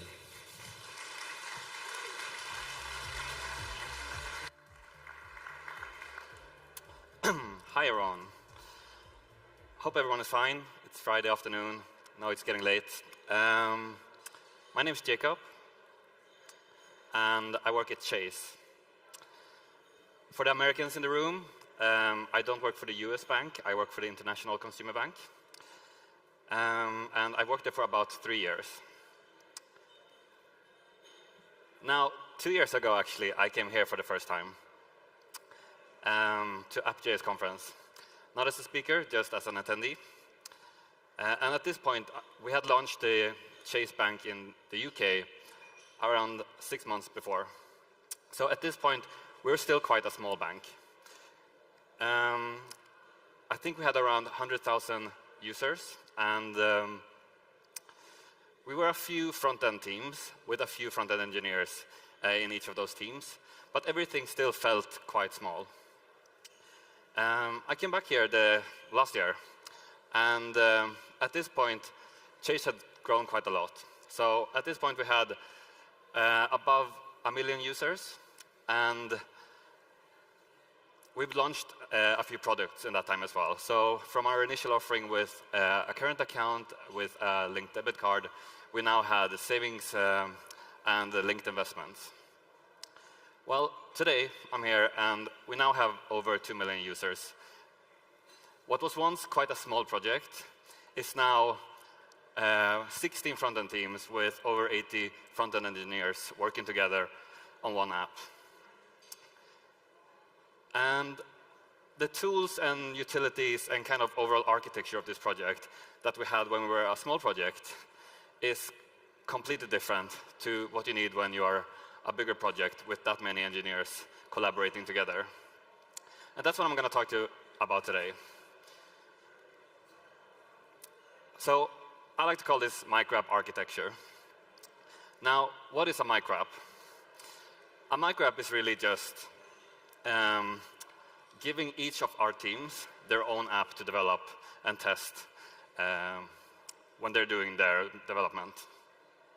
As opposed to traditional apps where everyone builds on the same app, the moment it starts growing, the more code you add, the more test, the longer and more complex your project becomes.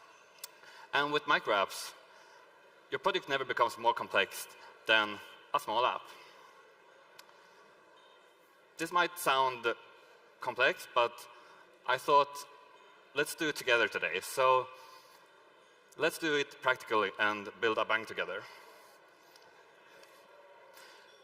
So we go to our business people and we ask them, what do we need in this bank? So they tell us, we're going to need a payments area, and we're going to need a support area. Now, the payments area is where you can make payments, and you can see your recurring transactions. With the support area, you can contact the call center, or you can look at frequently asked questions. Now, in a normal app, you just have all the teams contributing on this one app. But with microapps, each team gets their own app. So we will have a payments team that has their own payments app, and we'll have a support team that has their own support app. And then we also need the actual app. So the host app will then bring together all of those apps. So how do we do this in React Native? Well, we're using a monorepo for this. And in this demo, I'm just going to use a typical monorepo structure. So we have our apps, which is the mobile app, the payments app, and the support app. And then we can have some packages. And that's kind of things that everyone needs, like analytics, design system, networking, and so on.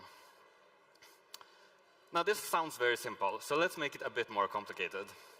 Let's say the business comes to us and says, we actually also want an account area in the app. So this area is where we'll list all the accounts for the user. They can create new accounts here. But we also want to show all the payments that are upcoming in the next 24 hours for those accounts. OK, well, since this is a new area, we'll have to create an account team. And we'll have to give them a microapp. But the upcoming payment widget here, that really belongs in the payments domain. And we don't want payments to add things into the account microapp, because then we're back at the first problem.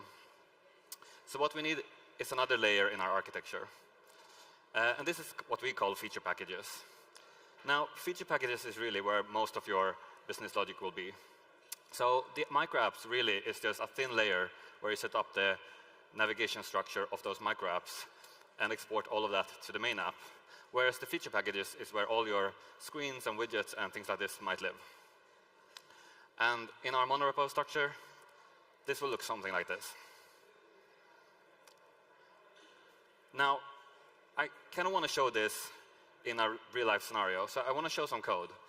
And I've asked around a bit, and everyone says live demos are always a nightmare. First rule of live demos, don't do a live demo. I feel quite comfortable about it, though I did see Krzysztof's presentation before, so I have to say I'm a bit more terrified now. But let's try and see how this looks. So I'm not sure if everyone can see, but this is our monorepo. So our monorepo has all of the apps, the account app, the payments app, the support app, and also the mobile app. And then we have all our packages. I've added a few as examples. Most of them are just empty folders, but I hope you understand what I mean. OK, so let's see how we run a micro app. Well, let's just go to the micro app for payments. And then we do start. Now, as you might notice now, the micro apps are just Expo apps. So if you look into the payments app, you can see that this is a normal Expo app. And when I run this micro app, it just contains everything that's needed for the payments team. Let's try this again. So let's try it with the support team.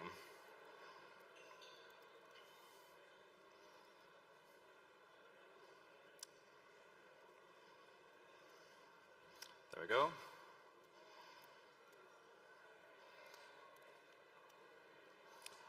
And again, now we're loading all of the support micro app.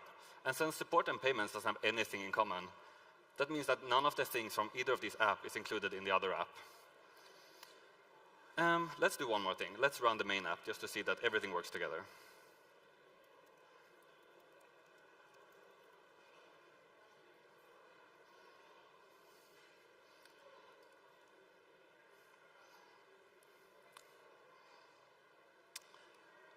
And here's the main app, and everything works together. So the main app is just a tab bar, and then it includes all of the different micro apps from the other apps packages.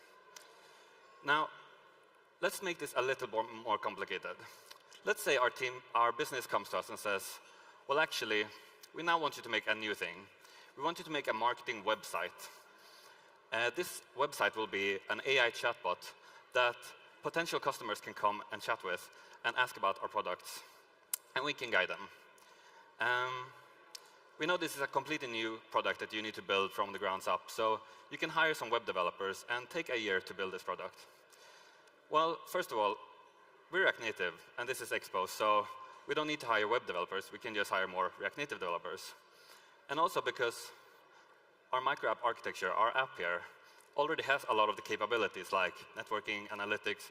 We don't need to rebuild them, even though this is a separate product. So let's build this micro app together.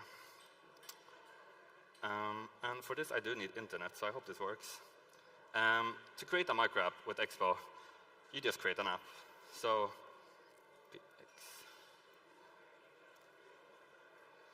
and let's see if this works. OK, I'm going to name it Assistant. And because this is a website, we don't need a simulator anymore. So let me get rid of that. And we need a browser. Let's add that to our code editor.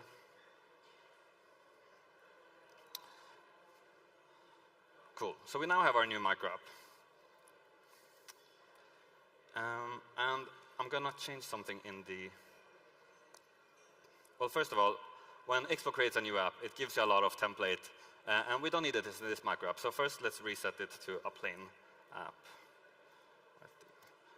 And this command comes straight with Expo. And then I need to change the package JSON a bit, because when you're working with monorepo, you need to make sure that all of these versions are aligned. Oops.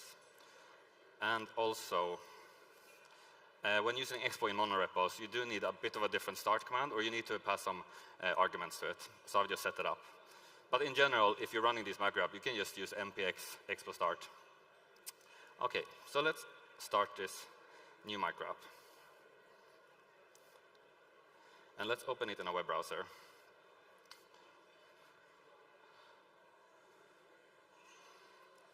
So here's a micro app. It's very easy to create. And let's go and change a bit. So first of all, we don't need a tab bar in our new micro app. We just need the website itself. So we're talking with our team, and they want us to add a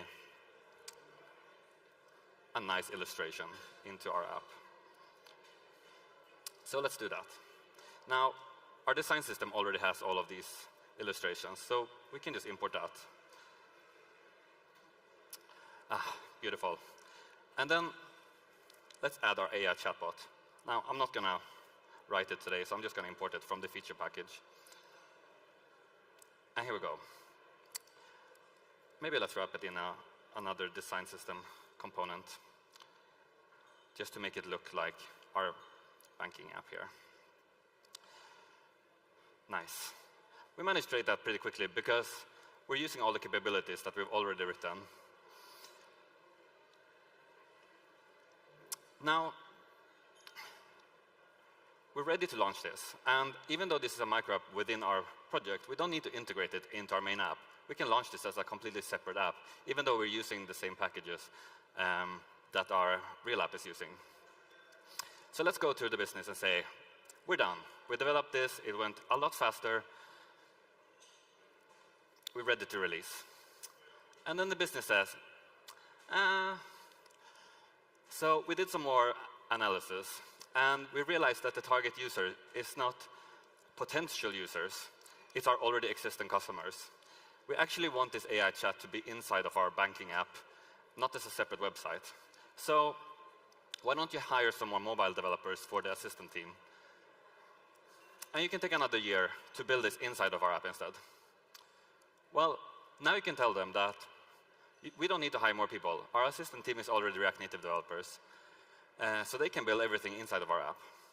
But also, we don't need a year to do this, because we built this as a micro app inside of our project. So let's see how we can add this into our project. Let's go back to our simulator.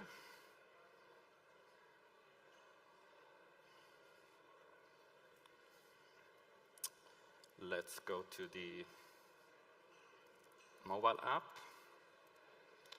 Let's start the app.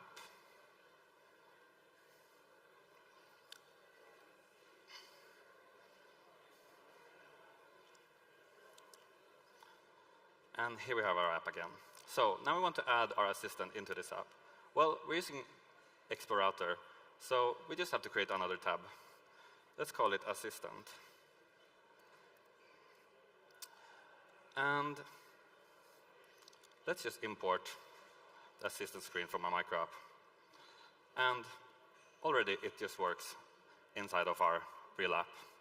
So we can go back to our business and say, well, we delivered this already. We can just put it in our app. Thank you.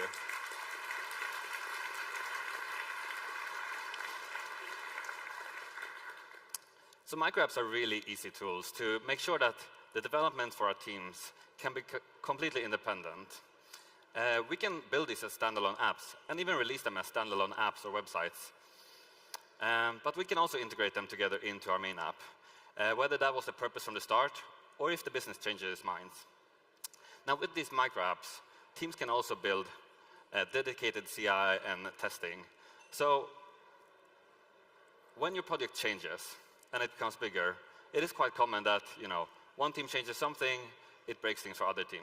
Well, with micro apps, you make sure that all of those things are contained within the team. I want to focus on two things before I end this talk. And the first thing is, this example that I gave is very simple. Now, in real micro apps or in real projects, these micro apps would have a lot more complicated navigational structures. For example, our account team might have account opening journeys or account closures, and the payments team will have payment journeys. And in React navigation, this is actually really simple, because when you create a navigator, it's really just a component, and you can consume that in your micro app or expose it to your mobile app. But when using Expo router, this is a bit more tricky, because it's no longer components, it's file structures. You can do this, though. So you'll have to read a bit more on their website. There's really good guides on how to do monorepos with Expo. When it comes to the actual Expo router, it's not exactly clear, but if you do trick around a bit with the metro config and also a bit with how you initiate things, it does work with Expo router as well. Now, the second thing I want to talk about is my favorite part of micro apps, and that is the fact that we're separating business logic and our platform logic. And let me give an example of that. So if we're looking at our platform module here, the encryption module, it might look like this. At Chase, we're using these just native modules. So we'll have a Swift implementation and an iOS implementation.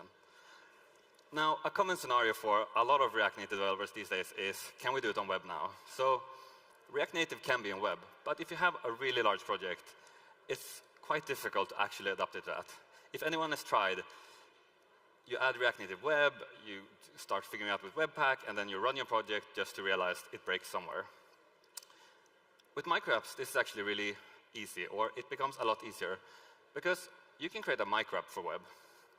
And then you can include none of your business layer. You can include a platform package or core package directly, and then you can make sure that this package works on web.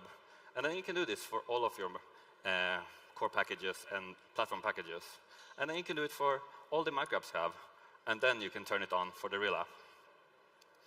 And this is really good, because it means that it's quite easy to go between platform and platform. And as we heard today, there's a lot of different React Native platforms now.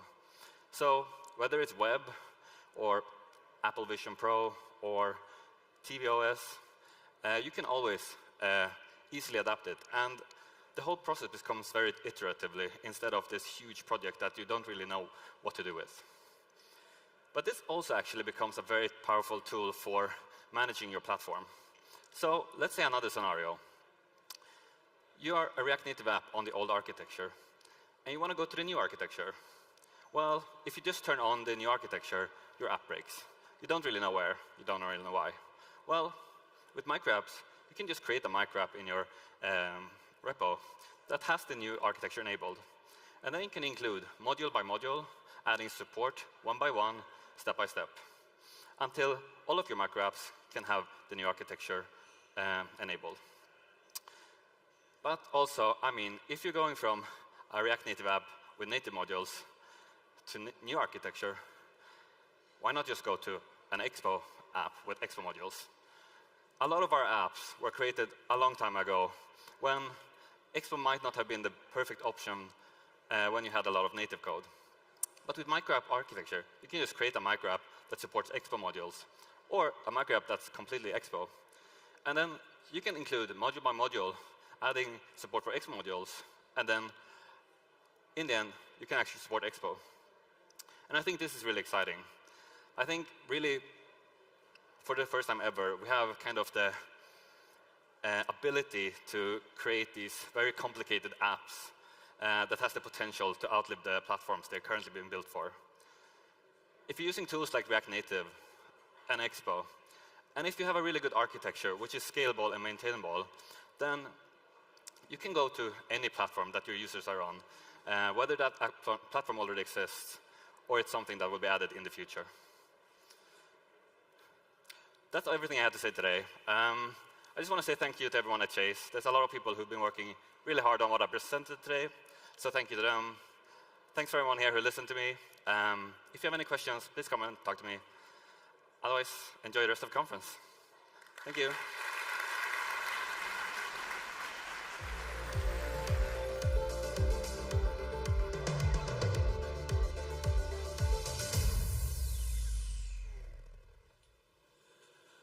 All right. Now, before we go into our next presentation, we do have a little bit of an unscheduled piece of programming. Run into an old friend there in the green room, and he would like to come say hi to you. Would you like to meet my friend? I think you should know better now. If I ask you a question, you clap. This is how it works. Let's invite to the stage my good friend, Satya.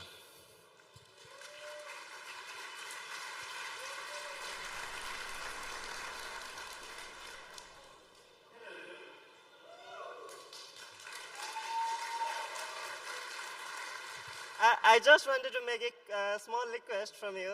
We are working on React Navigation 7, and we need you to test it a bit because there are only 2,000 people right now downloading per week, and we need a bit of bug reports to ensure that it is stable. So I just wanted to ask your help if you want to test it, and please open some bug report or like tweet to me at Twitter. And yeah, you can go to React Navigation website for instructions on how to install the latest pre-release version, and hopefully we will release it soon. Thank you.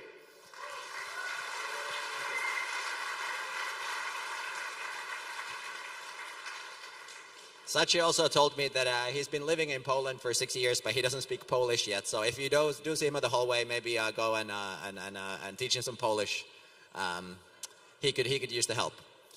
All right. Well, while we are getting set up, let me tell you a little bit about the next speaker and the next presentation. Britta works at Shopify, where I just learned they have a whole bunch of different React Native apps. I think 5 different applications. But the area that Britta is mainly working on is something that's very near and dear to my heart, and something that I think in the React Native community we over the years haven't invested enough into, and that is accessibility. Do you know, does anybody here use this little library called, a package called React Native AMA? We have a couple ones. If you do care about accessibility, accessibility testing in React Native, please do check it out. It's a great package and it's very useful. I myself have been moving more towards the web development area. I think I mentioned this a couple of times already. But the one thing that I do sort of miss from React Native development or the mobile development in general is that the accessibility testing is just so much easier. But okay, you've heard enough about me. My man in my ear is telling me that we are ready for Britta. So let's give a big round of applause.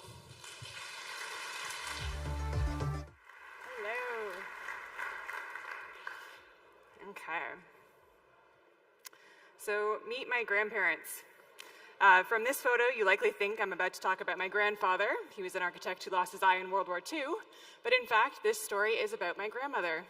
She had molecular degeneration. And in the last 10 or 15 so years of her life, she slowly went blind. This made me hyper aware of all of the technology that both helped and hindered her. Fast forward a number of years, and I get some DNA testing done, and lo and behold, I too have that gene that is linked to molecular degeneration. So it's likely through my grandmother's that I witnessed a future where I have a decline in vision and a need for accessibility and technology. This is likely a story that many of you can relate to, either personally or through someone you know. In 2017, 5.6 million Canadians who did not identify as being visually impaired were estimated to have an eye disease that would result in sight loss. That's approximately 1 in 6 people. And a global study from 2020 predicted that the population with vision loss would increase by 55% by 2050. Hi, I'm Britta. I'm a senior mobile developer at Shopify based out of Canada, where I work on the point-of-sale app for in-person selling. Discovering I would likely be blind in my future was a pivotal moment for me. And unlike my grandmother, I'm in a really unique position because I can influence and enhance the digital or the accessibility in the digital world before I lose my vision. And that's kind of why I'm here today. So thank you.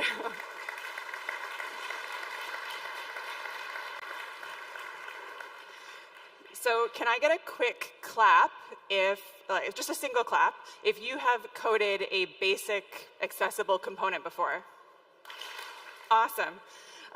So my talk is about kind of going beyond the basics, so it's nice to hear a good number of you have already coded a basic one. And I want to make sure that your apps are not just compliant, but inclusive. So I'll be sharing some insights and examples from the point-of-sale app to kind of help illustrate how we can do that. And let's get started, I guess. So I always like to start accessibility talks with a bit of terminology. So the first one should be more of a reminder than anything else, but accessibility is not a synonym for screen reader. I do talk about blindness quite a bit, obviously it's my bias, but when you're making an accessibility app or making an app accessible, there's a lot more things to think about. Number 2, blindness is not an all or nothing thing. In fact, 93% of people who are legally blind do have actually some vision. Number 3 is disability, or disabled, I should say. There's a big push kind of a couple of years ago where we were seeing a lot of people, a lot of companies going through their code base and cleaning up a lot of terminology, and one of those words that often got hit was disabled. So Apple's screen reader voiceover uses actually the word dimmed instead of disabled when Android has chosen to keep the term disabled. It isn't necessarily a negative term on its own. When using it in relationship with a person, I often hear this blanket statement to use people first language. So that's a person with disabilities or a person with vision loss. But it is kind of important to also understand that there is something called identity first language. And this is common in some communities, most famous are the autistic community. What it's really doing is kind of putting the emphasis on the community, the history, the culture of the people in that community. The only word I would stay away from is handicapped. That is considered a term that is both outdated and inappropriate now. The last term I like to touch on is introduce this idea of pre-disabled as a replacement for non-disabled.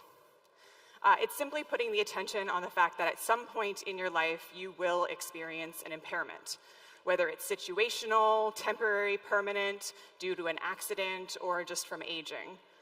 Obviously, I relate to this a lot, but I would love to see more people using the term. So now that we're talking the same language, let's kind of do a bit of a quick recap to make sure we're on the same page for some of the code. So I'm going to use this button as our example and kind of talk through a bit of the accessibility props that you probably most likely see. When I get to each of the props as we go through it, if I can get that quick clap if you've used that prop before. So the accessible prop. Yes, okay.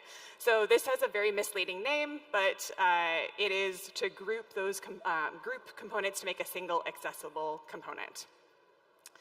Now we have accessible label. Awesome. So this is meant to be more for items that don't have text, or you can use it to override text as well. We now have role. These are preset. You can find them on the React Native docs, but it's questioning whether it's a header, whether it's a button, whether it's a slider. We also have state. I feel like we're getting slightly, maybe less people every time. So this is meant to be also, they're also preset, but it's meant to kind of give you the indication as if it's disabled, selected, checked, busy, or expanded. And now we have hint. Perfect. Okay, so this is meant to be an additional guidance on the interaction of that element. They often are pre-populated depending on the role, so you've probably heard double tap to activate for buttons, for example, and iOS users can turn these off. So can I get a quick clap if you've learned something new from what I just said? Ah, my talk's already working. It's great. So let's kind of dive past that now, and I'll kind of show you 4 different lessons that you can take home and hopefully make your apps more inclusive. So when Shopify moved over to React Native, I was coming in from iOS and then web before that, and so I was used to a certain level of accessibility built right into the code. And with clear guidelines. Although I don't really, I do see some of that improving on React Native, it doesn't quite give you quite the same amount out of the box, I feel. In comparison to web and React, I also see a lack of resources. And really, most of that is because the resources are really spread across. You really have more than one owner for those standards and guidelines, and sometimes those can be conflicting. You've got Apple, you've got Android, you've got React Native, and of course a modified WCAG or WCAG. Both have been acceptable ways of saying it from what I understand, with those ratings of A, accessible, to AAA, the most accessible. I do tend to see most companies, and let me know if your company is different, but kind of aim for that AA standard. But the solution here really is to build in your accessible details right into your design system. The goal should be that your developers shouldn't have to do very much and should have to kind of go out of their way to make each of those components inaccessible if they're pulling it right from your design system. However, I do love it when you can also edit or update those accessible guidelines or the accessible details as well. So what does that look like? You can, one of the options is to actually create an optional accessible details prop. That is a type accessible props. And in your component, you can kind of decide which of those accessible props that you're going to allow override. This is just a couple of hints of ways that you can do it. Feel free to choose the approach that you do, your pattern that you do in your company normally. But a kind of a good rule of thumb I'd like to say is that the accessibility role isn't usually overridable. And I say this because if you have a button component in your design system and someone's trying to use it as something that is not a button, it's probably not the button component and they should be doing another thing instead. But of course, that's a case-by-case decision and design system by design system choice. On point of sale, we've actually chosen to extend those accessibility props, so you can either do that, or you can just use the ones right out of the box. You can also make accessibility props non-optional. So in our design system, that button you saw earlier, we actually require the accessibility label. So we've baked that right into the higher level, and we make the easy option the accessible one. Lesson 2, let's talk about that favorite prop, accessible. Now I hinted at this earlier, and it's actually the inspiration for the name of my talk. But the accessibility, or the accessible prop, sorry, isn't actually to make things accessible. It's to flatten components into a single accessible element.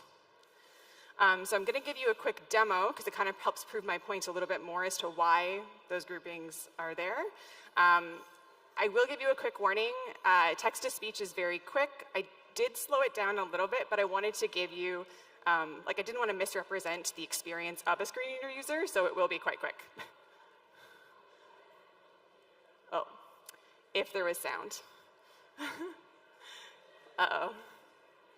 Well, as you saw from things moving through, this is how you would get, as you're kind of going through, you'll see that it's bouncing around quite a bit, and you're not actually getting things. Actually, could you hear the sound? No. Okay. We did 3 checks on it, but that's okay. I'll keep rolling. So it bounces around a lot. Obviously, that's not a great experience for somebody who is using a screen reader. Everything is kind of segmented, and it takes a lot to kind of swipe through if you're doing the swipe through pattern. When you get the grouping, so I'm going to show you the grouping. Number 173106. We tend to group no customer it US by $45.20. rows. Number 1645. No customer US $33.90. Number 1644. No customer US $45.20. Perfect. I might actually just go back and have you guys hear it again. Number 1731. $45 US $20. No customer. Paid. Fulfill. Number 1633 US dollars and no customer. Paid. Fulfill. Number 1645 US dollars. No customer. Number 173162. No customer US $45.20. Number 1645. No customer US $33.90. Number 1644. No customer US $45.20. Yeah, so despite one not using the accessible prop, both are in theory accessible, but one is obviously a lot easier to navigate. At Shopify and specifically on POS, we definitely really appreciate and are hyper aware of speed. The earlier talk was literally on performance. So we really don't want that slow checkout process. So having it grouped like this is quite nice. So if I'm telling you this prop's so great, what do you mean that it can make things inaccessible? Well, this happens when you have multiple interactions in an element. So if you remember that accessible prop, will actually flatten that view into a single accessible element. If there's an interaction in that element, specifically on iOS, you'll lose that ability to tap that. So in point of sale app, we have many lists where, we're known for flash list, and typically those rows, each of those rows have an on-press, and it's usually a single on-press. It's either to add an item to a cart or navigate to another page. But in products, you see that we've actually got this view details. So you're adding a product to the cart, or you can click view details on each of those rows. If we were to follow the pattern we usually do for a lot of more of our lists, you would lose that inability to tap the view details. So instead, we've actually opted to group the rows into 2 elements based on those 2 interactions and move that accessible prop around the left and right region. So the solution here really is to be strategic on your grouping, focus on components, and break it down depending on the interactions that those components have. Lesson 3, this is my favorite one. So after most people learn about accessibility and they start adding a lot of accessibility into their app, you often see that pendulum swing where you're kind of adding too much and you're overcompensating. So I have 3 different ways that this happens most often. And I do want to call out that this is usually happening because people are trying to be helpful and they really have good intentions. And for the most part, these are accessible on screen readers. I will show you later. But they obviously could be a lot better. The first and biggest offender is the overuse of alt text. So alt text being alternative text, which is that common name for a accessible label for images. So here's an example. Photograph of Davy Arts Collective Silver Branch Stud Earrings on white background, Silver Branch Stud Earrings, button. Photograph of Davy Arts Collective Silver Branch Cuff on white background, Silver Branch Cuff 3 variants, button. Photograph of Davy Arts Collective Oval Eye Chain Bracelet on white background, Oval Eye Chain Bracelet, button. Photograph of Davy Arts Collective Silver Starburst Earrings on white background, Silver Starburst Earrings, button. Again, it's true that this is accessible, but there is a lot of unnecessary information in there, and it gets really in the way of achieving the main task. Kind of reminds me of those 90s websites when you're having a hard time kind of focusing on what really matters on the page, and you kind of get caught digging through all those unnecessary details. So when do you use alt text? There's a couple kind of questions you can ask yourself. Does the image include text? Does it convey a like content, like a graph? Is it a link or a button and has no other text component? Would someone be at a disadvantage if they couldn't see the image?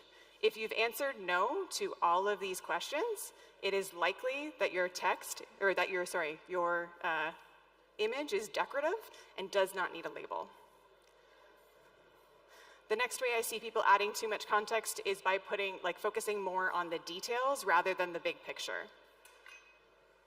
So here's an example of a list row for an order, and you might think, okay, I want to call out, like, this is order number 1,770, da-da-da-da-da. But now let's look at that component on the screen. You have not one, not two, oh, that was the wrong one. It should have been on all orders. And but three different times that we've used the word order. So I'm pretty sure your users are going to know they're on the order screen. We don't also need to be adding it to every single row.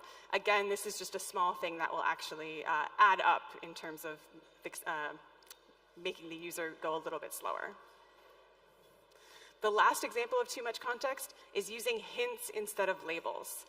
So although this extra content might seem really great for a screen user the first couple times they use your app, when they start to become more frequent users, it will slow them down, but also it might block other assisted technologies.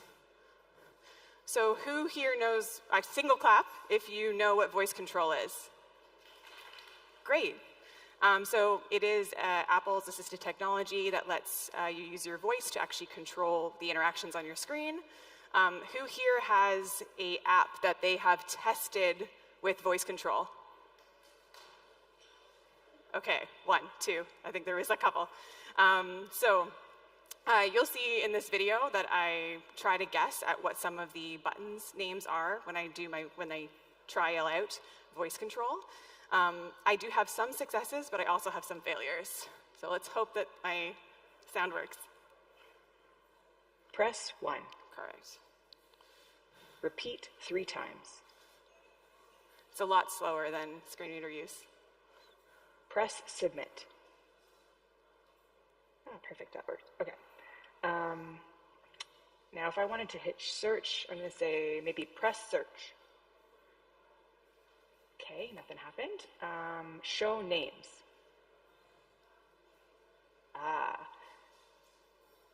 Press double tap to search for products, orders, and. Okay. Press double tap to search for products, orders, and. Oh, there we go. So I tried submit worked fine, but when I tried search on the magnifying glass, which I assumed that would be, it didn't work. And so when I asked to show names to see what that label was and what I needed to call out, I realized that that label really looked like a hint more than a label. And it took me a couple times to actually say what I needed to say to get through. It's something to note is that voice control is using those same accessible labels as you would get for a screen reader. So changing our button's accessible label to just search not only made the voice control users a lot faster, but it also sped up screen reader users as well. So it's really just a win-win. So the solution here is to keep content short, put the need-to-know information in the labels, and any extras should go in hints. My last lesson is about hierarchy and focus management. And this is kind of a unique topic for mobile. And I'm kind of showing you another example because it hits home a little bit more. Customers, tab, 4 of 5, button, so back. Products, tab, 3 of 5, button, back. Orders, tab, 2 of 5, button, back. Products, tab, 3 of 5, button, back. So this, again, it's putting us up at that top. You're hearing back as the first element. For anyone who's cited, the first thing they see is where they are. They see the fact that they're on that order number, what is it, 61644, or that they're like on customer B Evans. That is what we're telling our cited users to see because that is the biggest component. But we're not giving that information to our screen reader users. Instead, they're hearing back every time. So there is a few different ways that you can kind of help with this. One way is you can just design your apps so that the focus is on that top corner. So typically, I will say the way that what it navigates to first is usually through the accessibility tree. So depending on how you're actually coding things up, you'll see that you're likely to hit that first top left corner node as long as it's accessible. So you can just put things there, and that will be the first thing that it'll see. So the top leftmost corner. You can, in theory, re-architect your code so that it is not reaching that, but it's reaching wherever you need. But honestly, my recommendation is probably to do a bit of a redirect instead. So if you remember before, I showed you the accessibility details for point of sale. And I was mainly showing you this because we do extend them with a autofocus. And that's because our header component uses the autofocus. It was inspired by Shopify's COVID alert app. I will have a resource guide at the end, by the way, with a link to that repo as well. So if you are interested in pulling this code and not just getting the meat of it, this would be it. But yes, basically it's got a focus on element that automatically focuses on the node you want as long as it meets the conditions, including the screen reader on. So the solution here is either design for the focus or redirect the focus. So these are just really a few examples, but the main theme for all of them is that we're trying to make apps accessible to use, and not just accessible, but make them pleasant regardless of if you have a disability or if you are pre-disabled. Accessibility isn't a synonym to inclusive either. I encourage you all to try using a screen reader for a day or voice control to kind of understand that space better if you haven't already. But here's that guide I promised. I've included book recommendation, a link to a bunch of the resources I've mentioned. I've even got a 5-minute talk on there for like how to use the screen reader already in your pocket. So if you're not familiar with voice control, not familiar with VoiceOver or TalkBack, I would really recommend this. I can put something up for voice control if people are interested in as well. But yeah, I look forward to seeing and exploring more of your accessible apps. So thank you.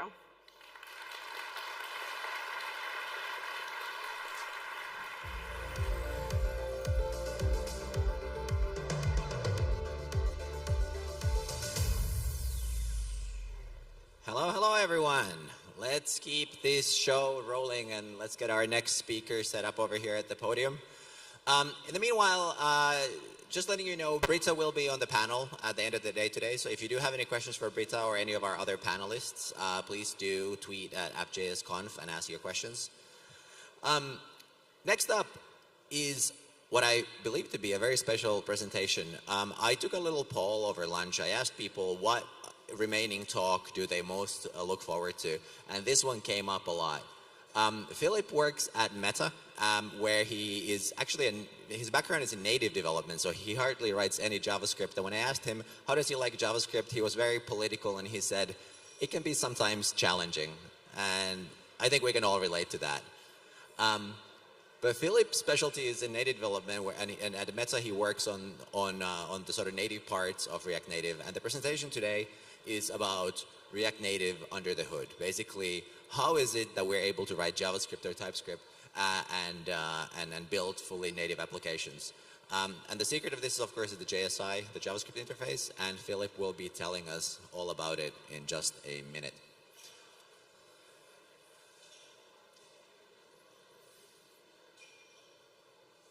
Looks like we are almost there.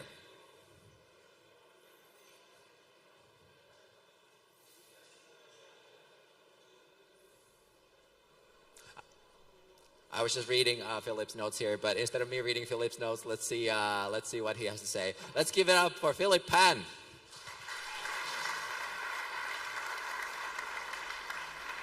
Okay. Hello, App.js.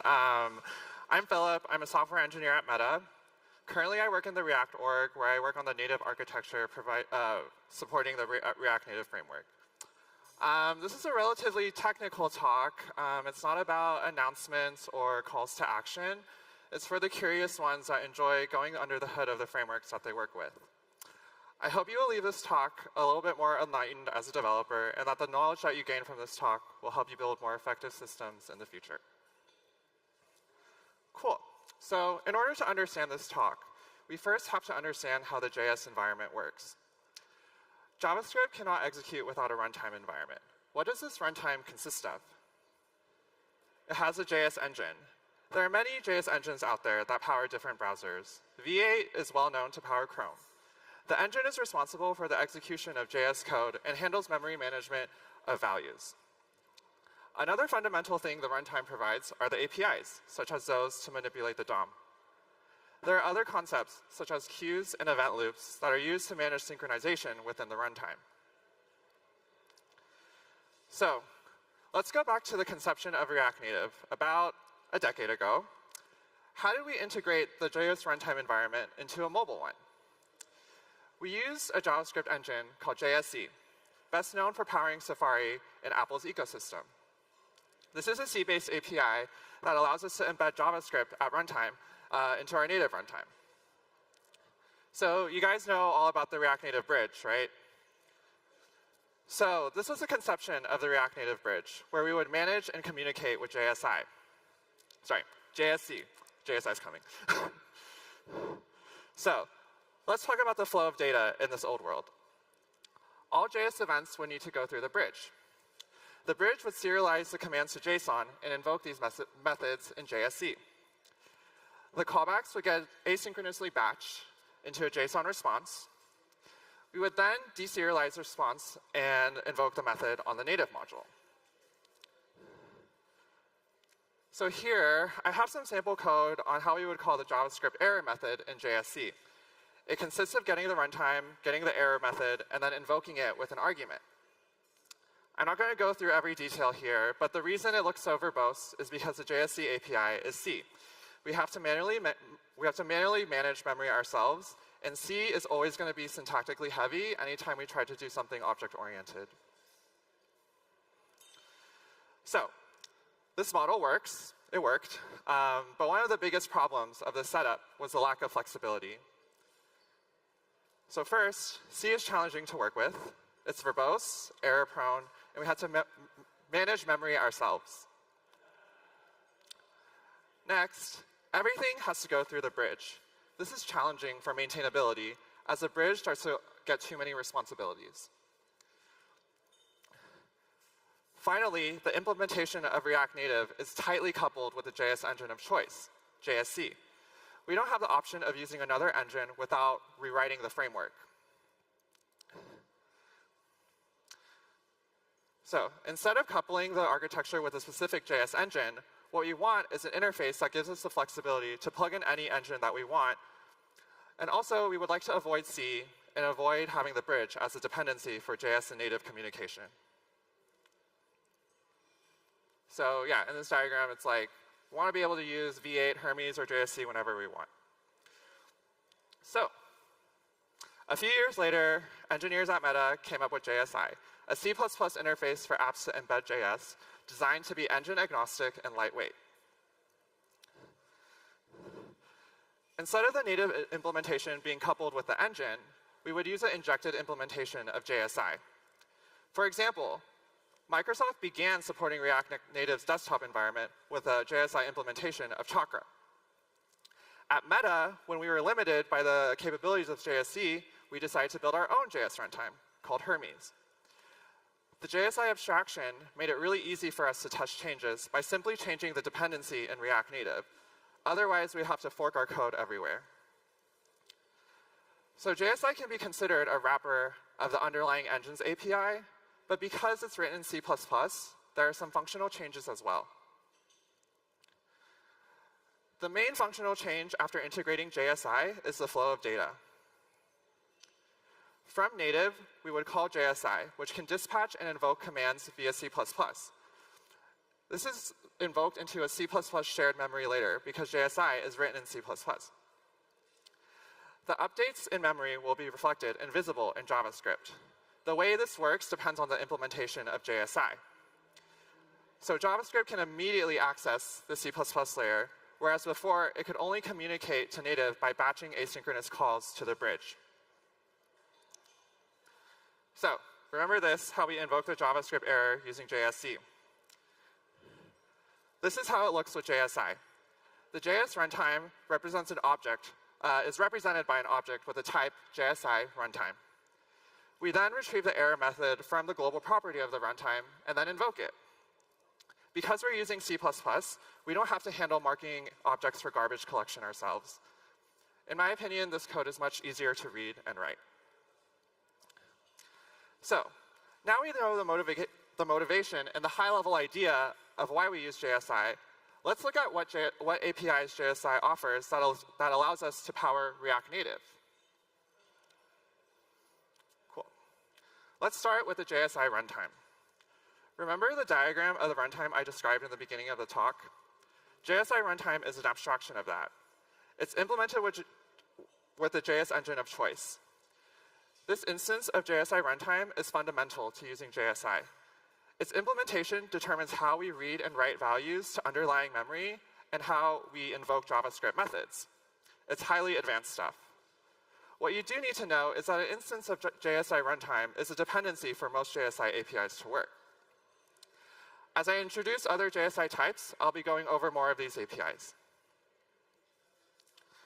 There are some things to know around using JSI runtime. It can only be read and written to from the JavaScript thread. Otherwise, you may retrieve incorrect values or trigger undefined behavior. In React Native, the framework is responsible for managing the lifecycle of the runtime. It can be torn down and restarted at any given time, which means that capturing it means that you have to manage the lifecycle yourself. Finally, the runtime needs to be passed to almost every single JSI method. This is intuitive when reading values from JavaScript, but we have to do this when creating values as well, because JSI will need to track the values in C++. The JSI runtime is not a singleton. In advanced use cases, we can handle multiple runtimes, and I'm pretty sure I saw some talks that did that today. The most fundamental type in JSI is JSI value. It's a C++ representation of JavaScript values. JSI value has a number of APIs to convert to permitted values or subclasses. In this example, we have an example of JSI representing a Boolean. We can convert it to a native Boolean, but trying to convert it to a string will throw an error. More practically, JSI value is what we pass to JSI to invoke JavaScript methods from native, and it's also representative of the values that we receive for JavaScript methods that return a value. So here we have JSI object. It's a subclass of JSI value that provides object APIs like property getters and setters. This example is not too interesting, but I'll get into the capabilities of object later. JSI also offers object representations of JS functions. Here, we retrieve the global promise function from the runtime. We then create an instance of this promise that lives in JS memory, but is created from native. This example shows how native can access functions from JavaScript, but what about the other way around? I also want to add that this is essentially what we do to support promises in native modules. Cool. So we can also embed native functions into the JS runtime with what we call host functions. In this example, we embed a native function called host function onto the JavaScript global property. We can then call this function off the JS global object. So this is an example of how JS can invoke something in native. Similarly, we can embed JSI objects into the runtime as host objects. Retrieving values on the object will trigger the get method, which can be overridden in our implementation of the host object. In this example, we override get to create a method called myMethodA on the host object. After installing the object onto the runtime, we can call myMethodA, and it will invoke the underlying implementation that we overrode in the get method. So you can see how powerful this pattern is, as we have a way to share objects between JS and native, where the user doesn't have to worry about any memory management. It's all handled by JSI. So now we know how we can use JSI to communicate between JS and native. How do we actually use this API to power React Native? I'll share a few examples. So remember the pre-JSI native module communication flow? Let's revisit it real quickly. The bridge would invoke the JSC API to start some work on the JavaScript runtime. In the callback, the runtime would batch some serialized JSON response encoding the native module instructions. And then finally, the bridge would deserialize this response, look up the module, and then invoke the methods. So I'm going to share with you the native module flow when we first integrated JSI. When the runtime invokes the native module, it passes a JavaScript value to the underlying JS engine, where the JSI implementation will then track it in C++. This gets passed to our bound host function, so native call. Our host function would then convert the JSI value to a C++ dynamic. And so if you don't know what a C++ dynamic is, it's just a bag of values similar to JSI value, but it's not limited to representing JavaScript values. This standardized type would then get passed to the native module infra. And then the module infra would look at the native module, convert the arguments to native types, and then invoke the method. Note that here, we've decoupled the flow of data from the native bridge. So there's no bridge here anymore. In the new architecture for native modules, also known as turbo modules, we do things a little bit differently. Instead of using a host function, we used a host object. This example is iOS specific. We can leverage the toll-free C++ bridging in Objective-C, Objective-C++, and go directly from JSI value to the native type. This improves method invocation performance because we can save a deserialization pass. Cool. So let's talk about the rendering layer that powers the legacy architecture. So the path is very similar to the native module flow because we manage nodes with a native module called a UI manager. The native module infrastructure converts the dynamic to a general mapping of prop names to generic object types. There's additional work we have to do. We have to do an additional deserialization pass in order to convert the generic object types to types that can be recognized by native views. Cool. So in the new architecture, we use a host object instead of a native module to represent the UI manager, decoupling the critical path from native modules. The UI manager converts the JSI value to raw props, which is just a generic wrapper of JSI value. We don't do any conversion here. This is just a wrapper. Then, finally, we directly convert the raw props to native type props and pass it to a native view. So in this flow, we saved a number of deserialization steps. So these are some benchmarks on the new architecture renderer. It has noticeably improved rendering at scale, especially on iOS, where we can leverage toll-free C++ bridging with Objective-C++. But unfortunately, we still have some not as great wins on Android due to the serialization requirements of JNI to interface between Javaland and C++. So this is just to show you that JSI is not some silver bullet that creates highly performant JavaScript apps. The API is really powerful, but it needs to be used thoughtfully. So now I've shared with you the main capabilities of JSI. I'm sure many of you are wondering, should I use JSI?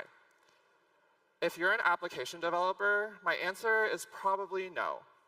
For the most part, we've abstracted much of this away via the native components and native module API. Most product use cases will not require interfacing with the JavaScript runtime directly. If you're a framework developer, my answer is maybe. There are some advanced use cases with JS and native communication that can't be solved with React Native's current offering. There are actually some libraries leveraging JSI today. I'm pretty sure I saw some in the talks today. But I'd like to share one example that I think all of you are quite familiar with. Expo modules. So we're at App.js. So Expo modules is unique, right, because it provides an expressive DSL that allows developers to create native modules in Swift and Kotlin. And Expo modules is able to achieve this using all the concepts I talked about today, converting their DSL into custom bindings that allows you all to implement native modules in the most modern languages. So, the React Native core team never made it official that JSI was available to use in consumer apps or libraries. It was through sheer ingenuity and curiosity that the community was able to figure out how to utilize JSI to build incredibly advanced features like Expo modules or Vision Camera. So this meant that they had to do some really hacky stuff, such as the example that I'm showing here. This is a common pattern that advanced libraries use to retrieve the JSI runtime on iOS. A private method is exposed off of the bridge. Then a hard cast is done to the runtime type, which is not possible to be caught during compile time if this cast was incorrect. They had to do this because our core infra was not initially set up to support other people using JSI. But I'm happy to announce that this year, we've been working on a proper set of APIs for developers to leverage JSI in their libraries and applications. So, note that all of the APIs that we talked about today have a common dependency, JSI runtime. I'm reiterating this point because the APIs that React Native provides revolve around giving access to the JSI runtime. So the first API I'm going to share with you all is the host delegate. The host is a new architecture's abstraction for the runtime. It's responsible for creating and managing its lifecycle. The host delegate will receive a callback when the runtime is finished being created, so it's safe to access. This is also the earliest time you can safely access the runtime. Usually, the host delegate is the application, as the application is responsible for starting the React Native runtime. At Meta, we use this to bind application-specific logging functions that need to be ready as soon as JS execution starts. This is the iOS API, where the host will call initialize runtime when it finishes creating the runtime. In Android, the pattern is extremely similar, except we have to use JNI to execute C++. The main difference here is that the callback is injected rather than delegated because of the language boundary. The callback that's injected is called the bindings install function, which is provided by the delegate. Next, I'm going to talk about C++ turbo modules, an offering from the new architecture. The distinction from turbo modules and legacy modules is that a JavaScript spec is a source of truth of the model's shape. C++ turbo modules are also unique because every method will receive a reference to the runtime. We can do this because by default, C++ turbo module methods are run on the JS thread. Just like any other native module method, we can invoke the method from JavaScript to execute the underlying code. If you wanted to install bindings to the runtime very early, you could potentially call it an index.js, where we mount the root component. Since it's written in C++, it's a naturally cross-platform solution for installing bindings. At the moment, the stable API for C++ turbo module registration is in the app layer. We don't officially support auto-linking yet. However, in 0.74, we've introduced experimental APIs for C++ turbo module auto-linking. Please check out this post in the new architecture working group if you're interested in these APIs. The last API I want to share with you is via turbo modules. We've introduced a hook that takes in a runtime argument. The native module infra will call this hook when creating the native module. Since native modules are initialized on the JS thread by default, this is thread safe. This does not require an app layer change. We just need the module to be linked. For iOS, we provide a protocol called RCT turbo module with JSI bindings. This will enforce that this hook is implemented by your module at compile time. This is the Android API equivalent. Note that it's extremely similar to the host delegate, but here we can install bindings in the module layer instead of the app layer. These turbo module APIs will be available as experimental APIs in 0.75. Now, all of these APIs are invoked in situations where you're already guaranteed to be on the JS thread. However, React Native is a multi-threaded environment. We have the JavaScript thread, obviously. We have a UI thread, which is a thread that can safely update UI components and retrieve information about the UI state. Finally, a fundamental native capability is to allow creation of arbitrary threads to execute work in parallel. What if we need to read or write values to the runtime when we are on one of these non-JS threads? We have an API for this use case called the call invoker. The call invoker provides an API where we can dispatch onto the JavaScript thread asynchronously. Currently, we do not support blocking the current thread to finish execution on the JS thread. The API is simple. You just pass in a Lambda to invoke async that takes in a reference to the runtime. In C++ Turbo modules, getting the call invoker is easy. It's always passed as a dependency to the module. In iOS, we provide a protocol called RCT call invoker module. After conforming to this protocol, the native module infrastructure will decorate your native module with a property to access the runtime. On Android, we've made the call invoker available through the React context, which is injected to native modules and native components. Again, this must be passed down to a C++ layer via JNI to actually invoke the underlying logic. We've introduced these call invoker APIs in 0.75. These APIs are actually forward compatible, so if you're already using the call invoker, you don't have to fork your logic when migrating to the new architecture. Cool. So that's the talk. Hopefully you found that interesting. If you have any questions, Meta will be in the expert lounge after this talk. I want to say thanks to all these people here for supporting this work over the years. Many of them are here today. And then finally, I want to thank all the developers here. Thanks for keeping me employed. But also, it's such a privilege to support all of the amazing work that you guys do and being a small part of your industry journey. Thank you.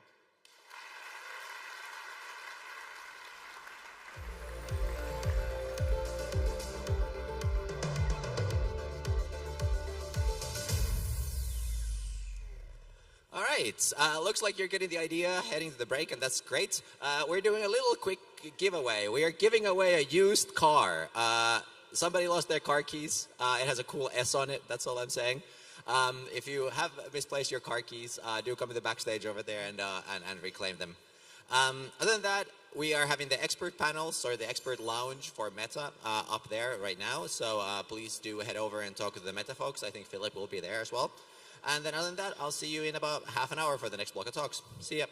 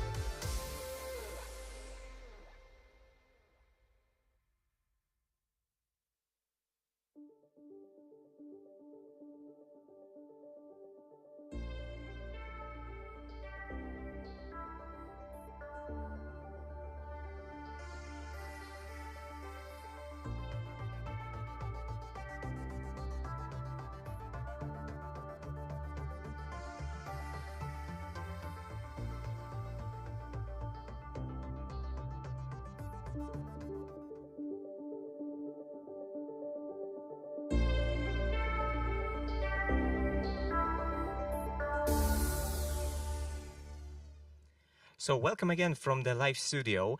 And right now our guest is Kim, that had his speech yesterday on music. And well, he said that he started using React Native quite recently. So my first question is, how was it to switch from web development to React Native? Well, basically last year.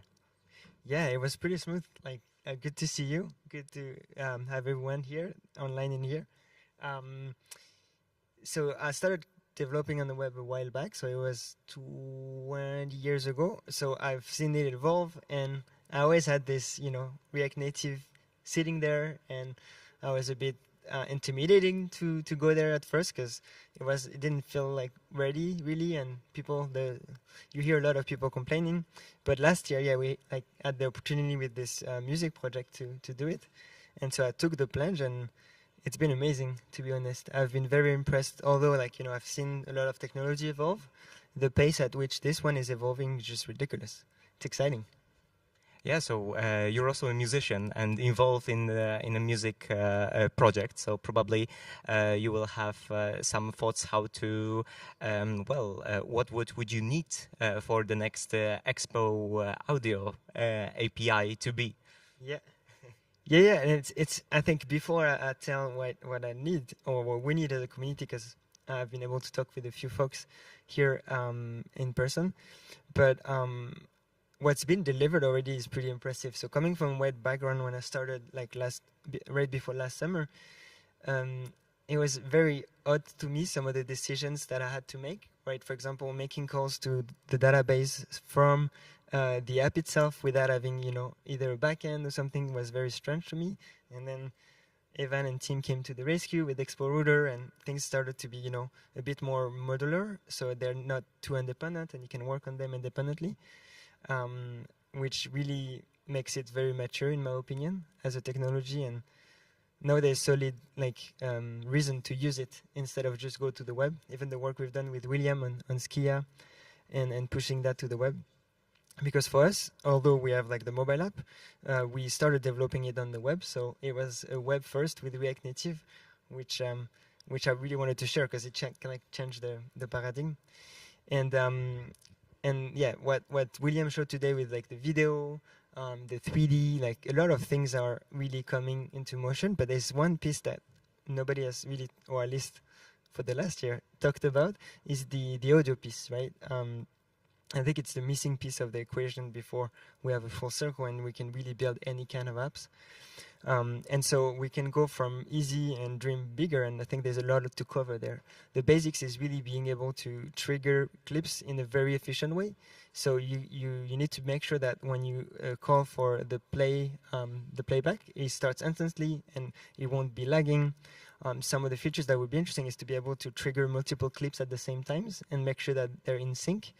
You see a lot of applications, especially on iOS, where they have a beat making tool or where it really needs to be instant, right? And this is pretty well covered in iOS, but it's very hard to do in Android, right? So if we as a community are able to build a universal way that solves it for Android too, then it would open a lot of exciting opportunities, I think. Yeah, it looks like it's a big challenge for us right now to create a great audio stuff because the Expo video is going straight ahead. We have this video in Skia right now. It's great. How about the new 3D stuff that we've seen? You plan to use some of that crazy stuff actually. in your app? Yeah. It's funny because I wanted to scrap it. So, we have a physical device. It's like the travel sax. It's an electronic wind instrument. And on the onboarding flow, I wanted to show the product and tell them to flip it around, turn it on, and then plug the USB. And I was planning to use GIFs or something pretty lame. But now that there's this 3D thing, I'll be able to have it there, and they can turn it around. And also, we can customize it with the different key colors. So now that it's a 3D object, I will be able to. They will see their own saxophone with the right colors, and I won't have to manage hundreds of assets and things like that. Yeah, it would be a great feature, just giving the user the resemblance of the real physical object. Yeah, and it's been very interesting. I don't know if you've seen the talk from Tesla from SpaceX, because what they've done is pretty impressive in the fact that they were able to do it is amazing. But the one caveat they give is that it's not linked to reanimated, so they can't really do proper gesture. And so with this new solution, I think you would solve for this on top of making it more affordable. And do you plan to cover more instruments? How many instruments actually do you cover apart from saxophone? Yeah, it's a great question. So nothing I can say officially, let's put it that way, but what I can say though is we'll be covering all wind instruments, right? So right now the saxophone is where we start, but there's so much more to cover, from clarinet, trumpet. It's been to date pretty acoustic, so you have electric guitar, electric piano, drums, and a lot of tools like melodics, like musician, you name it, even for the voice, but all the wind instruments has been pretty acoustic. And so one other thing on the audio engine that would be interesting, something that we're working on internally is, we call it sax to MIDI, but we can generalize it mic to MIDI, where basically we would listen to the input and deduct the notes that the user is playing. Musician does that with guitar already and such, but having this as a tool for the community to do would be very powerful. Also being able to recognize, to generate, for example, audio. So, for example, use machine learning algorithm to create your own backing tracks. We really want to build the foundation, and then use AI to generate some custom practice exercise based on what you missed. If we would notice you have because there's a lot of keys in wind instruments in general, and so there's sometimes you need to go from one key to all the other keys. And so if you have struggled with this, for example, the AI assistant can just give you a personalized exercise. Yeah, making the exercises really fun is like a great way for the application to make the people engaged, but also make the boring parts of trying and error while exercising. Yeah, if we look at the alternative of learning instruments, it's changing, right? But the way it's been done officially, it's you go to school and you study music theory for how many years, and then eventually you get to play the instruments, which for me is flipping upside down. Like, the instruments is about creativity, being expressive, and so you should start with this. So with the team, we're really pushing so that we reduce the time between you open the app and you actually play something. So there's this reward system.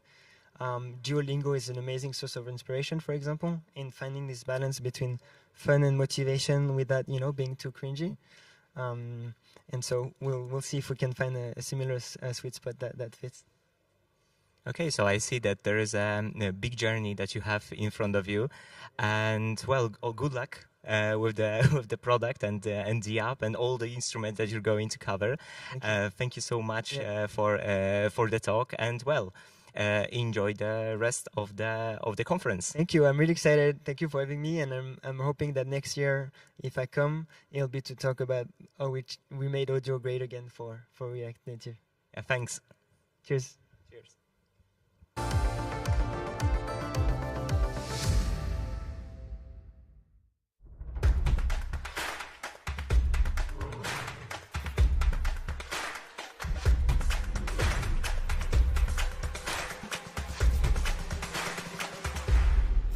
And if you want to become a Node.js developer that can build end-to-end applications, join our thriving community at nodejs.dev, and I'm going to help you master full-stack mobile development by building applications users love.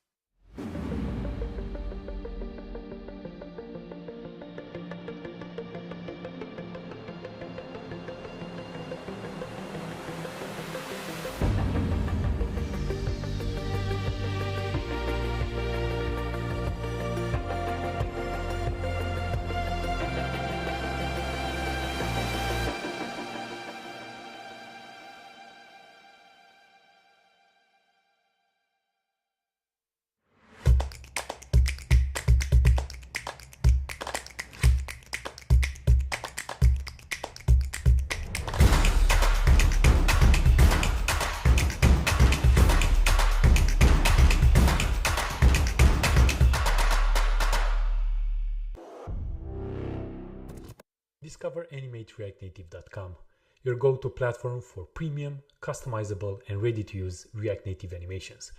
There are over 120 different animations that are going to save you time, enhance your app, and, in my opinion, is the perfect collection if you'd like to learn more about React Native animations. Get 60% off by using App.js Conf. Visit animereactnative.com. You can't stop thinking about React Native? Then you're just like us. Join 10,000 other developers on galaxies.dev and become a stellar React Native developer faster. Learn with our pro video courses, practice with hands-on projects, or stay up to date with the Rocket Ship podcast. Galaxies.dev is the home of epic React Native content. Join today and use code App.js for a 35% discount on your first payment of Galaxies Pro. That's galaxies.dev and code App.js.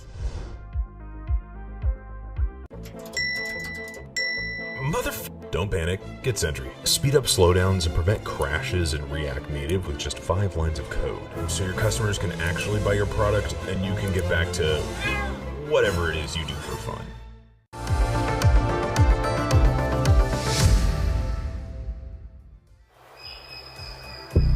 Like 0 degrees, I'm out the cage, gotta let out the beast. Revolutionary, gotta let out the streets. Locked in a cage, I'ma let out the. Wake up, get out the sheets. We came for one man, forget my peace. You take the west side, take on the east. I'ma put them in a cage, never let out the. I ain't chatting the noise, move too quick, can't stop for the top. I ain't chat with the boys, not so tough, but nice keep rocking. Just too sharp with the prize, white girls better tell me I'm awesome, yeah. Hot like fire on the pine, if you wanna touch now, please use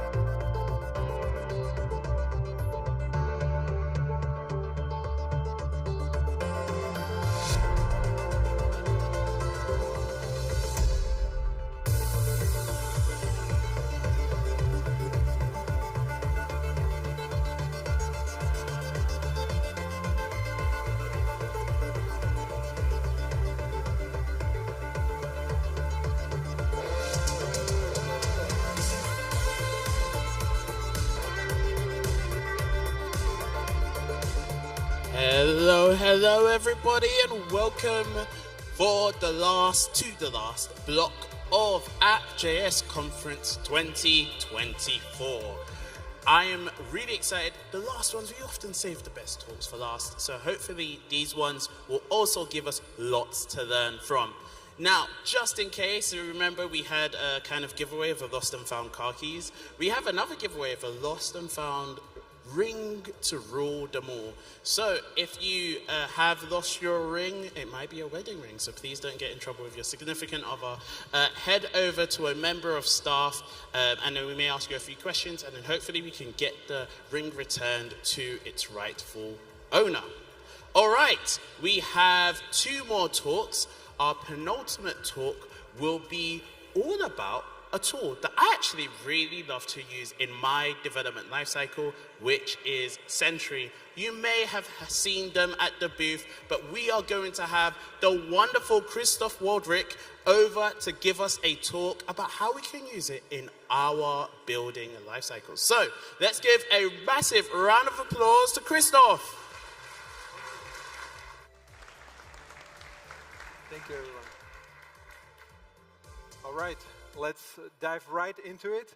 So I released a new version of my app, and I'm getting this nasty error, and I really want to go to the after party, so I hope we can solve it here together. You can see I'm reading API URL from an undefined variable.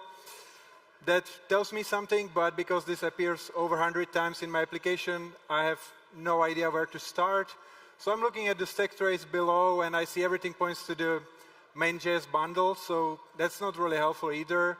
The first thing that I can grasp on is the on-press button, so I know it's happening when the user interacts with the app, but the rest of the stack trace is minified and doesn't really give me any details. Please raise your hand if you were experiencing similar issue where you just have no idea what to do. Everything points to the bundle. Awesome, I see many, many hands, so I'm at the right place. When I'm thinking about this again, of course, I forgot to upload source maps. So let me try to fix that. All right, this looks much better. Still the same error, API URL, but now I can see the error screen in my application. But wait a moment, the line 61 definitely doesn't read anything from API URL. There is something wrong here. Possibly I've uploaded the wrong source maps and Sentry couldn't do anything better than show me this line. Let me check the folder with my source maps. And yeah, you can see I've been doing many releases, just piling the source maps here together with the JavaScript bundles, but I guess I got them, mixed them up, and now I don't know what to do with that. I could just go try an error one after the other until some of the symbolizations looks decent, and I could start debugging from that, but they will take forever, and they told me that the talk should be about 20 minutes. So a bit about myself. My name is Krzysztof. I work at Sentry at the Viennese office, and I maintain the React Native SDK. The name of my talk is, oops, there was one too much. Name of my talk is Leveling Your Debugging Experience with Debug IDs. That's the solution to my source map problem. But before that, let's take a step back and talk a bit about what are source maps.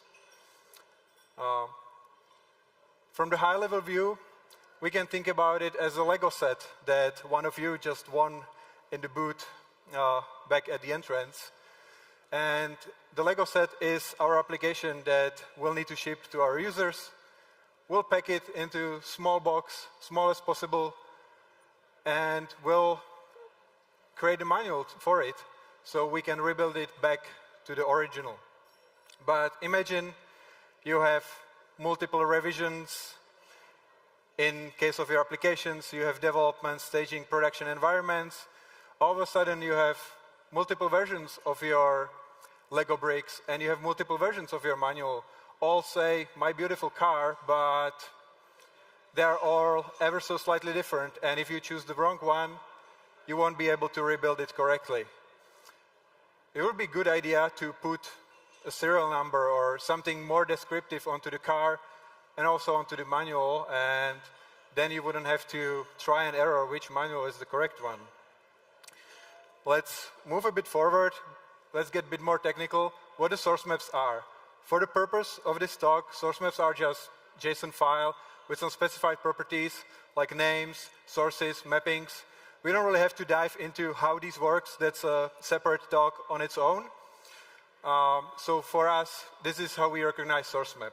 Sometimes there's also source content. That's, for example, the default case when you generate source maps for React Native. But let's take a step back. How did we got to the source map in the first place? I have super simple example, so it's easy to follow for everyone, including me. It says hello App.js, and we want to create a bundle out of this, make it small as possible. I'll enable minification. It will look something like this. We don't need to know the whole hello, the O is enough. We'll still see that it says hello App.js. And because I enabled source maps, I also get this. I'll get the source mapping URL that's pointing to the source map file, to the JSON file that I've shown on the previous slide. But this can get very complicated, same as the manuals before.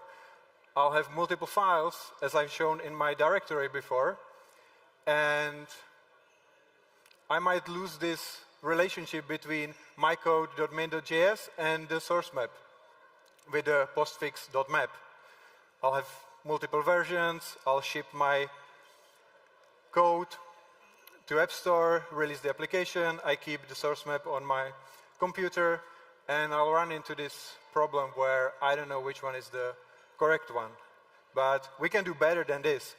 We can replace it with unique identifier that is not that easy to mix up, and even though the bundle and the source map will get split up and won't be together in the same folder structure, I'll be able to find and tell for sure which source map is the correct one.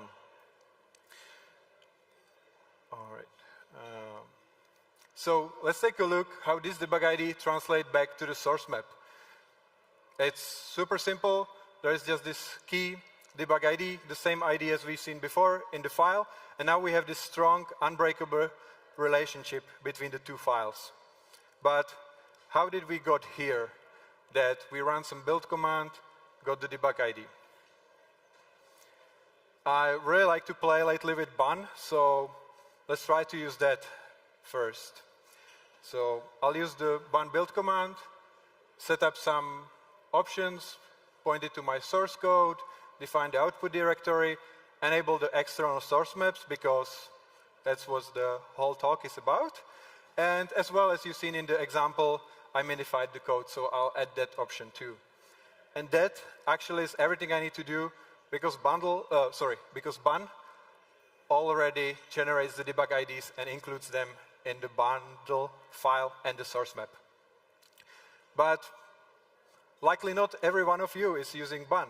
So what if we use something else? Webpack, esbuild. Let's take a look at that. The command looks almost the same. I replace bun with esbuild, build with bundle. The rest is the same, but no debug ID in my generated files and source maps. So I'll have to do it myself. I might use the plugin ecosystem that the tooling offers, or I can use the Sentry CLI. So in the first case, this is a sample small code snippet that shows us how the adding of the debug IDs could work. So first we get the bundle, that's the content of our file, and based on that we generate the debug ID. We create a unique hash of the file and then append it to the end. And in case we couldn't use the plugins, we don't want to create one, we might just use this source map inject, point it to our directory. It will go through the files created and their source maps. And before this structure of the files breaks down, before we deploy our application, it will inject and create this strong relationship with debug ID. But that's not enough for debug IDs to do the magic that I'll show you at the end. We'll need them to be available in the runtime as well. And because the current JavaScript engines do not read the debug IDs out of the file, we'll need to use something that you all heard many times about. We'll need to use a polyfill. So how could that look like? We can define a global variable, a map of the debug IDs that are being loaded to the runtime as the JavaScript bundles are being executed. And I helped myself here a bit, define this pseudo function, get current file path, instead of describing the logic, how we create an error, read the stack trace, and actually get the file associated with the debug ID.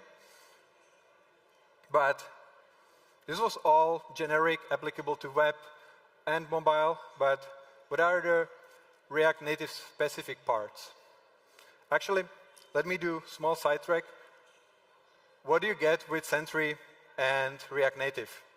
If you use the Sentry product in your React Native application, you get error monitoring, you get the stack trace that I've shown in the beginning, and you get context information about what was going on in the app, and you get all the information to solve your errors as quickly as possible. That's where the debug IDs fit in. You as well get release monitoring to see how your app gets adopted if people are migrating to the newer versions that you released. And you also see what versions are getting errors, where it hurts the users the most. And when you have that figured out, you might want to also focus on performance. You want to see if the application is starting fast enough, if you are not losing potential customers there, if during the navigation in the app are any slow frames, if the app feels sluggish. That's what you can do with our performance monitoring. But back to the debug IDs and how do we get them in React Native applications. The same way as Expo is the easiest way to build new React Native applications, it's also the easiest way to get debug IDs. You can just build a native app or run the Expo update or Expo export with the source maps enabled, and that's all you need to do. The debug IDs will be generated in the bundle file and the source map. But there's one part of it that you still need to add yourself, and that is the runtime polyfill. So tools like Sentry, error monitoring tools, can link the error that's been captured in your application to that debug ID and send that for processing to the server. We work together with Expo on this plugin option that gives you the pre-modules and the debug IDs. Why the pre-modules? Because we want to load the debug IDs as soon as possible, so any error that might happen in the application afterwards can benefit from having it. So this plugin creates the debug ID module. You can imagine it just as a simple JavaScript object that specifies the code that will be included in the bundle, and we place it to the first place in the pre-modules array that's being returned from this plugin. And if you use the Sentry React Native SDK, you just don't have to think about it. You can just replace the get expo config with get Sentry expo config, and this will be set up for you automatically. But I have to acknowledge, not every application yet migrated to Expo. So how do we do the same thing in bare React Native app? This might look familiar to you as the Metro config.js file. If you are lucky as me, it's completely empty because the default config is enough for you. But for the debug IDs, we'll have to add some things here. We'll focus to the last part in the Metro process. So that's the serializer. If you're not familiar with the Metro steps, it resolves the files that will need to be included in the bundle. It runs transformations on them. And the last step in the pipeline is the serialization That's right before this file will be, the string of the bundle will be created and written to the file. So let's take a look on the changes. We'll use the property called custom serializer, and we will wrap the default behavior of the Metro serializer with the debug ID polyfill, as well as the comment at the end of the file, and adding the key to the source map. So let's go through this. Yeah, okay. First, as I mentioned, we generate the debug ID based on the content that will end up in the bundle. Then we create the module and add it to the first place, similar as we did in the Expo config. Then we run the default Metro serializer. We create the bundle file, the bundle variable. We create the source map, and the last thing is the bundle to string, which actually is the string with the content that will end up in the bundle. And the last bit, we'll add the debug ID to the last line of the file. As well, we add the debug ID key with the value to the source map. And then the function just returns, as there would be no additional code, like code and the map. For completeness, these are the imports of the default Metro functions, but similar to the previous time, you don't have to worry about it. You can just include the with Sentry configuration from the Sentry React Native Metro, and it will do the wrapping for you. So now I have everything set up. I should be able to generate new bundle and new source map with the debug ID included. So now I can take all the source map generated, throw them at Sentry, and it cannot make a mistake. If I generated the correct source map, there will be the correct debug ID. I'll get the debug ID from the runtime, and we'll see where I've made mistake. And sure we do.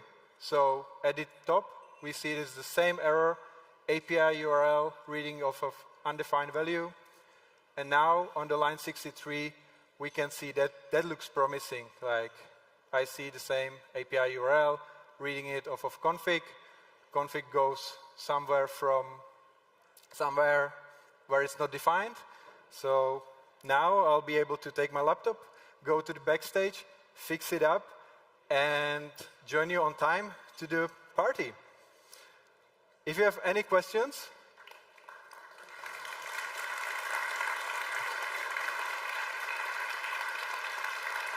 thank you. If you have any questions, please just come talk to me. I'll be happy to explain you the details and give more insight on like if you would want to implement the plugin yourself and like how does this actually translate to the real code. Thank you.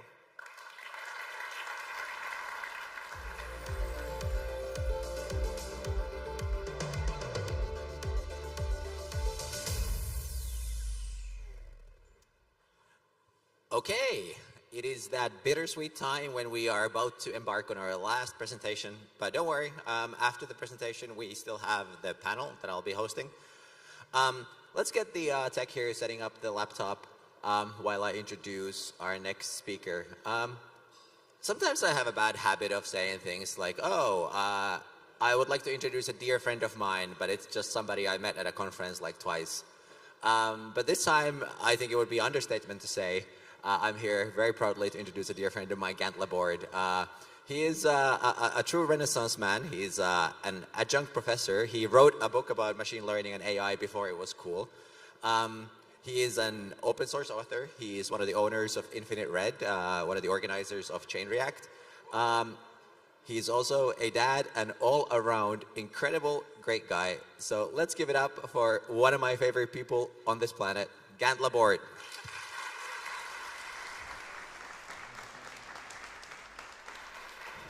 Well, hello, everybody. You ready for the last talk?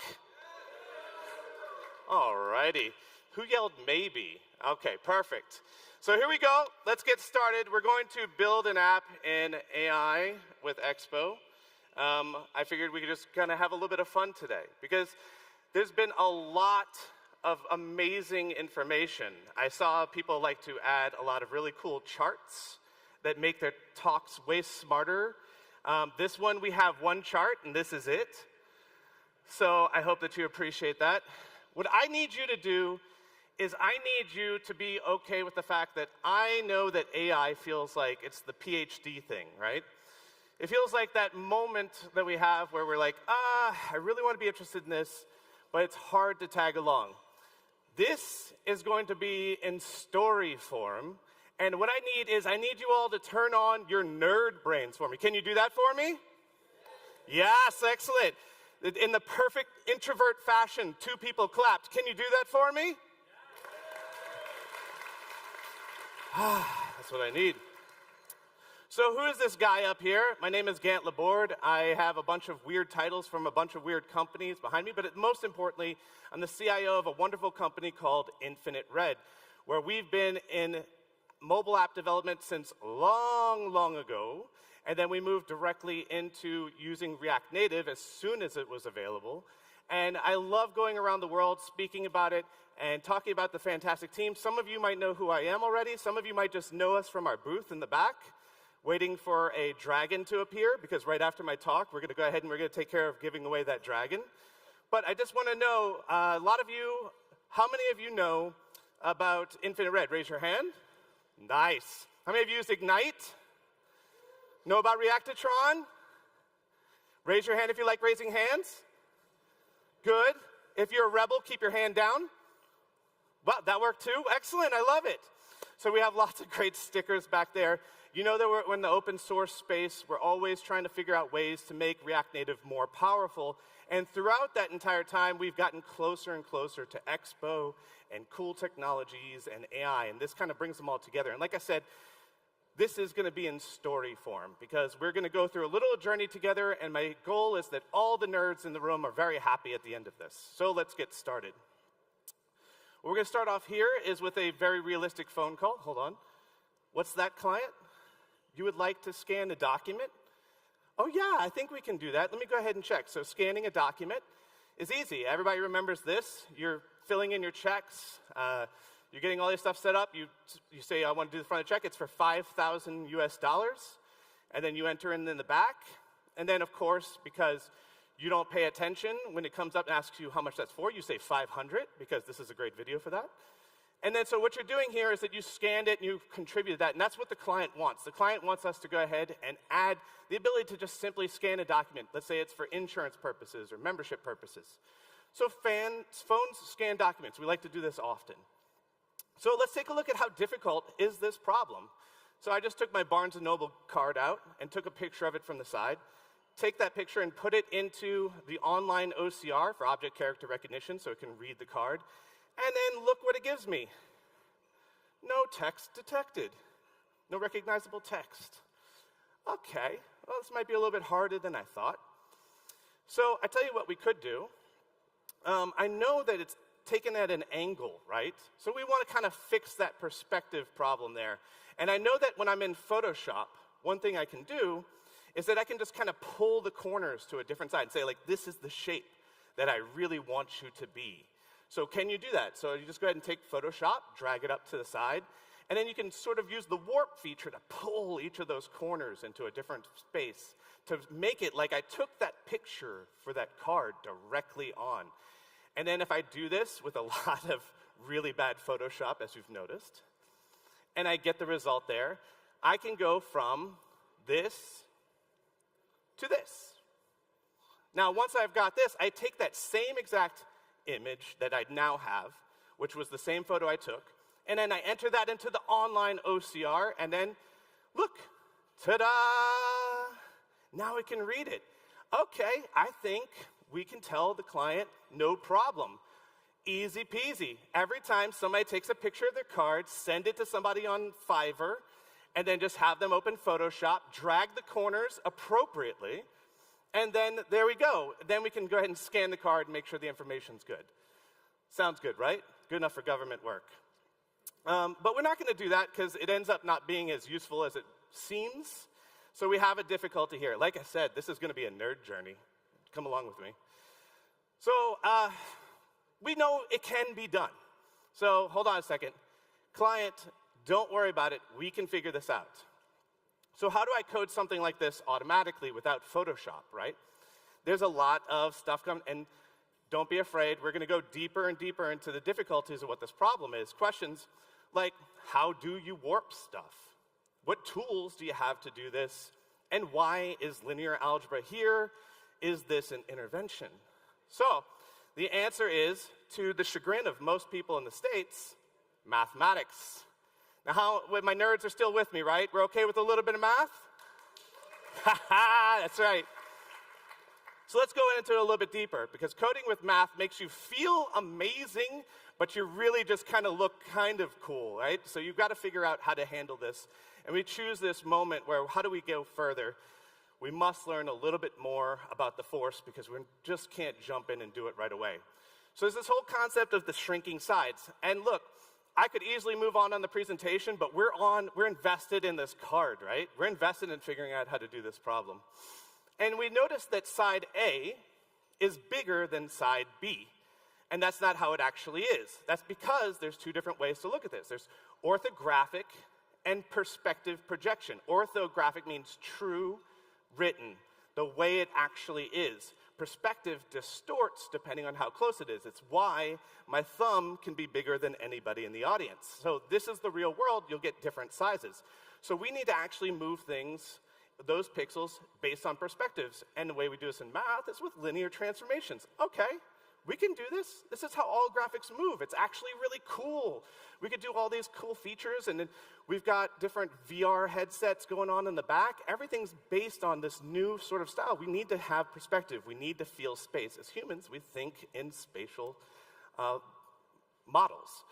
So now I have to find it in React Native. So there was a CSS property that was fine to go ahead and get there, but look, we can do all those linear transforms in React Native as well. So setting up transforms, we're set. I don't think there's a problem now. It's just like a little bit of math between here and there. So now we just need to do that part of it, right? Using a 4x4 matrix, we can take any image, and if we know what the matrix is, just tell it, apply that to the transform property in React Native, and go ahead and pass it along as a 4x4 matrix. So at this moment, I need to take a little sideline here and go like, why are we doing 3D space in a 4x4 matrix? Like, what's going on here? Like, why is this a 4x4 matrix? And again, this is super nerd bait here. We're going to have a lot of fun. And I know I've switched memes here. You were like, Star Wars, you know, let's do matrix. Pick a lane. No, okay? I'm not going to do it. So we ask a smart person what we need to do to apply this transform. And then they say, like, look, the reason why it is a 4D matrix is really simple. The smart person says, in 3D space, we can rotate, we can scale, we can shear, right? We can change the different sets of roll, pitch, and yaw. But the problem is we always have this set there. If you want to know how to take 3D transforms, it should be a 3D matrix. Well, what about moving it in space? All right. Well, how do you translate this? How would you take it from one space and move it over to another? And the answer for the linear transformation that we can apply in that 4x4 matrix and the thing that we found in React Native is you can't. So the answer is actually that's why it is a 4x4 matrix, because 3x3 matrices can't move things. And look, we're going to go deep into it for a second here because this is super fun stuff, right? So computers are doing this all the time. How are they doing this? It's all just a math hack. The whole trick is a math hack. That's why there's 4 dimensions, right? So what we're going to do now is I'm going to show you this amazing example of if we wanted to move something and translate it from 2D space, we need to go ahead and move through 3D space. This is amazing, right? So we're kicking butt. The client's got to be very happy with all the math we've done, right? This is going to be amazing. So I have this thing in 2D space, and I pick it up, and I want to move it over, but you can't do that. So what if I move it in a 3D space? Well, guess what I can do? I can raise it up in 3D space, shear in 3D space, and then project it back down. So I can actually translate in 2D space using a 3D matrix, and that would be how I can move it. So that's why it's a damn 4x4 matrix in the whole first place, is that if you want to go ahead and move something and translate it around 3D space, it has to go to a fourth dimension. And I'm just like, yeah, this is awesome now. I'm ready. Let's go ahead and let's code this up, right? Okay, no problem. We're set. So we know that if we take an image, we apply the transform to it, we'll get there. So we asked a smart person, how do we figure out what that matrix is? And I'm not going to bore you with that right now. But the truth of the matter is, it does get hairy quickly when you're trying to figure out what that is. And then as developers, we have a clock sitting on us, right?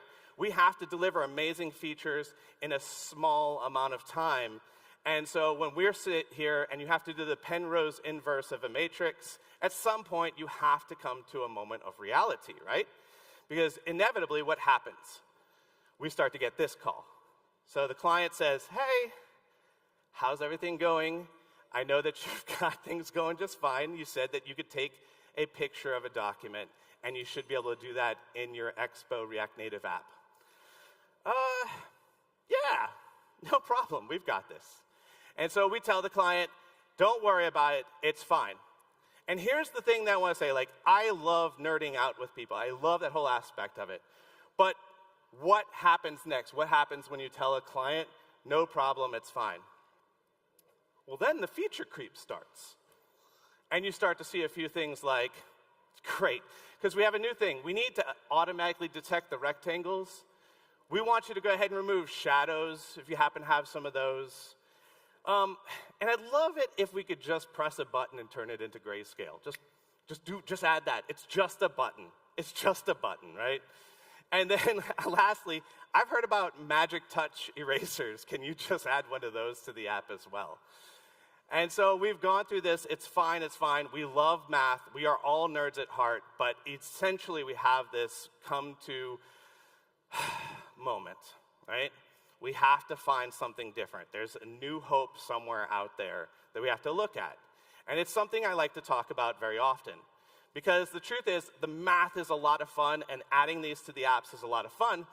But there's really cool features that are being built that are easy to consume and add to your application to keep you on your deadlines so that you can go watch the cool new Dune 2 movie in theaters, right? So I want to introduce you to a whole array of, I've talked to people a lot about on-device machine learning, okay?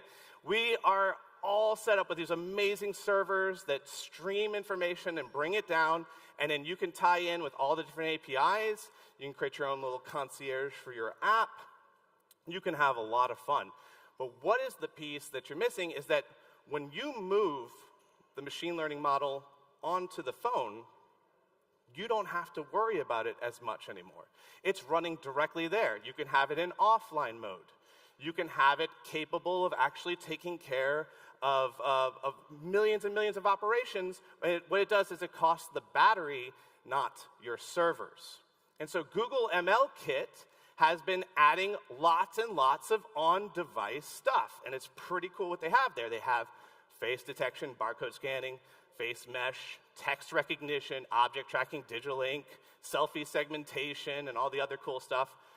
But one thing you'll notice that they're supporting in beta right now on phones is document scanning.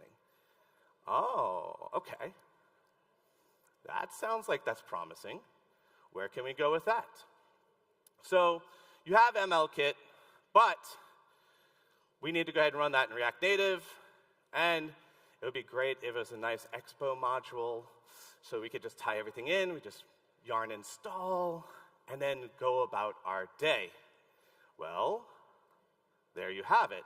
So we have an open source repository, Infinite Red, React Native ML Kit. Thank you.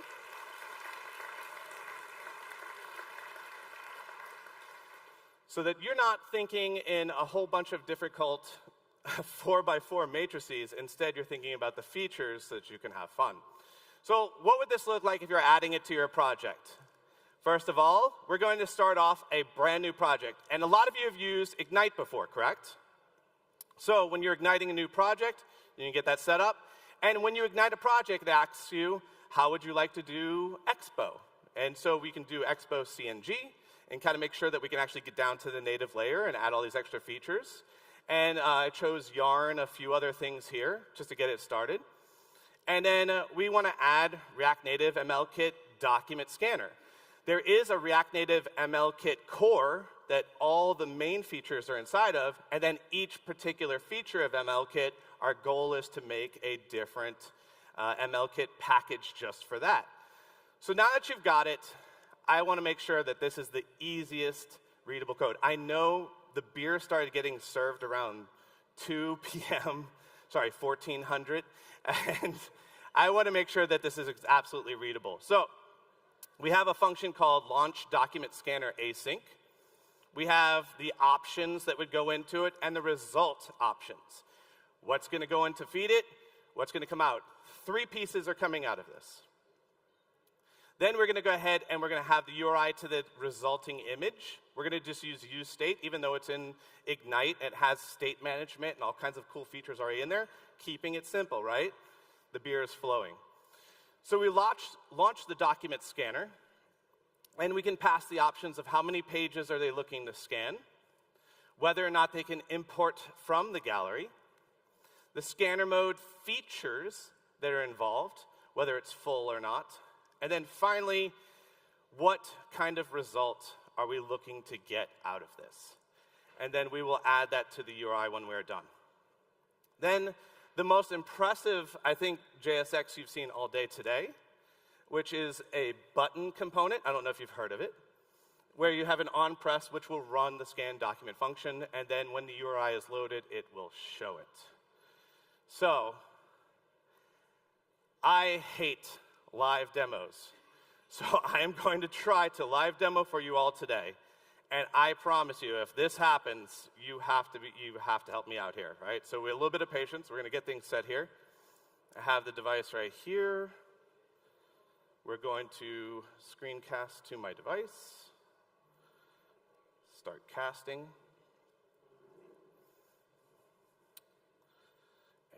And, oh, great, look at that desktop. That's wonderful. You wanted to see all that, right? Okay, good. Now, I'm going to open the scanner, okay? I'm going to grab my notebook from today, where I have lots of people writing wonderful notes for the conference, and this is what I hope to scan. I have stickers from the conference and such. I'm going to press that button. Oh my goodness, look at that audience. Oh, what a beautiful audience. Yes. Have you lost weight, all of you? Beautiful, I love it. So you see it's trying to find the rectangle here. We have the different images that are going there, and we bring it on top. It says scanning, hold steady.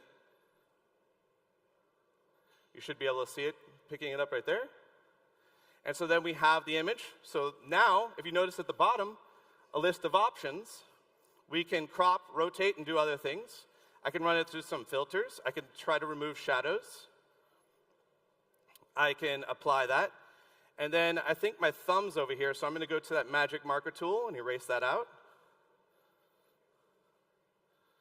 And my thumb is gone, sort of. The lighting here, but you can see it's pretty much gone. Hit apply, and done. And that, y'all, was a live demo. Thank you.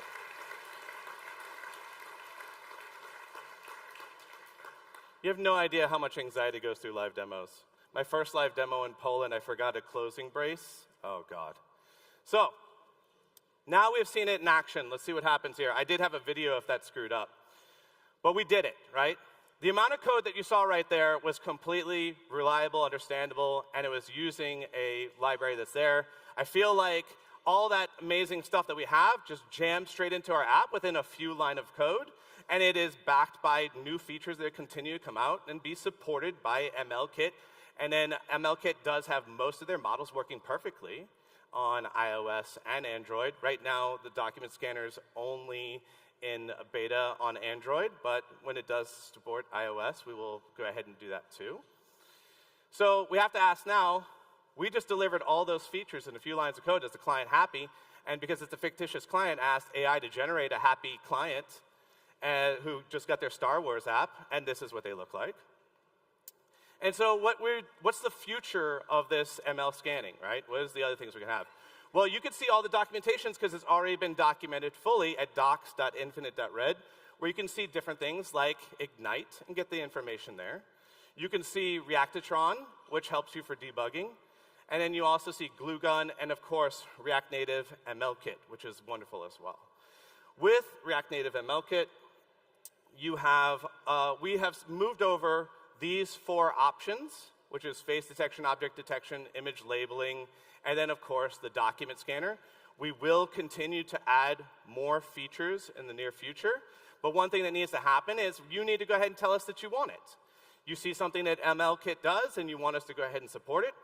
You can go to the Infinite Red React Native ML Kit. And please, please, please star that repo along the way. And one of the things that I think is really exciting about this is because we have coded in Scratch. Infinite Red, we have done the entire math solution before, so I knew exactly how difficult it is and how beautiful it is to go through that journey and just see it done in a few lines of code. And admittedly, there's a lot of nerdy math and 3D stuff that kind of went through here, but we ended up in AI, which I think is super fun and amazing too for a lot of people because AI is coming up in all the different talks. So I want to say, like, one of the things, where do we go from here? If you're actually interested, like I said, you can go star the repo. But if you have an app that you need done, and we are Infinite Red, the React Native mobile company, the original library was done by Trevor, who is actually one of our employees who got things started. But the entire demo and everything that you saw today, including all of the extra code and the import, was done by one of our amazing employees. Frank, will you please stand? Frank Calise, everybody.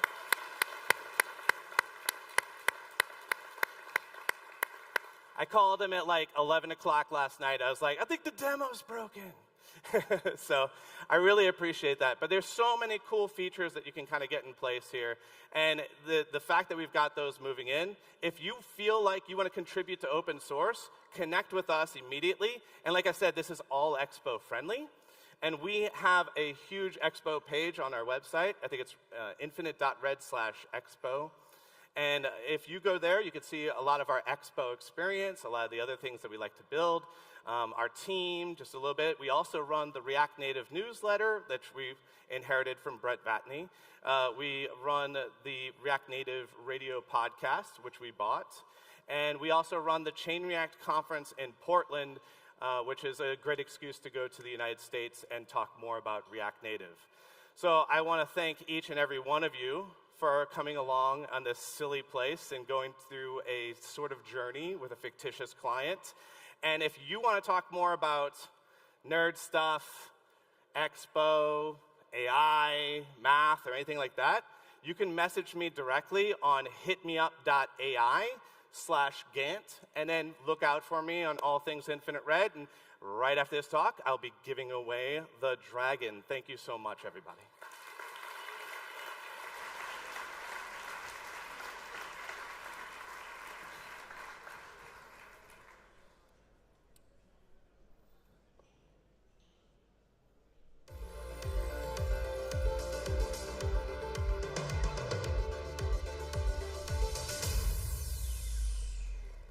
Amazing. We can always rely on Gant to close out a conference with high energy. Thank you so much, Gant. But don't worry, we are not closing quite literally yet. This is not your time to leave. What we're going to do now is we're going to set up for the panel. So for the next few minutes, you will see a flurry of activity here. We will have people carrying chairs, etc., etc. Feel free to give them an applause as they do. But in the meantime, we're going to just watch some footage. I have no idea what's going to happen. Some footage on the screen, and in just a few minutes, as soon as the chairs are on stage, we will start with the panel. So stay tuned for that. We'll be back in just a few minutes.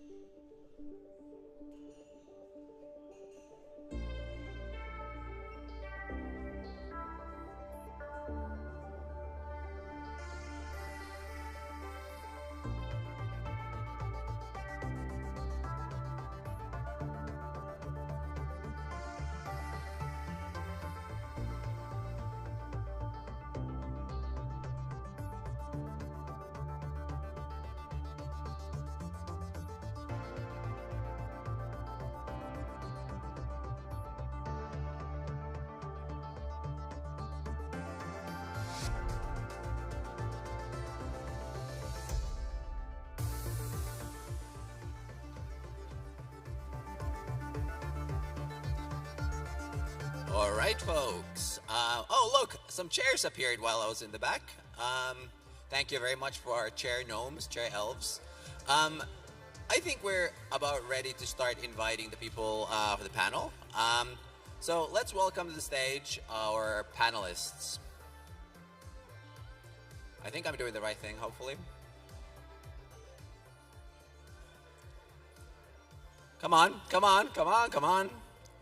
I have no idea what we're doing, but I think we can figure this out. We're smart people. Grab a seat.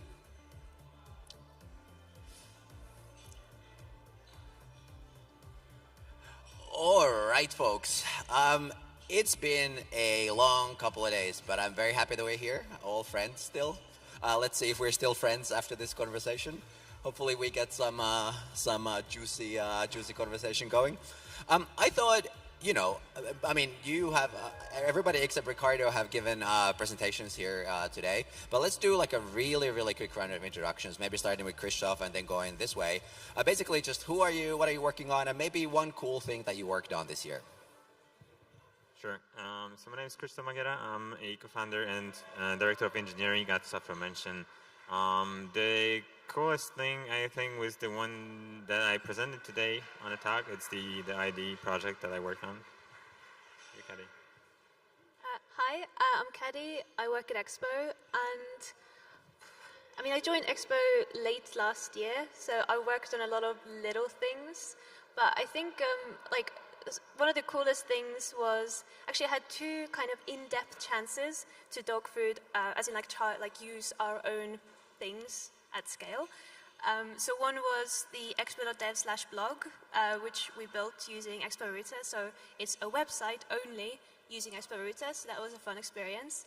And the other one was the mobile app for React Conf, which was also just showcasing a bunch of things and yeah, finding a lot of things we didn't know about, but difficult.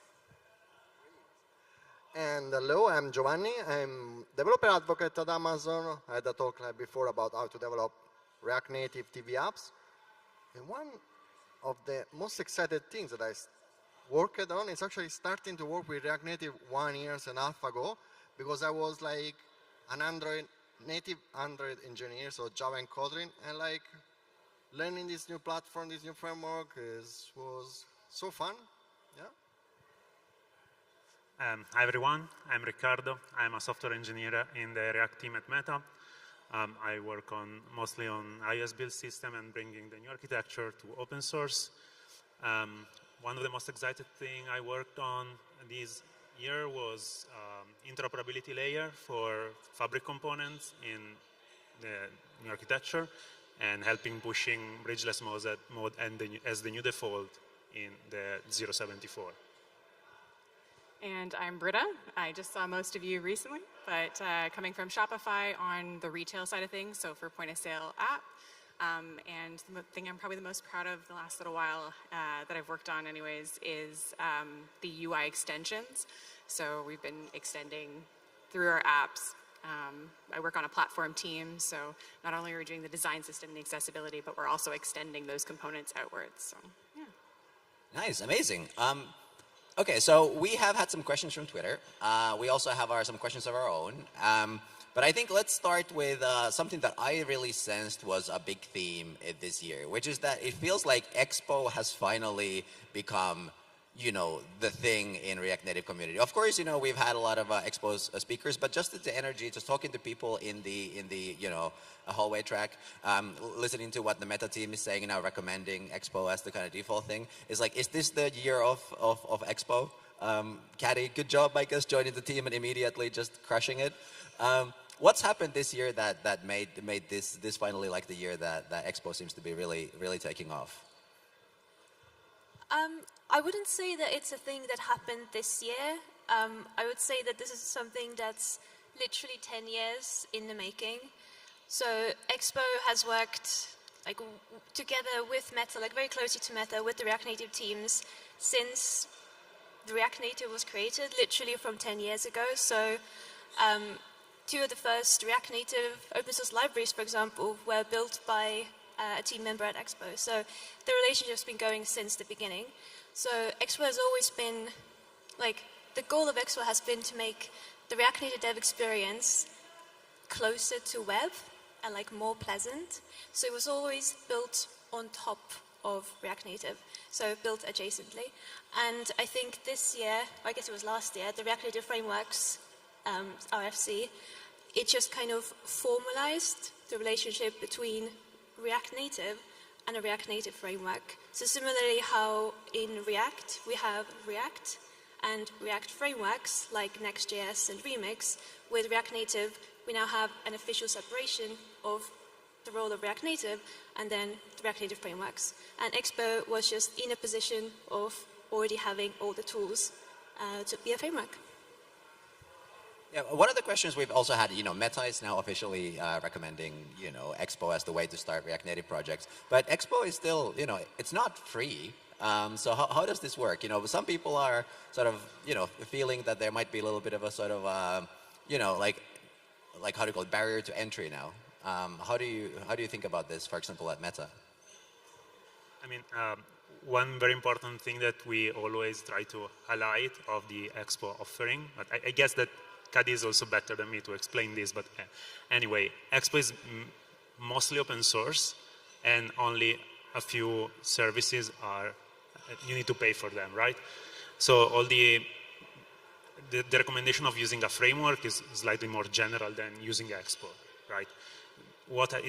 The reality is that Expo right now is the only framework for React Native, and that's why we are recommending that. But from our side, the most relevant part is the open source offering from Expo. Yeah, so I think there's two parts of Expo. So there's Expo, the open source framework, that you can go on GitHub, you can look at it, you can look at the code base. It includes the Expo SDK, it includes all the dev tools like CNG, pre-build, like most of Expo is open source. The only part of Expo that is not open source and you might have to pay for is EIS, so the Expo Application Services. And it is completely optional. So the only thing you pay for in EIS is your build time, so building in the cloud, like any other CI service, and like hosting time. So if you use updates, like you need to pay for that. But everything you can do on EIS, you can do on your own. So you can use a different CI service, you can build locally, you can self-host updates. We literally have a documentation page telling you how to self-host updates if you don't want to use EIS. And actually all the EIS commands, so the ones that I showed in my talk, you can run on your local machine if you just add ~local at the end. So if you use Expo, you don't have to pay for it. It is completely optional. I feel like a lot of those kind of comments is basically like some misunderstanding from the side of people who are commenting on that. And as Kadi explained, I think it's something that perhaps Expo could communicate better, because when you go to Expo site, I mean, there is like a pricing button there, of course, and because they need to make money in some ways, of course. And but like if you transition from the CLI to Expo, there is nothing really that you get from the CLI, and you wouldn't be getting from Expo for free. And as far as I remember, maybe Ricardo would know that better. But I think the pricing model and all of that kind of related things was a part of the RFC. It was like discussed there, like the framework that Meta would be willing to recommend needs to have those type of features. And yeah, we are working, like Nicola made a great job writing the RFC. We highlighted what are the responsibility of like React Native core, what are the responsibility of a framework, and we were working with all the community to bring some of the or parts of the most relevant comments inside core. So one of our colleagues is working on creating a package that other framework developers can use to build a framework on top of it if they don't want to use Expo, and that will contain the basic stuff that are responsibility of core. And then we are basically offloading to the CLI, which is not going to go anywhere. So if your workflow depends on the CLI, it's going to still be there, accessible to everyone, as Nicola showed yesterday in his talk. And so the CLI is going to stay, or Expo CLI, you can use that as well. But like the main purpose of the RFC was to neatly and cleanly divide what are the core responsibility and what are the framework responsibility, and it's on Meta to make sure that the core responsibility part is done properly, and on the frameworks, of course, to implement the frameworks part. Yeah, and I just wanted to add, if anyone's interested in like a more in-depth overview of how this decision was reached, I do recommend watching the keynote for day 2 at ReactConf, when me, Ricardo and Nico, we kind of talked in depth about all the new things in React Native, but then also how React Native frameworks came to be, and like the role of frameworks and Expo and kind of the separation. So it gives a better overview than we can in a panel. Well, I think that mention of that keynote, I think, is a great jumping off point to the other big thing that everybody's now talking about. I believe at the keynote, they announced that the new architecture is finally in beta and it's usable. So number one, congratulations. That's been a very long time coming. Can we have a round of applause for the team? It was a community effort. Like everyone helped, and we are really grateful. It certainly has taken a village. I feel like I don't know when the project actually started, but I feel like it's been one of those forever projects. So it must be good to finally get it out there. So could you tell us a little bit about like what the current status is, and how do you feel people can interact with it, start migrating, and then I would love to also talk to Amazon and Shopify folks about like how do they think about eventually getting on the new architecture. Yeah, so as you mentioned, the current status is that the new architecture is in beta. We think that is stable enough for everyone to start using it and testing it. We had some hints from like even Twitter of people trying to use it also in production, and everything seems to work fine. The reason why we were able to reach this point now is because of like several factors. First of all, we internalized all the feedback that we got in previous version of React Native. We let you try out the new architecture starting from 0.68 behind a feature flag, and like at the time the feedback that we received the most was that it required too much work to like migrate, right? Libraries maintainers have to do a lot of work to migrate the code. Apps need a lot of work to migrate the code. So starting from there, we work on backward compatibility for the APIs, so you could still use in the new architecture old architecture's API, and they should work. We work on interoperability layers to let you use legacy component and legacy modules in the new architecture. I'd like to make an example. We tested React Native Maps, which is a pretty complex library and is working in the interoperability layer, so that's a good signal. And then like the people at Expo, and thank you, Brent, for like coordinating all that amazing work, tested all the Expo modules with the new architecture and bridgeless mode, and also created a list of the most popular libraries and reach out to maintainer, ask the community to test it out. This helped a lot on finding several bugs in core that we use as a starting point to fix core, so that everyone can try to turn on the new architecture. And our expectation is that you don't have to change a single line of code and everything should work smoothly. Of course, it's still in beta, so something can go wrong, but that's like the most relevant part for us. Like we want for you to tell us what's not working so that we can fix core so that everyone can migrate to the new architecture more smoothly. I mean, that's, if it really is a no-change migration, that's an incredible piece of work. Like, Britta, how are you guys at Shopify feeling about it? Like you said, you had 5 different apps on React Native. You must have dozens and dozens of developers, different teams working on it. Is this an effort that you're looking to do now immediately this year, or is this like more of a long-term plan? So it sounds like I confirmed with a few of the other teams just to make sure I was giving the right information. But so it sounds like Inbox and Balance are smaller apps. They have fewer people on the teams, and they've actually are well in the way of the migration to 74 and the new architecture. The Green app, which is like our main flagship app, they have started. When it comes to Flash List, we had attempted to do the migration over, we found a regression, and so we're actively working on fixing that. POS hasn't started that process, but that kickoff's coming very shortly. So that's kind of the state of where we are with all of that. And Giovanni, I mean, you have even like more complicated requirements because you're working with these out-of-band platforms like TV, for example. Yeah.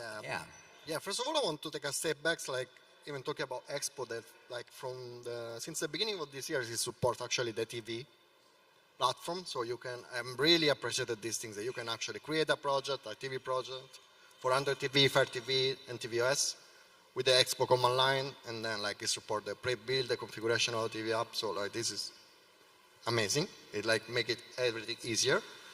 And then talking about the new architecture, yeah, it's a big thing. Finally, it's in beta. And as Amazon, like supporting, like helping developers to support Fire OS, that is like the operating system that is like powering our devices. That means that developers can really rely on, for example, for feature like in-app purchases or push notification to the Google Play services, they have to use our SDKs. And we are usually offering developers the native libraries, so like the Android actual SDKs. And there is a community effort that is super important to create packages that integrates inside feature of Amazon in-app purchases for Fire OS. And like even here, like we are helping and supporting the community to, we are more than happy to even support more and more packages like for example, porting these packages, this library to the new architecture. So these are really important things that we can do, like offering app to the communities. Yeah. No, and it's really good also to see that, big companies like Amazon and Shopify are sort of like pitching in. We were having a conversation earlier with James Ide from Expo, and he made like the great point that if you look at, the collective contribution, financial contribution of like the platform vendors to native development, so, Google to Android and Apple to iOS, that, outweighs, like it's so much more than all of the money in the React Native ecosystem. So, and money is fundamentally still the leverage that moves the world. So it's really good to see this investment happening. And maybe I'll personify this question to Krystof. I know you don't represent the whole open source community, but you're really active in this. It's like, how does it work on, now that you have still so many packages in the ecosystem that are basically maintained by smaller companies or even like individuals with literally $0 budget? How are they responding to this, for example, the new architecture and migrating and just generally keeping up with an ecosystem that seems to be just getting more and more professional and industrial? And does the open source ecosystem still stay healthy? Yeah, so one important aspect when discussing this is that the ecosystem is like really very fragmented. Like there are so many libraries. Like as Software mentioned, we've been approached many times already, and we even help Expensify migrate to new architecture. So it's always the process starts, from looking at the dependency list, because migrating the app is something that we need to do regardless. But then the dependencies, it's like the varying level of difficulty to do that, right? And so, and the fragmentation here is a real problem because there are like tons of libraries that don't necessarily like do a lot, but you still use them. So the question is like whether you actually want to migrate that library if the maintainer is actually still actively doing that. And in many cases it's basically like that. Like people abandon projects, and I mean it's difficult to blame them because they're not really, they're individuals, they're not really making any profit from those contributions. It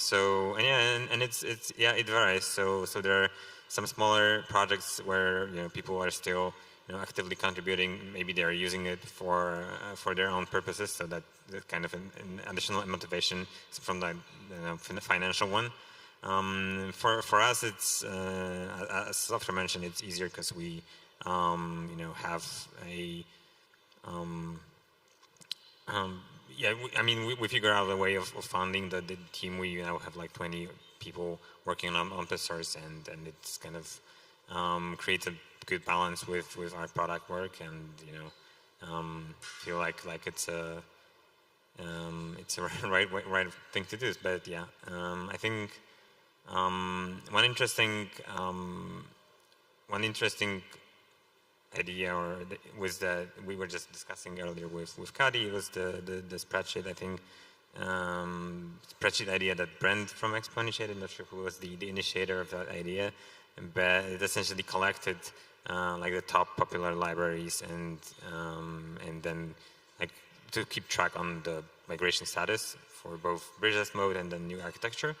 And there is like a CLI tool that Alec from Software Mention wrote that just like you can run it on your project and it scans through the dependencies and tells you like if it's ready for the migration yet. And I think like just the migration bit also could be an opportunity for the ecosystem to get like a little bit of a cleanup of all those tiny libraries that just can be replaced by something else maybe because it's some of those libraries don't necessarily are they're not necessary any longer. Like the framework improved. There are some are just like for historical reasons. So. And maybe Kadi can talk a little bit more about that spreadsheet idea. Huh? I was going to add that with migrating, it's like it's the hardest to go first. So the fact that you migrated Expensify and you were one of the first to do a really big app, and you migrated all the dependencies to use new architecture. But all of these dependencies, all these libraries now support new architecture.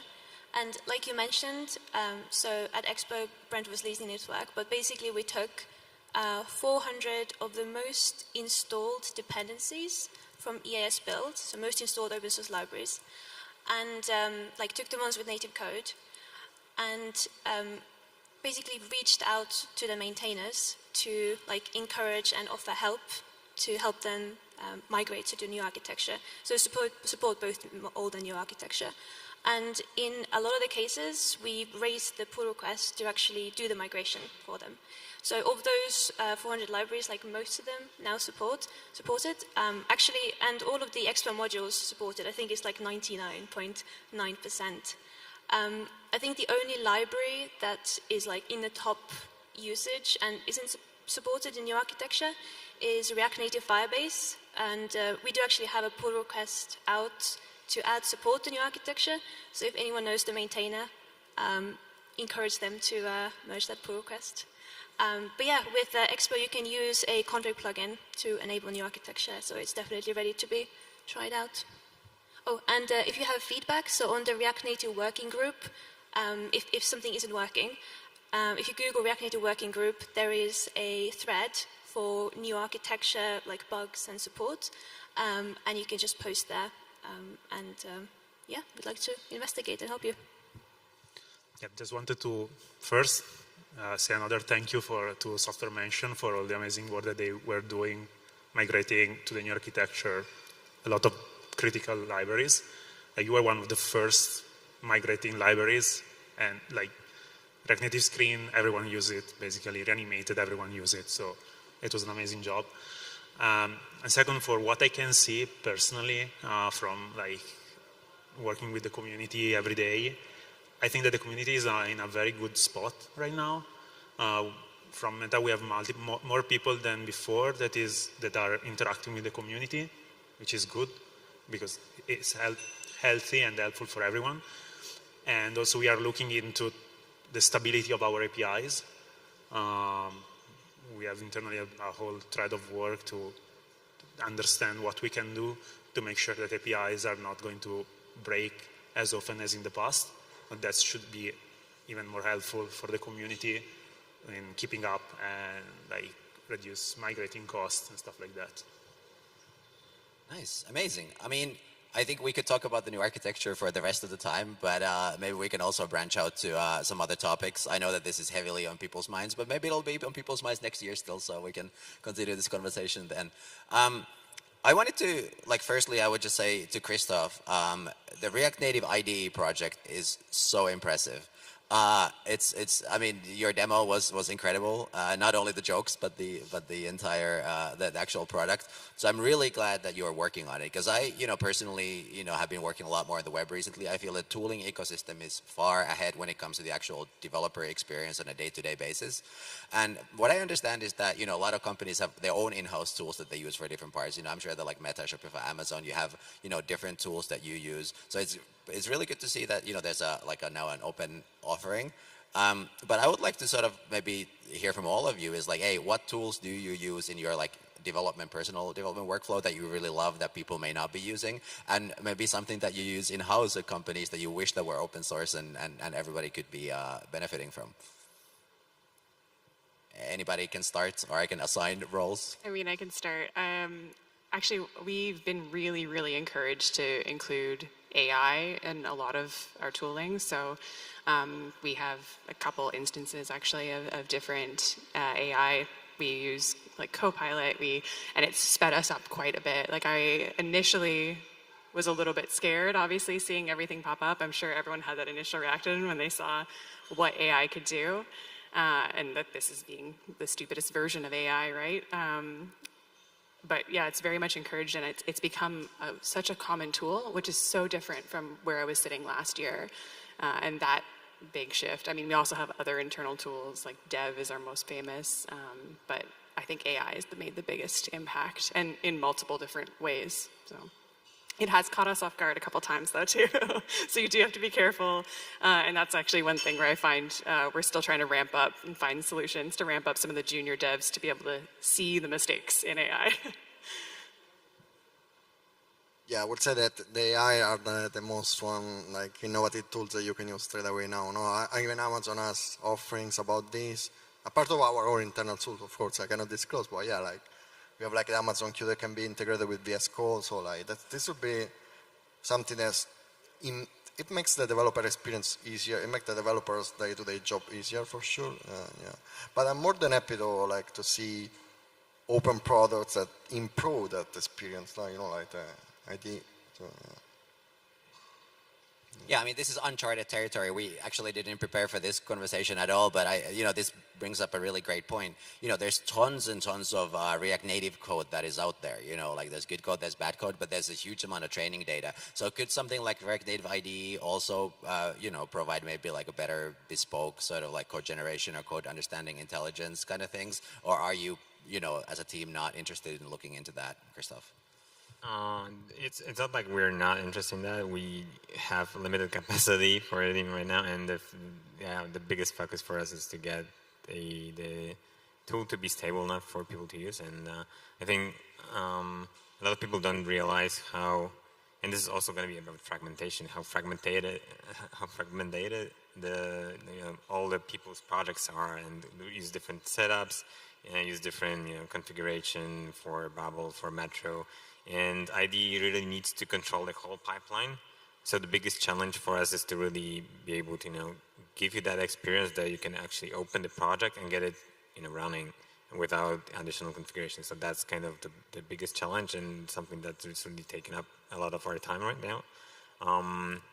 Maybe AI could potentially even help with this thing. I don't know. Yeah, but definitely there are some interesting, areas where we can plan some AI enhancements. This is not in the works, but even the fact that you have the visual kind of representation of the UI because it's kind of integrated in the VS Code can help that. You can imagine drawing on the phone and then getting components built for you, or that type of features.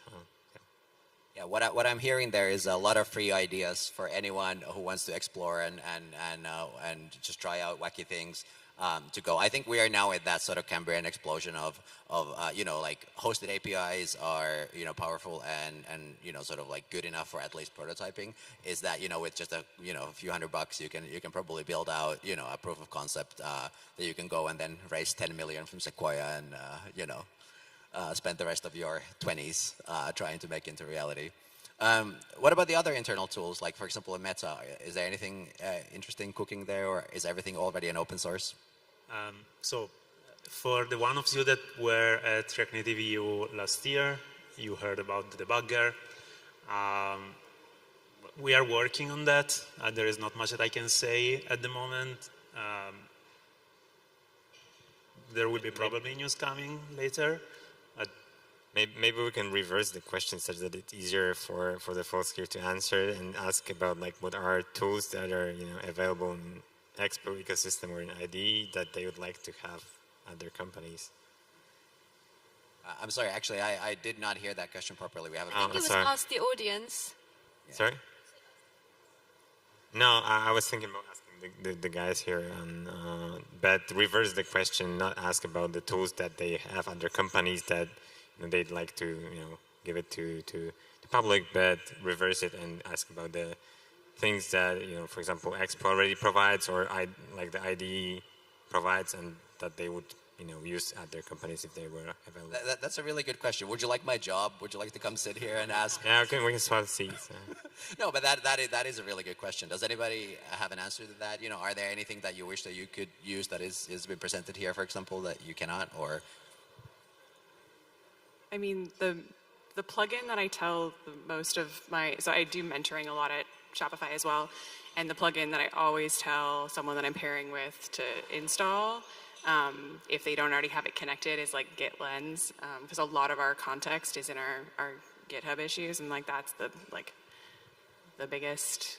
I know it's a VS Code plugin is like mostly what we're using. So, but it's that is so much of the context is on the GitHub issues, and so getting to those fast is kind of the nicest thing because there's so many people working in the app at one given time, and with the layoffs that had happened in recent years, sometimes that context is not at Shopify anymore, and hopefully it's in the GitHub issues. So.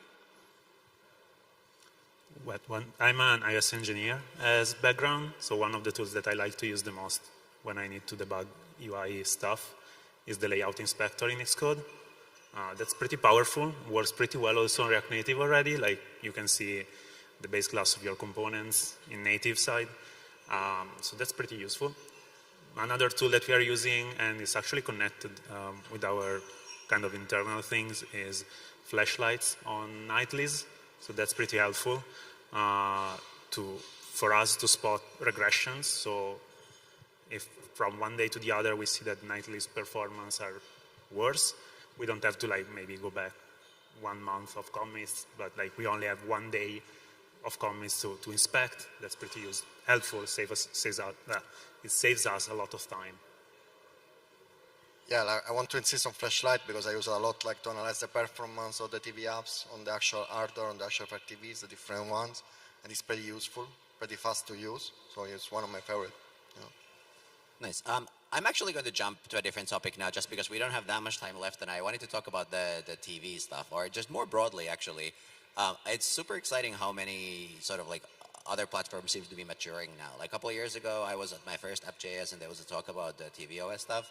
And yes, it looked exciting, but it was also a super crude demo that I didn't feel like I would be comfortable as an engineer shipping into production, at least at the time. But now it seems to be there. So are we there? Is this the year of React Native on TV, or React Native at VR, or React Native in space?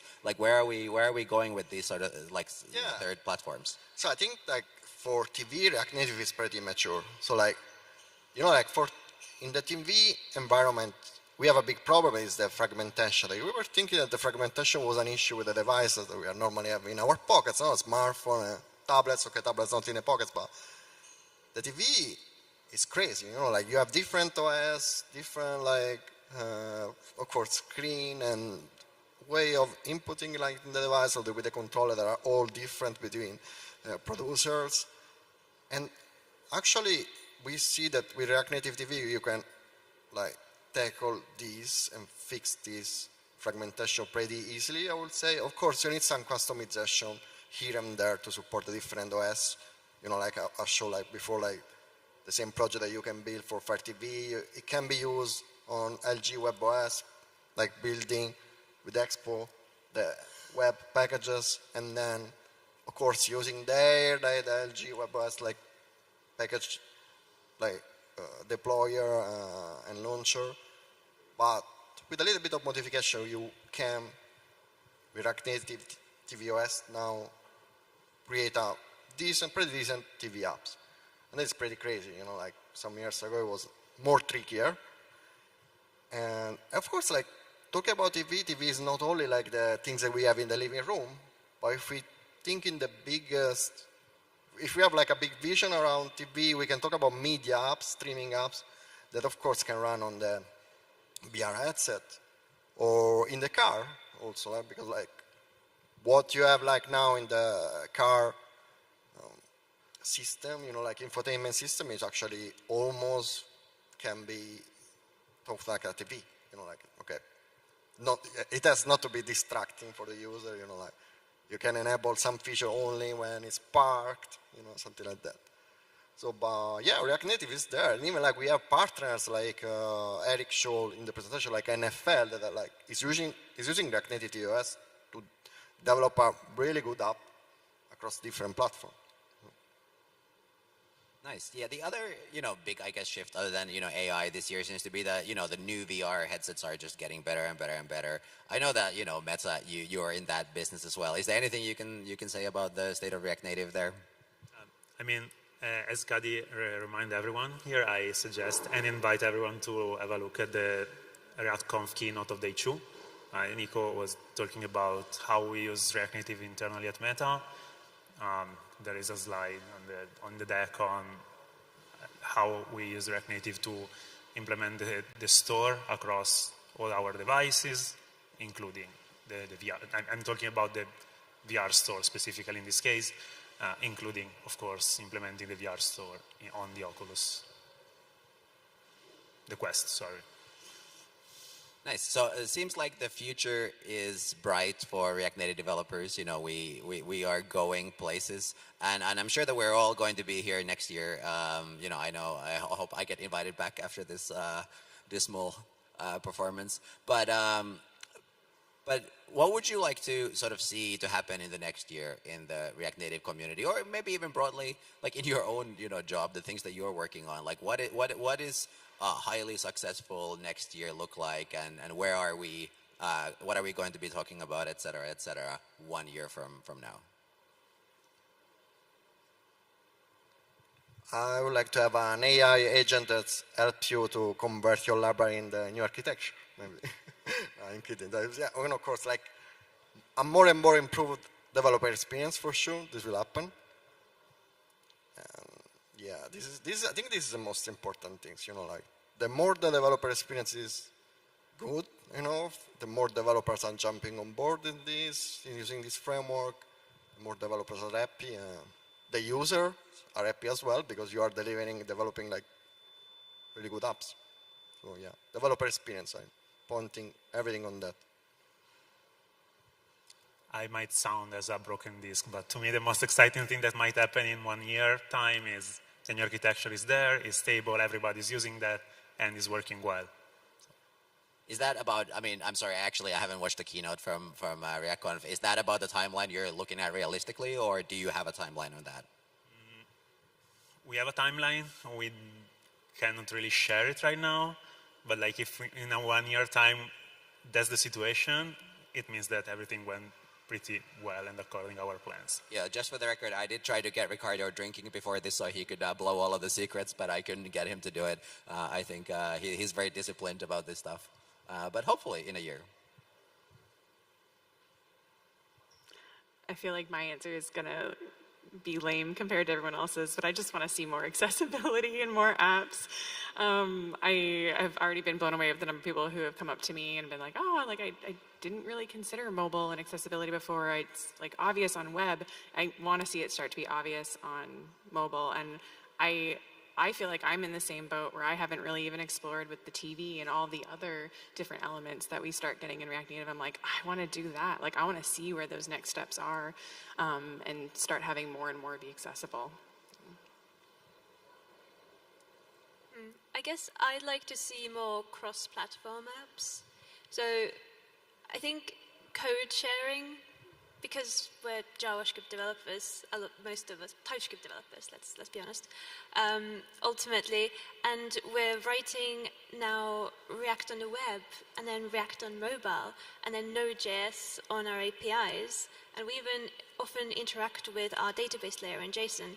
So it's all the same language, and we're using React Native, which has integrations for TV and Android and iOS and web, and so code sharing, like a really high amount of code sharing while maintaining the native capabilities and look and feel, is starting to come more and more of a possibility, because code sharing always used to be kind of a trade-off. It's like, yeah, you share, but in one or more platforms you have a suboptimal experience. So I think it's going to be more and more possible to code share between all the layers, like cross-platform. So native, web, API, and I think that's what I'm hoping to see from next year. Yes, I think this was supposed to be like a quick round, but because we have a couple more minutes, I wanted to ask about that actually. Do you see server components playing a role in that? Essentially like, making it more performant and easier to generate sort of like very specific payloads for different platforms without having to bundle all of it in? Or like, is that a completely sort of orthogonal concern, as we say in the business? I think they certainly play a role. But server components aren't going to be the answer to everything, and also they're not going to be a fit for every single application. So one thing to remember is that server components inherently need a server and an interconnection. So when you have a native app, one of the benefits of having an app on your phone is that it runs without an internet connection or in low internet. So server components absolutely have a major role to play, but they are not the only big player that are going to make this happen. That makes sense. No, sorry, Krzysztof, I interrupted you. I hope you still invite me back next year. But yeah, so this is kind of related to what Kari spoke for me, and I'd like to see in specifically React Native converging with web more, in the sense like actually in two aspects. So one is just like the API conversion, and the second one is just bringing more developers to React Native. We'll have to welcome them here, and of course like. And since I'm with the organizers, I can also say the second thing I'd like for the next year. So for the next year, I'd like to have Giovanni here, but doing his React Native comeback, so working on React Native stuff. All right, well, thank you very much. I think, we are now at time, and I think everybody's already hunkering to go to the after party. So maybe we'll let you go, maybe we'll let them go, and we'll continue this conversation over a drink at the after party. Sound good? All right. Thank you very much for our panel. And thank you very much to our audience who has been with us for 2 long days and is still sitting here at 6 p.m. Applause for yourself as well. Thank you. All right. Now, actually, I don't know how we're going to play this, but you guys can just go. You can just, you are free. And I believe we will now have just a couple of words to say to you before we all rush to the party. There will be some logistical information, and we'll also have a quick goodbye from Software Mansion. That said, the man in my ear is suspiciously silent. I don't know what he wants me to do, so I guess I will just stand here until something starts happening. I was actually meant to say something. All right. I had been told to representing the organizers.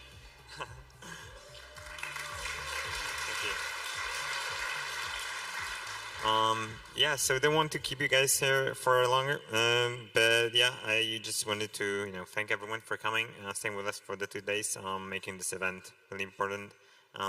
Thanks to the sponsors for the support, to the whole Expo crew, and huge thanks to our amazing hosts, Nathaniel and Giovanni. You guys are still here. Want to come up on the stage and get some big round of applause from the audience? Giovanni, Nathaniel.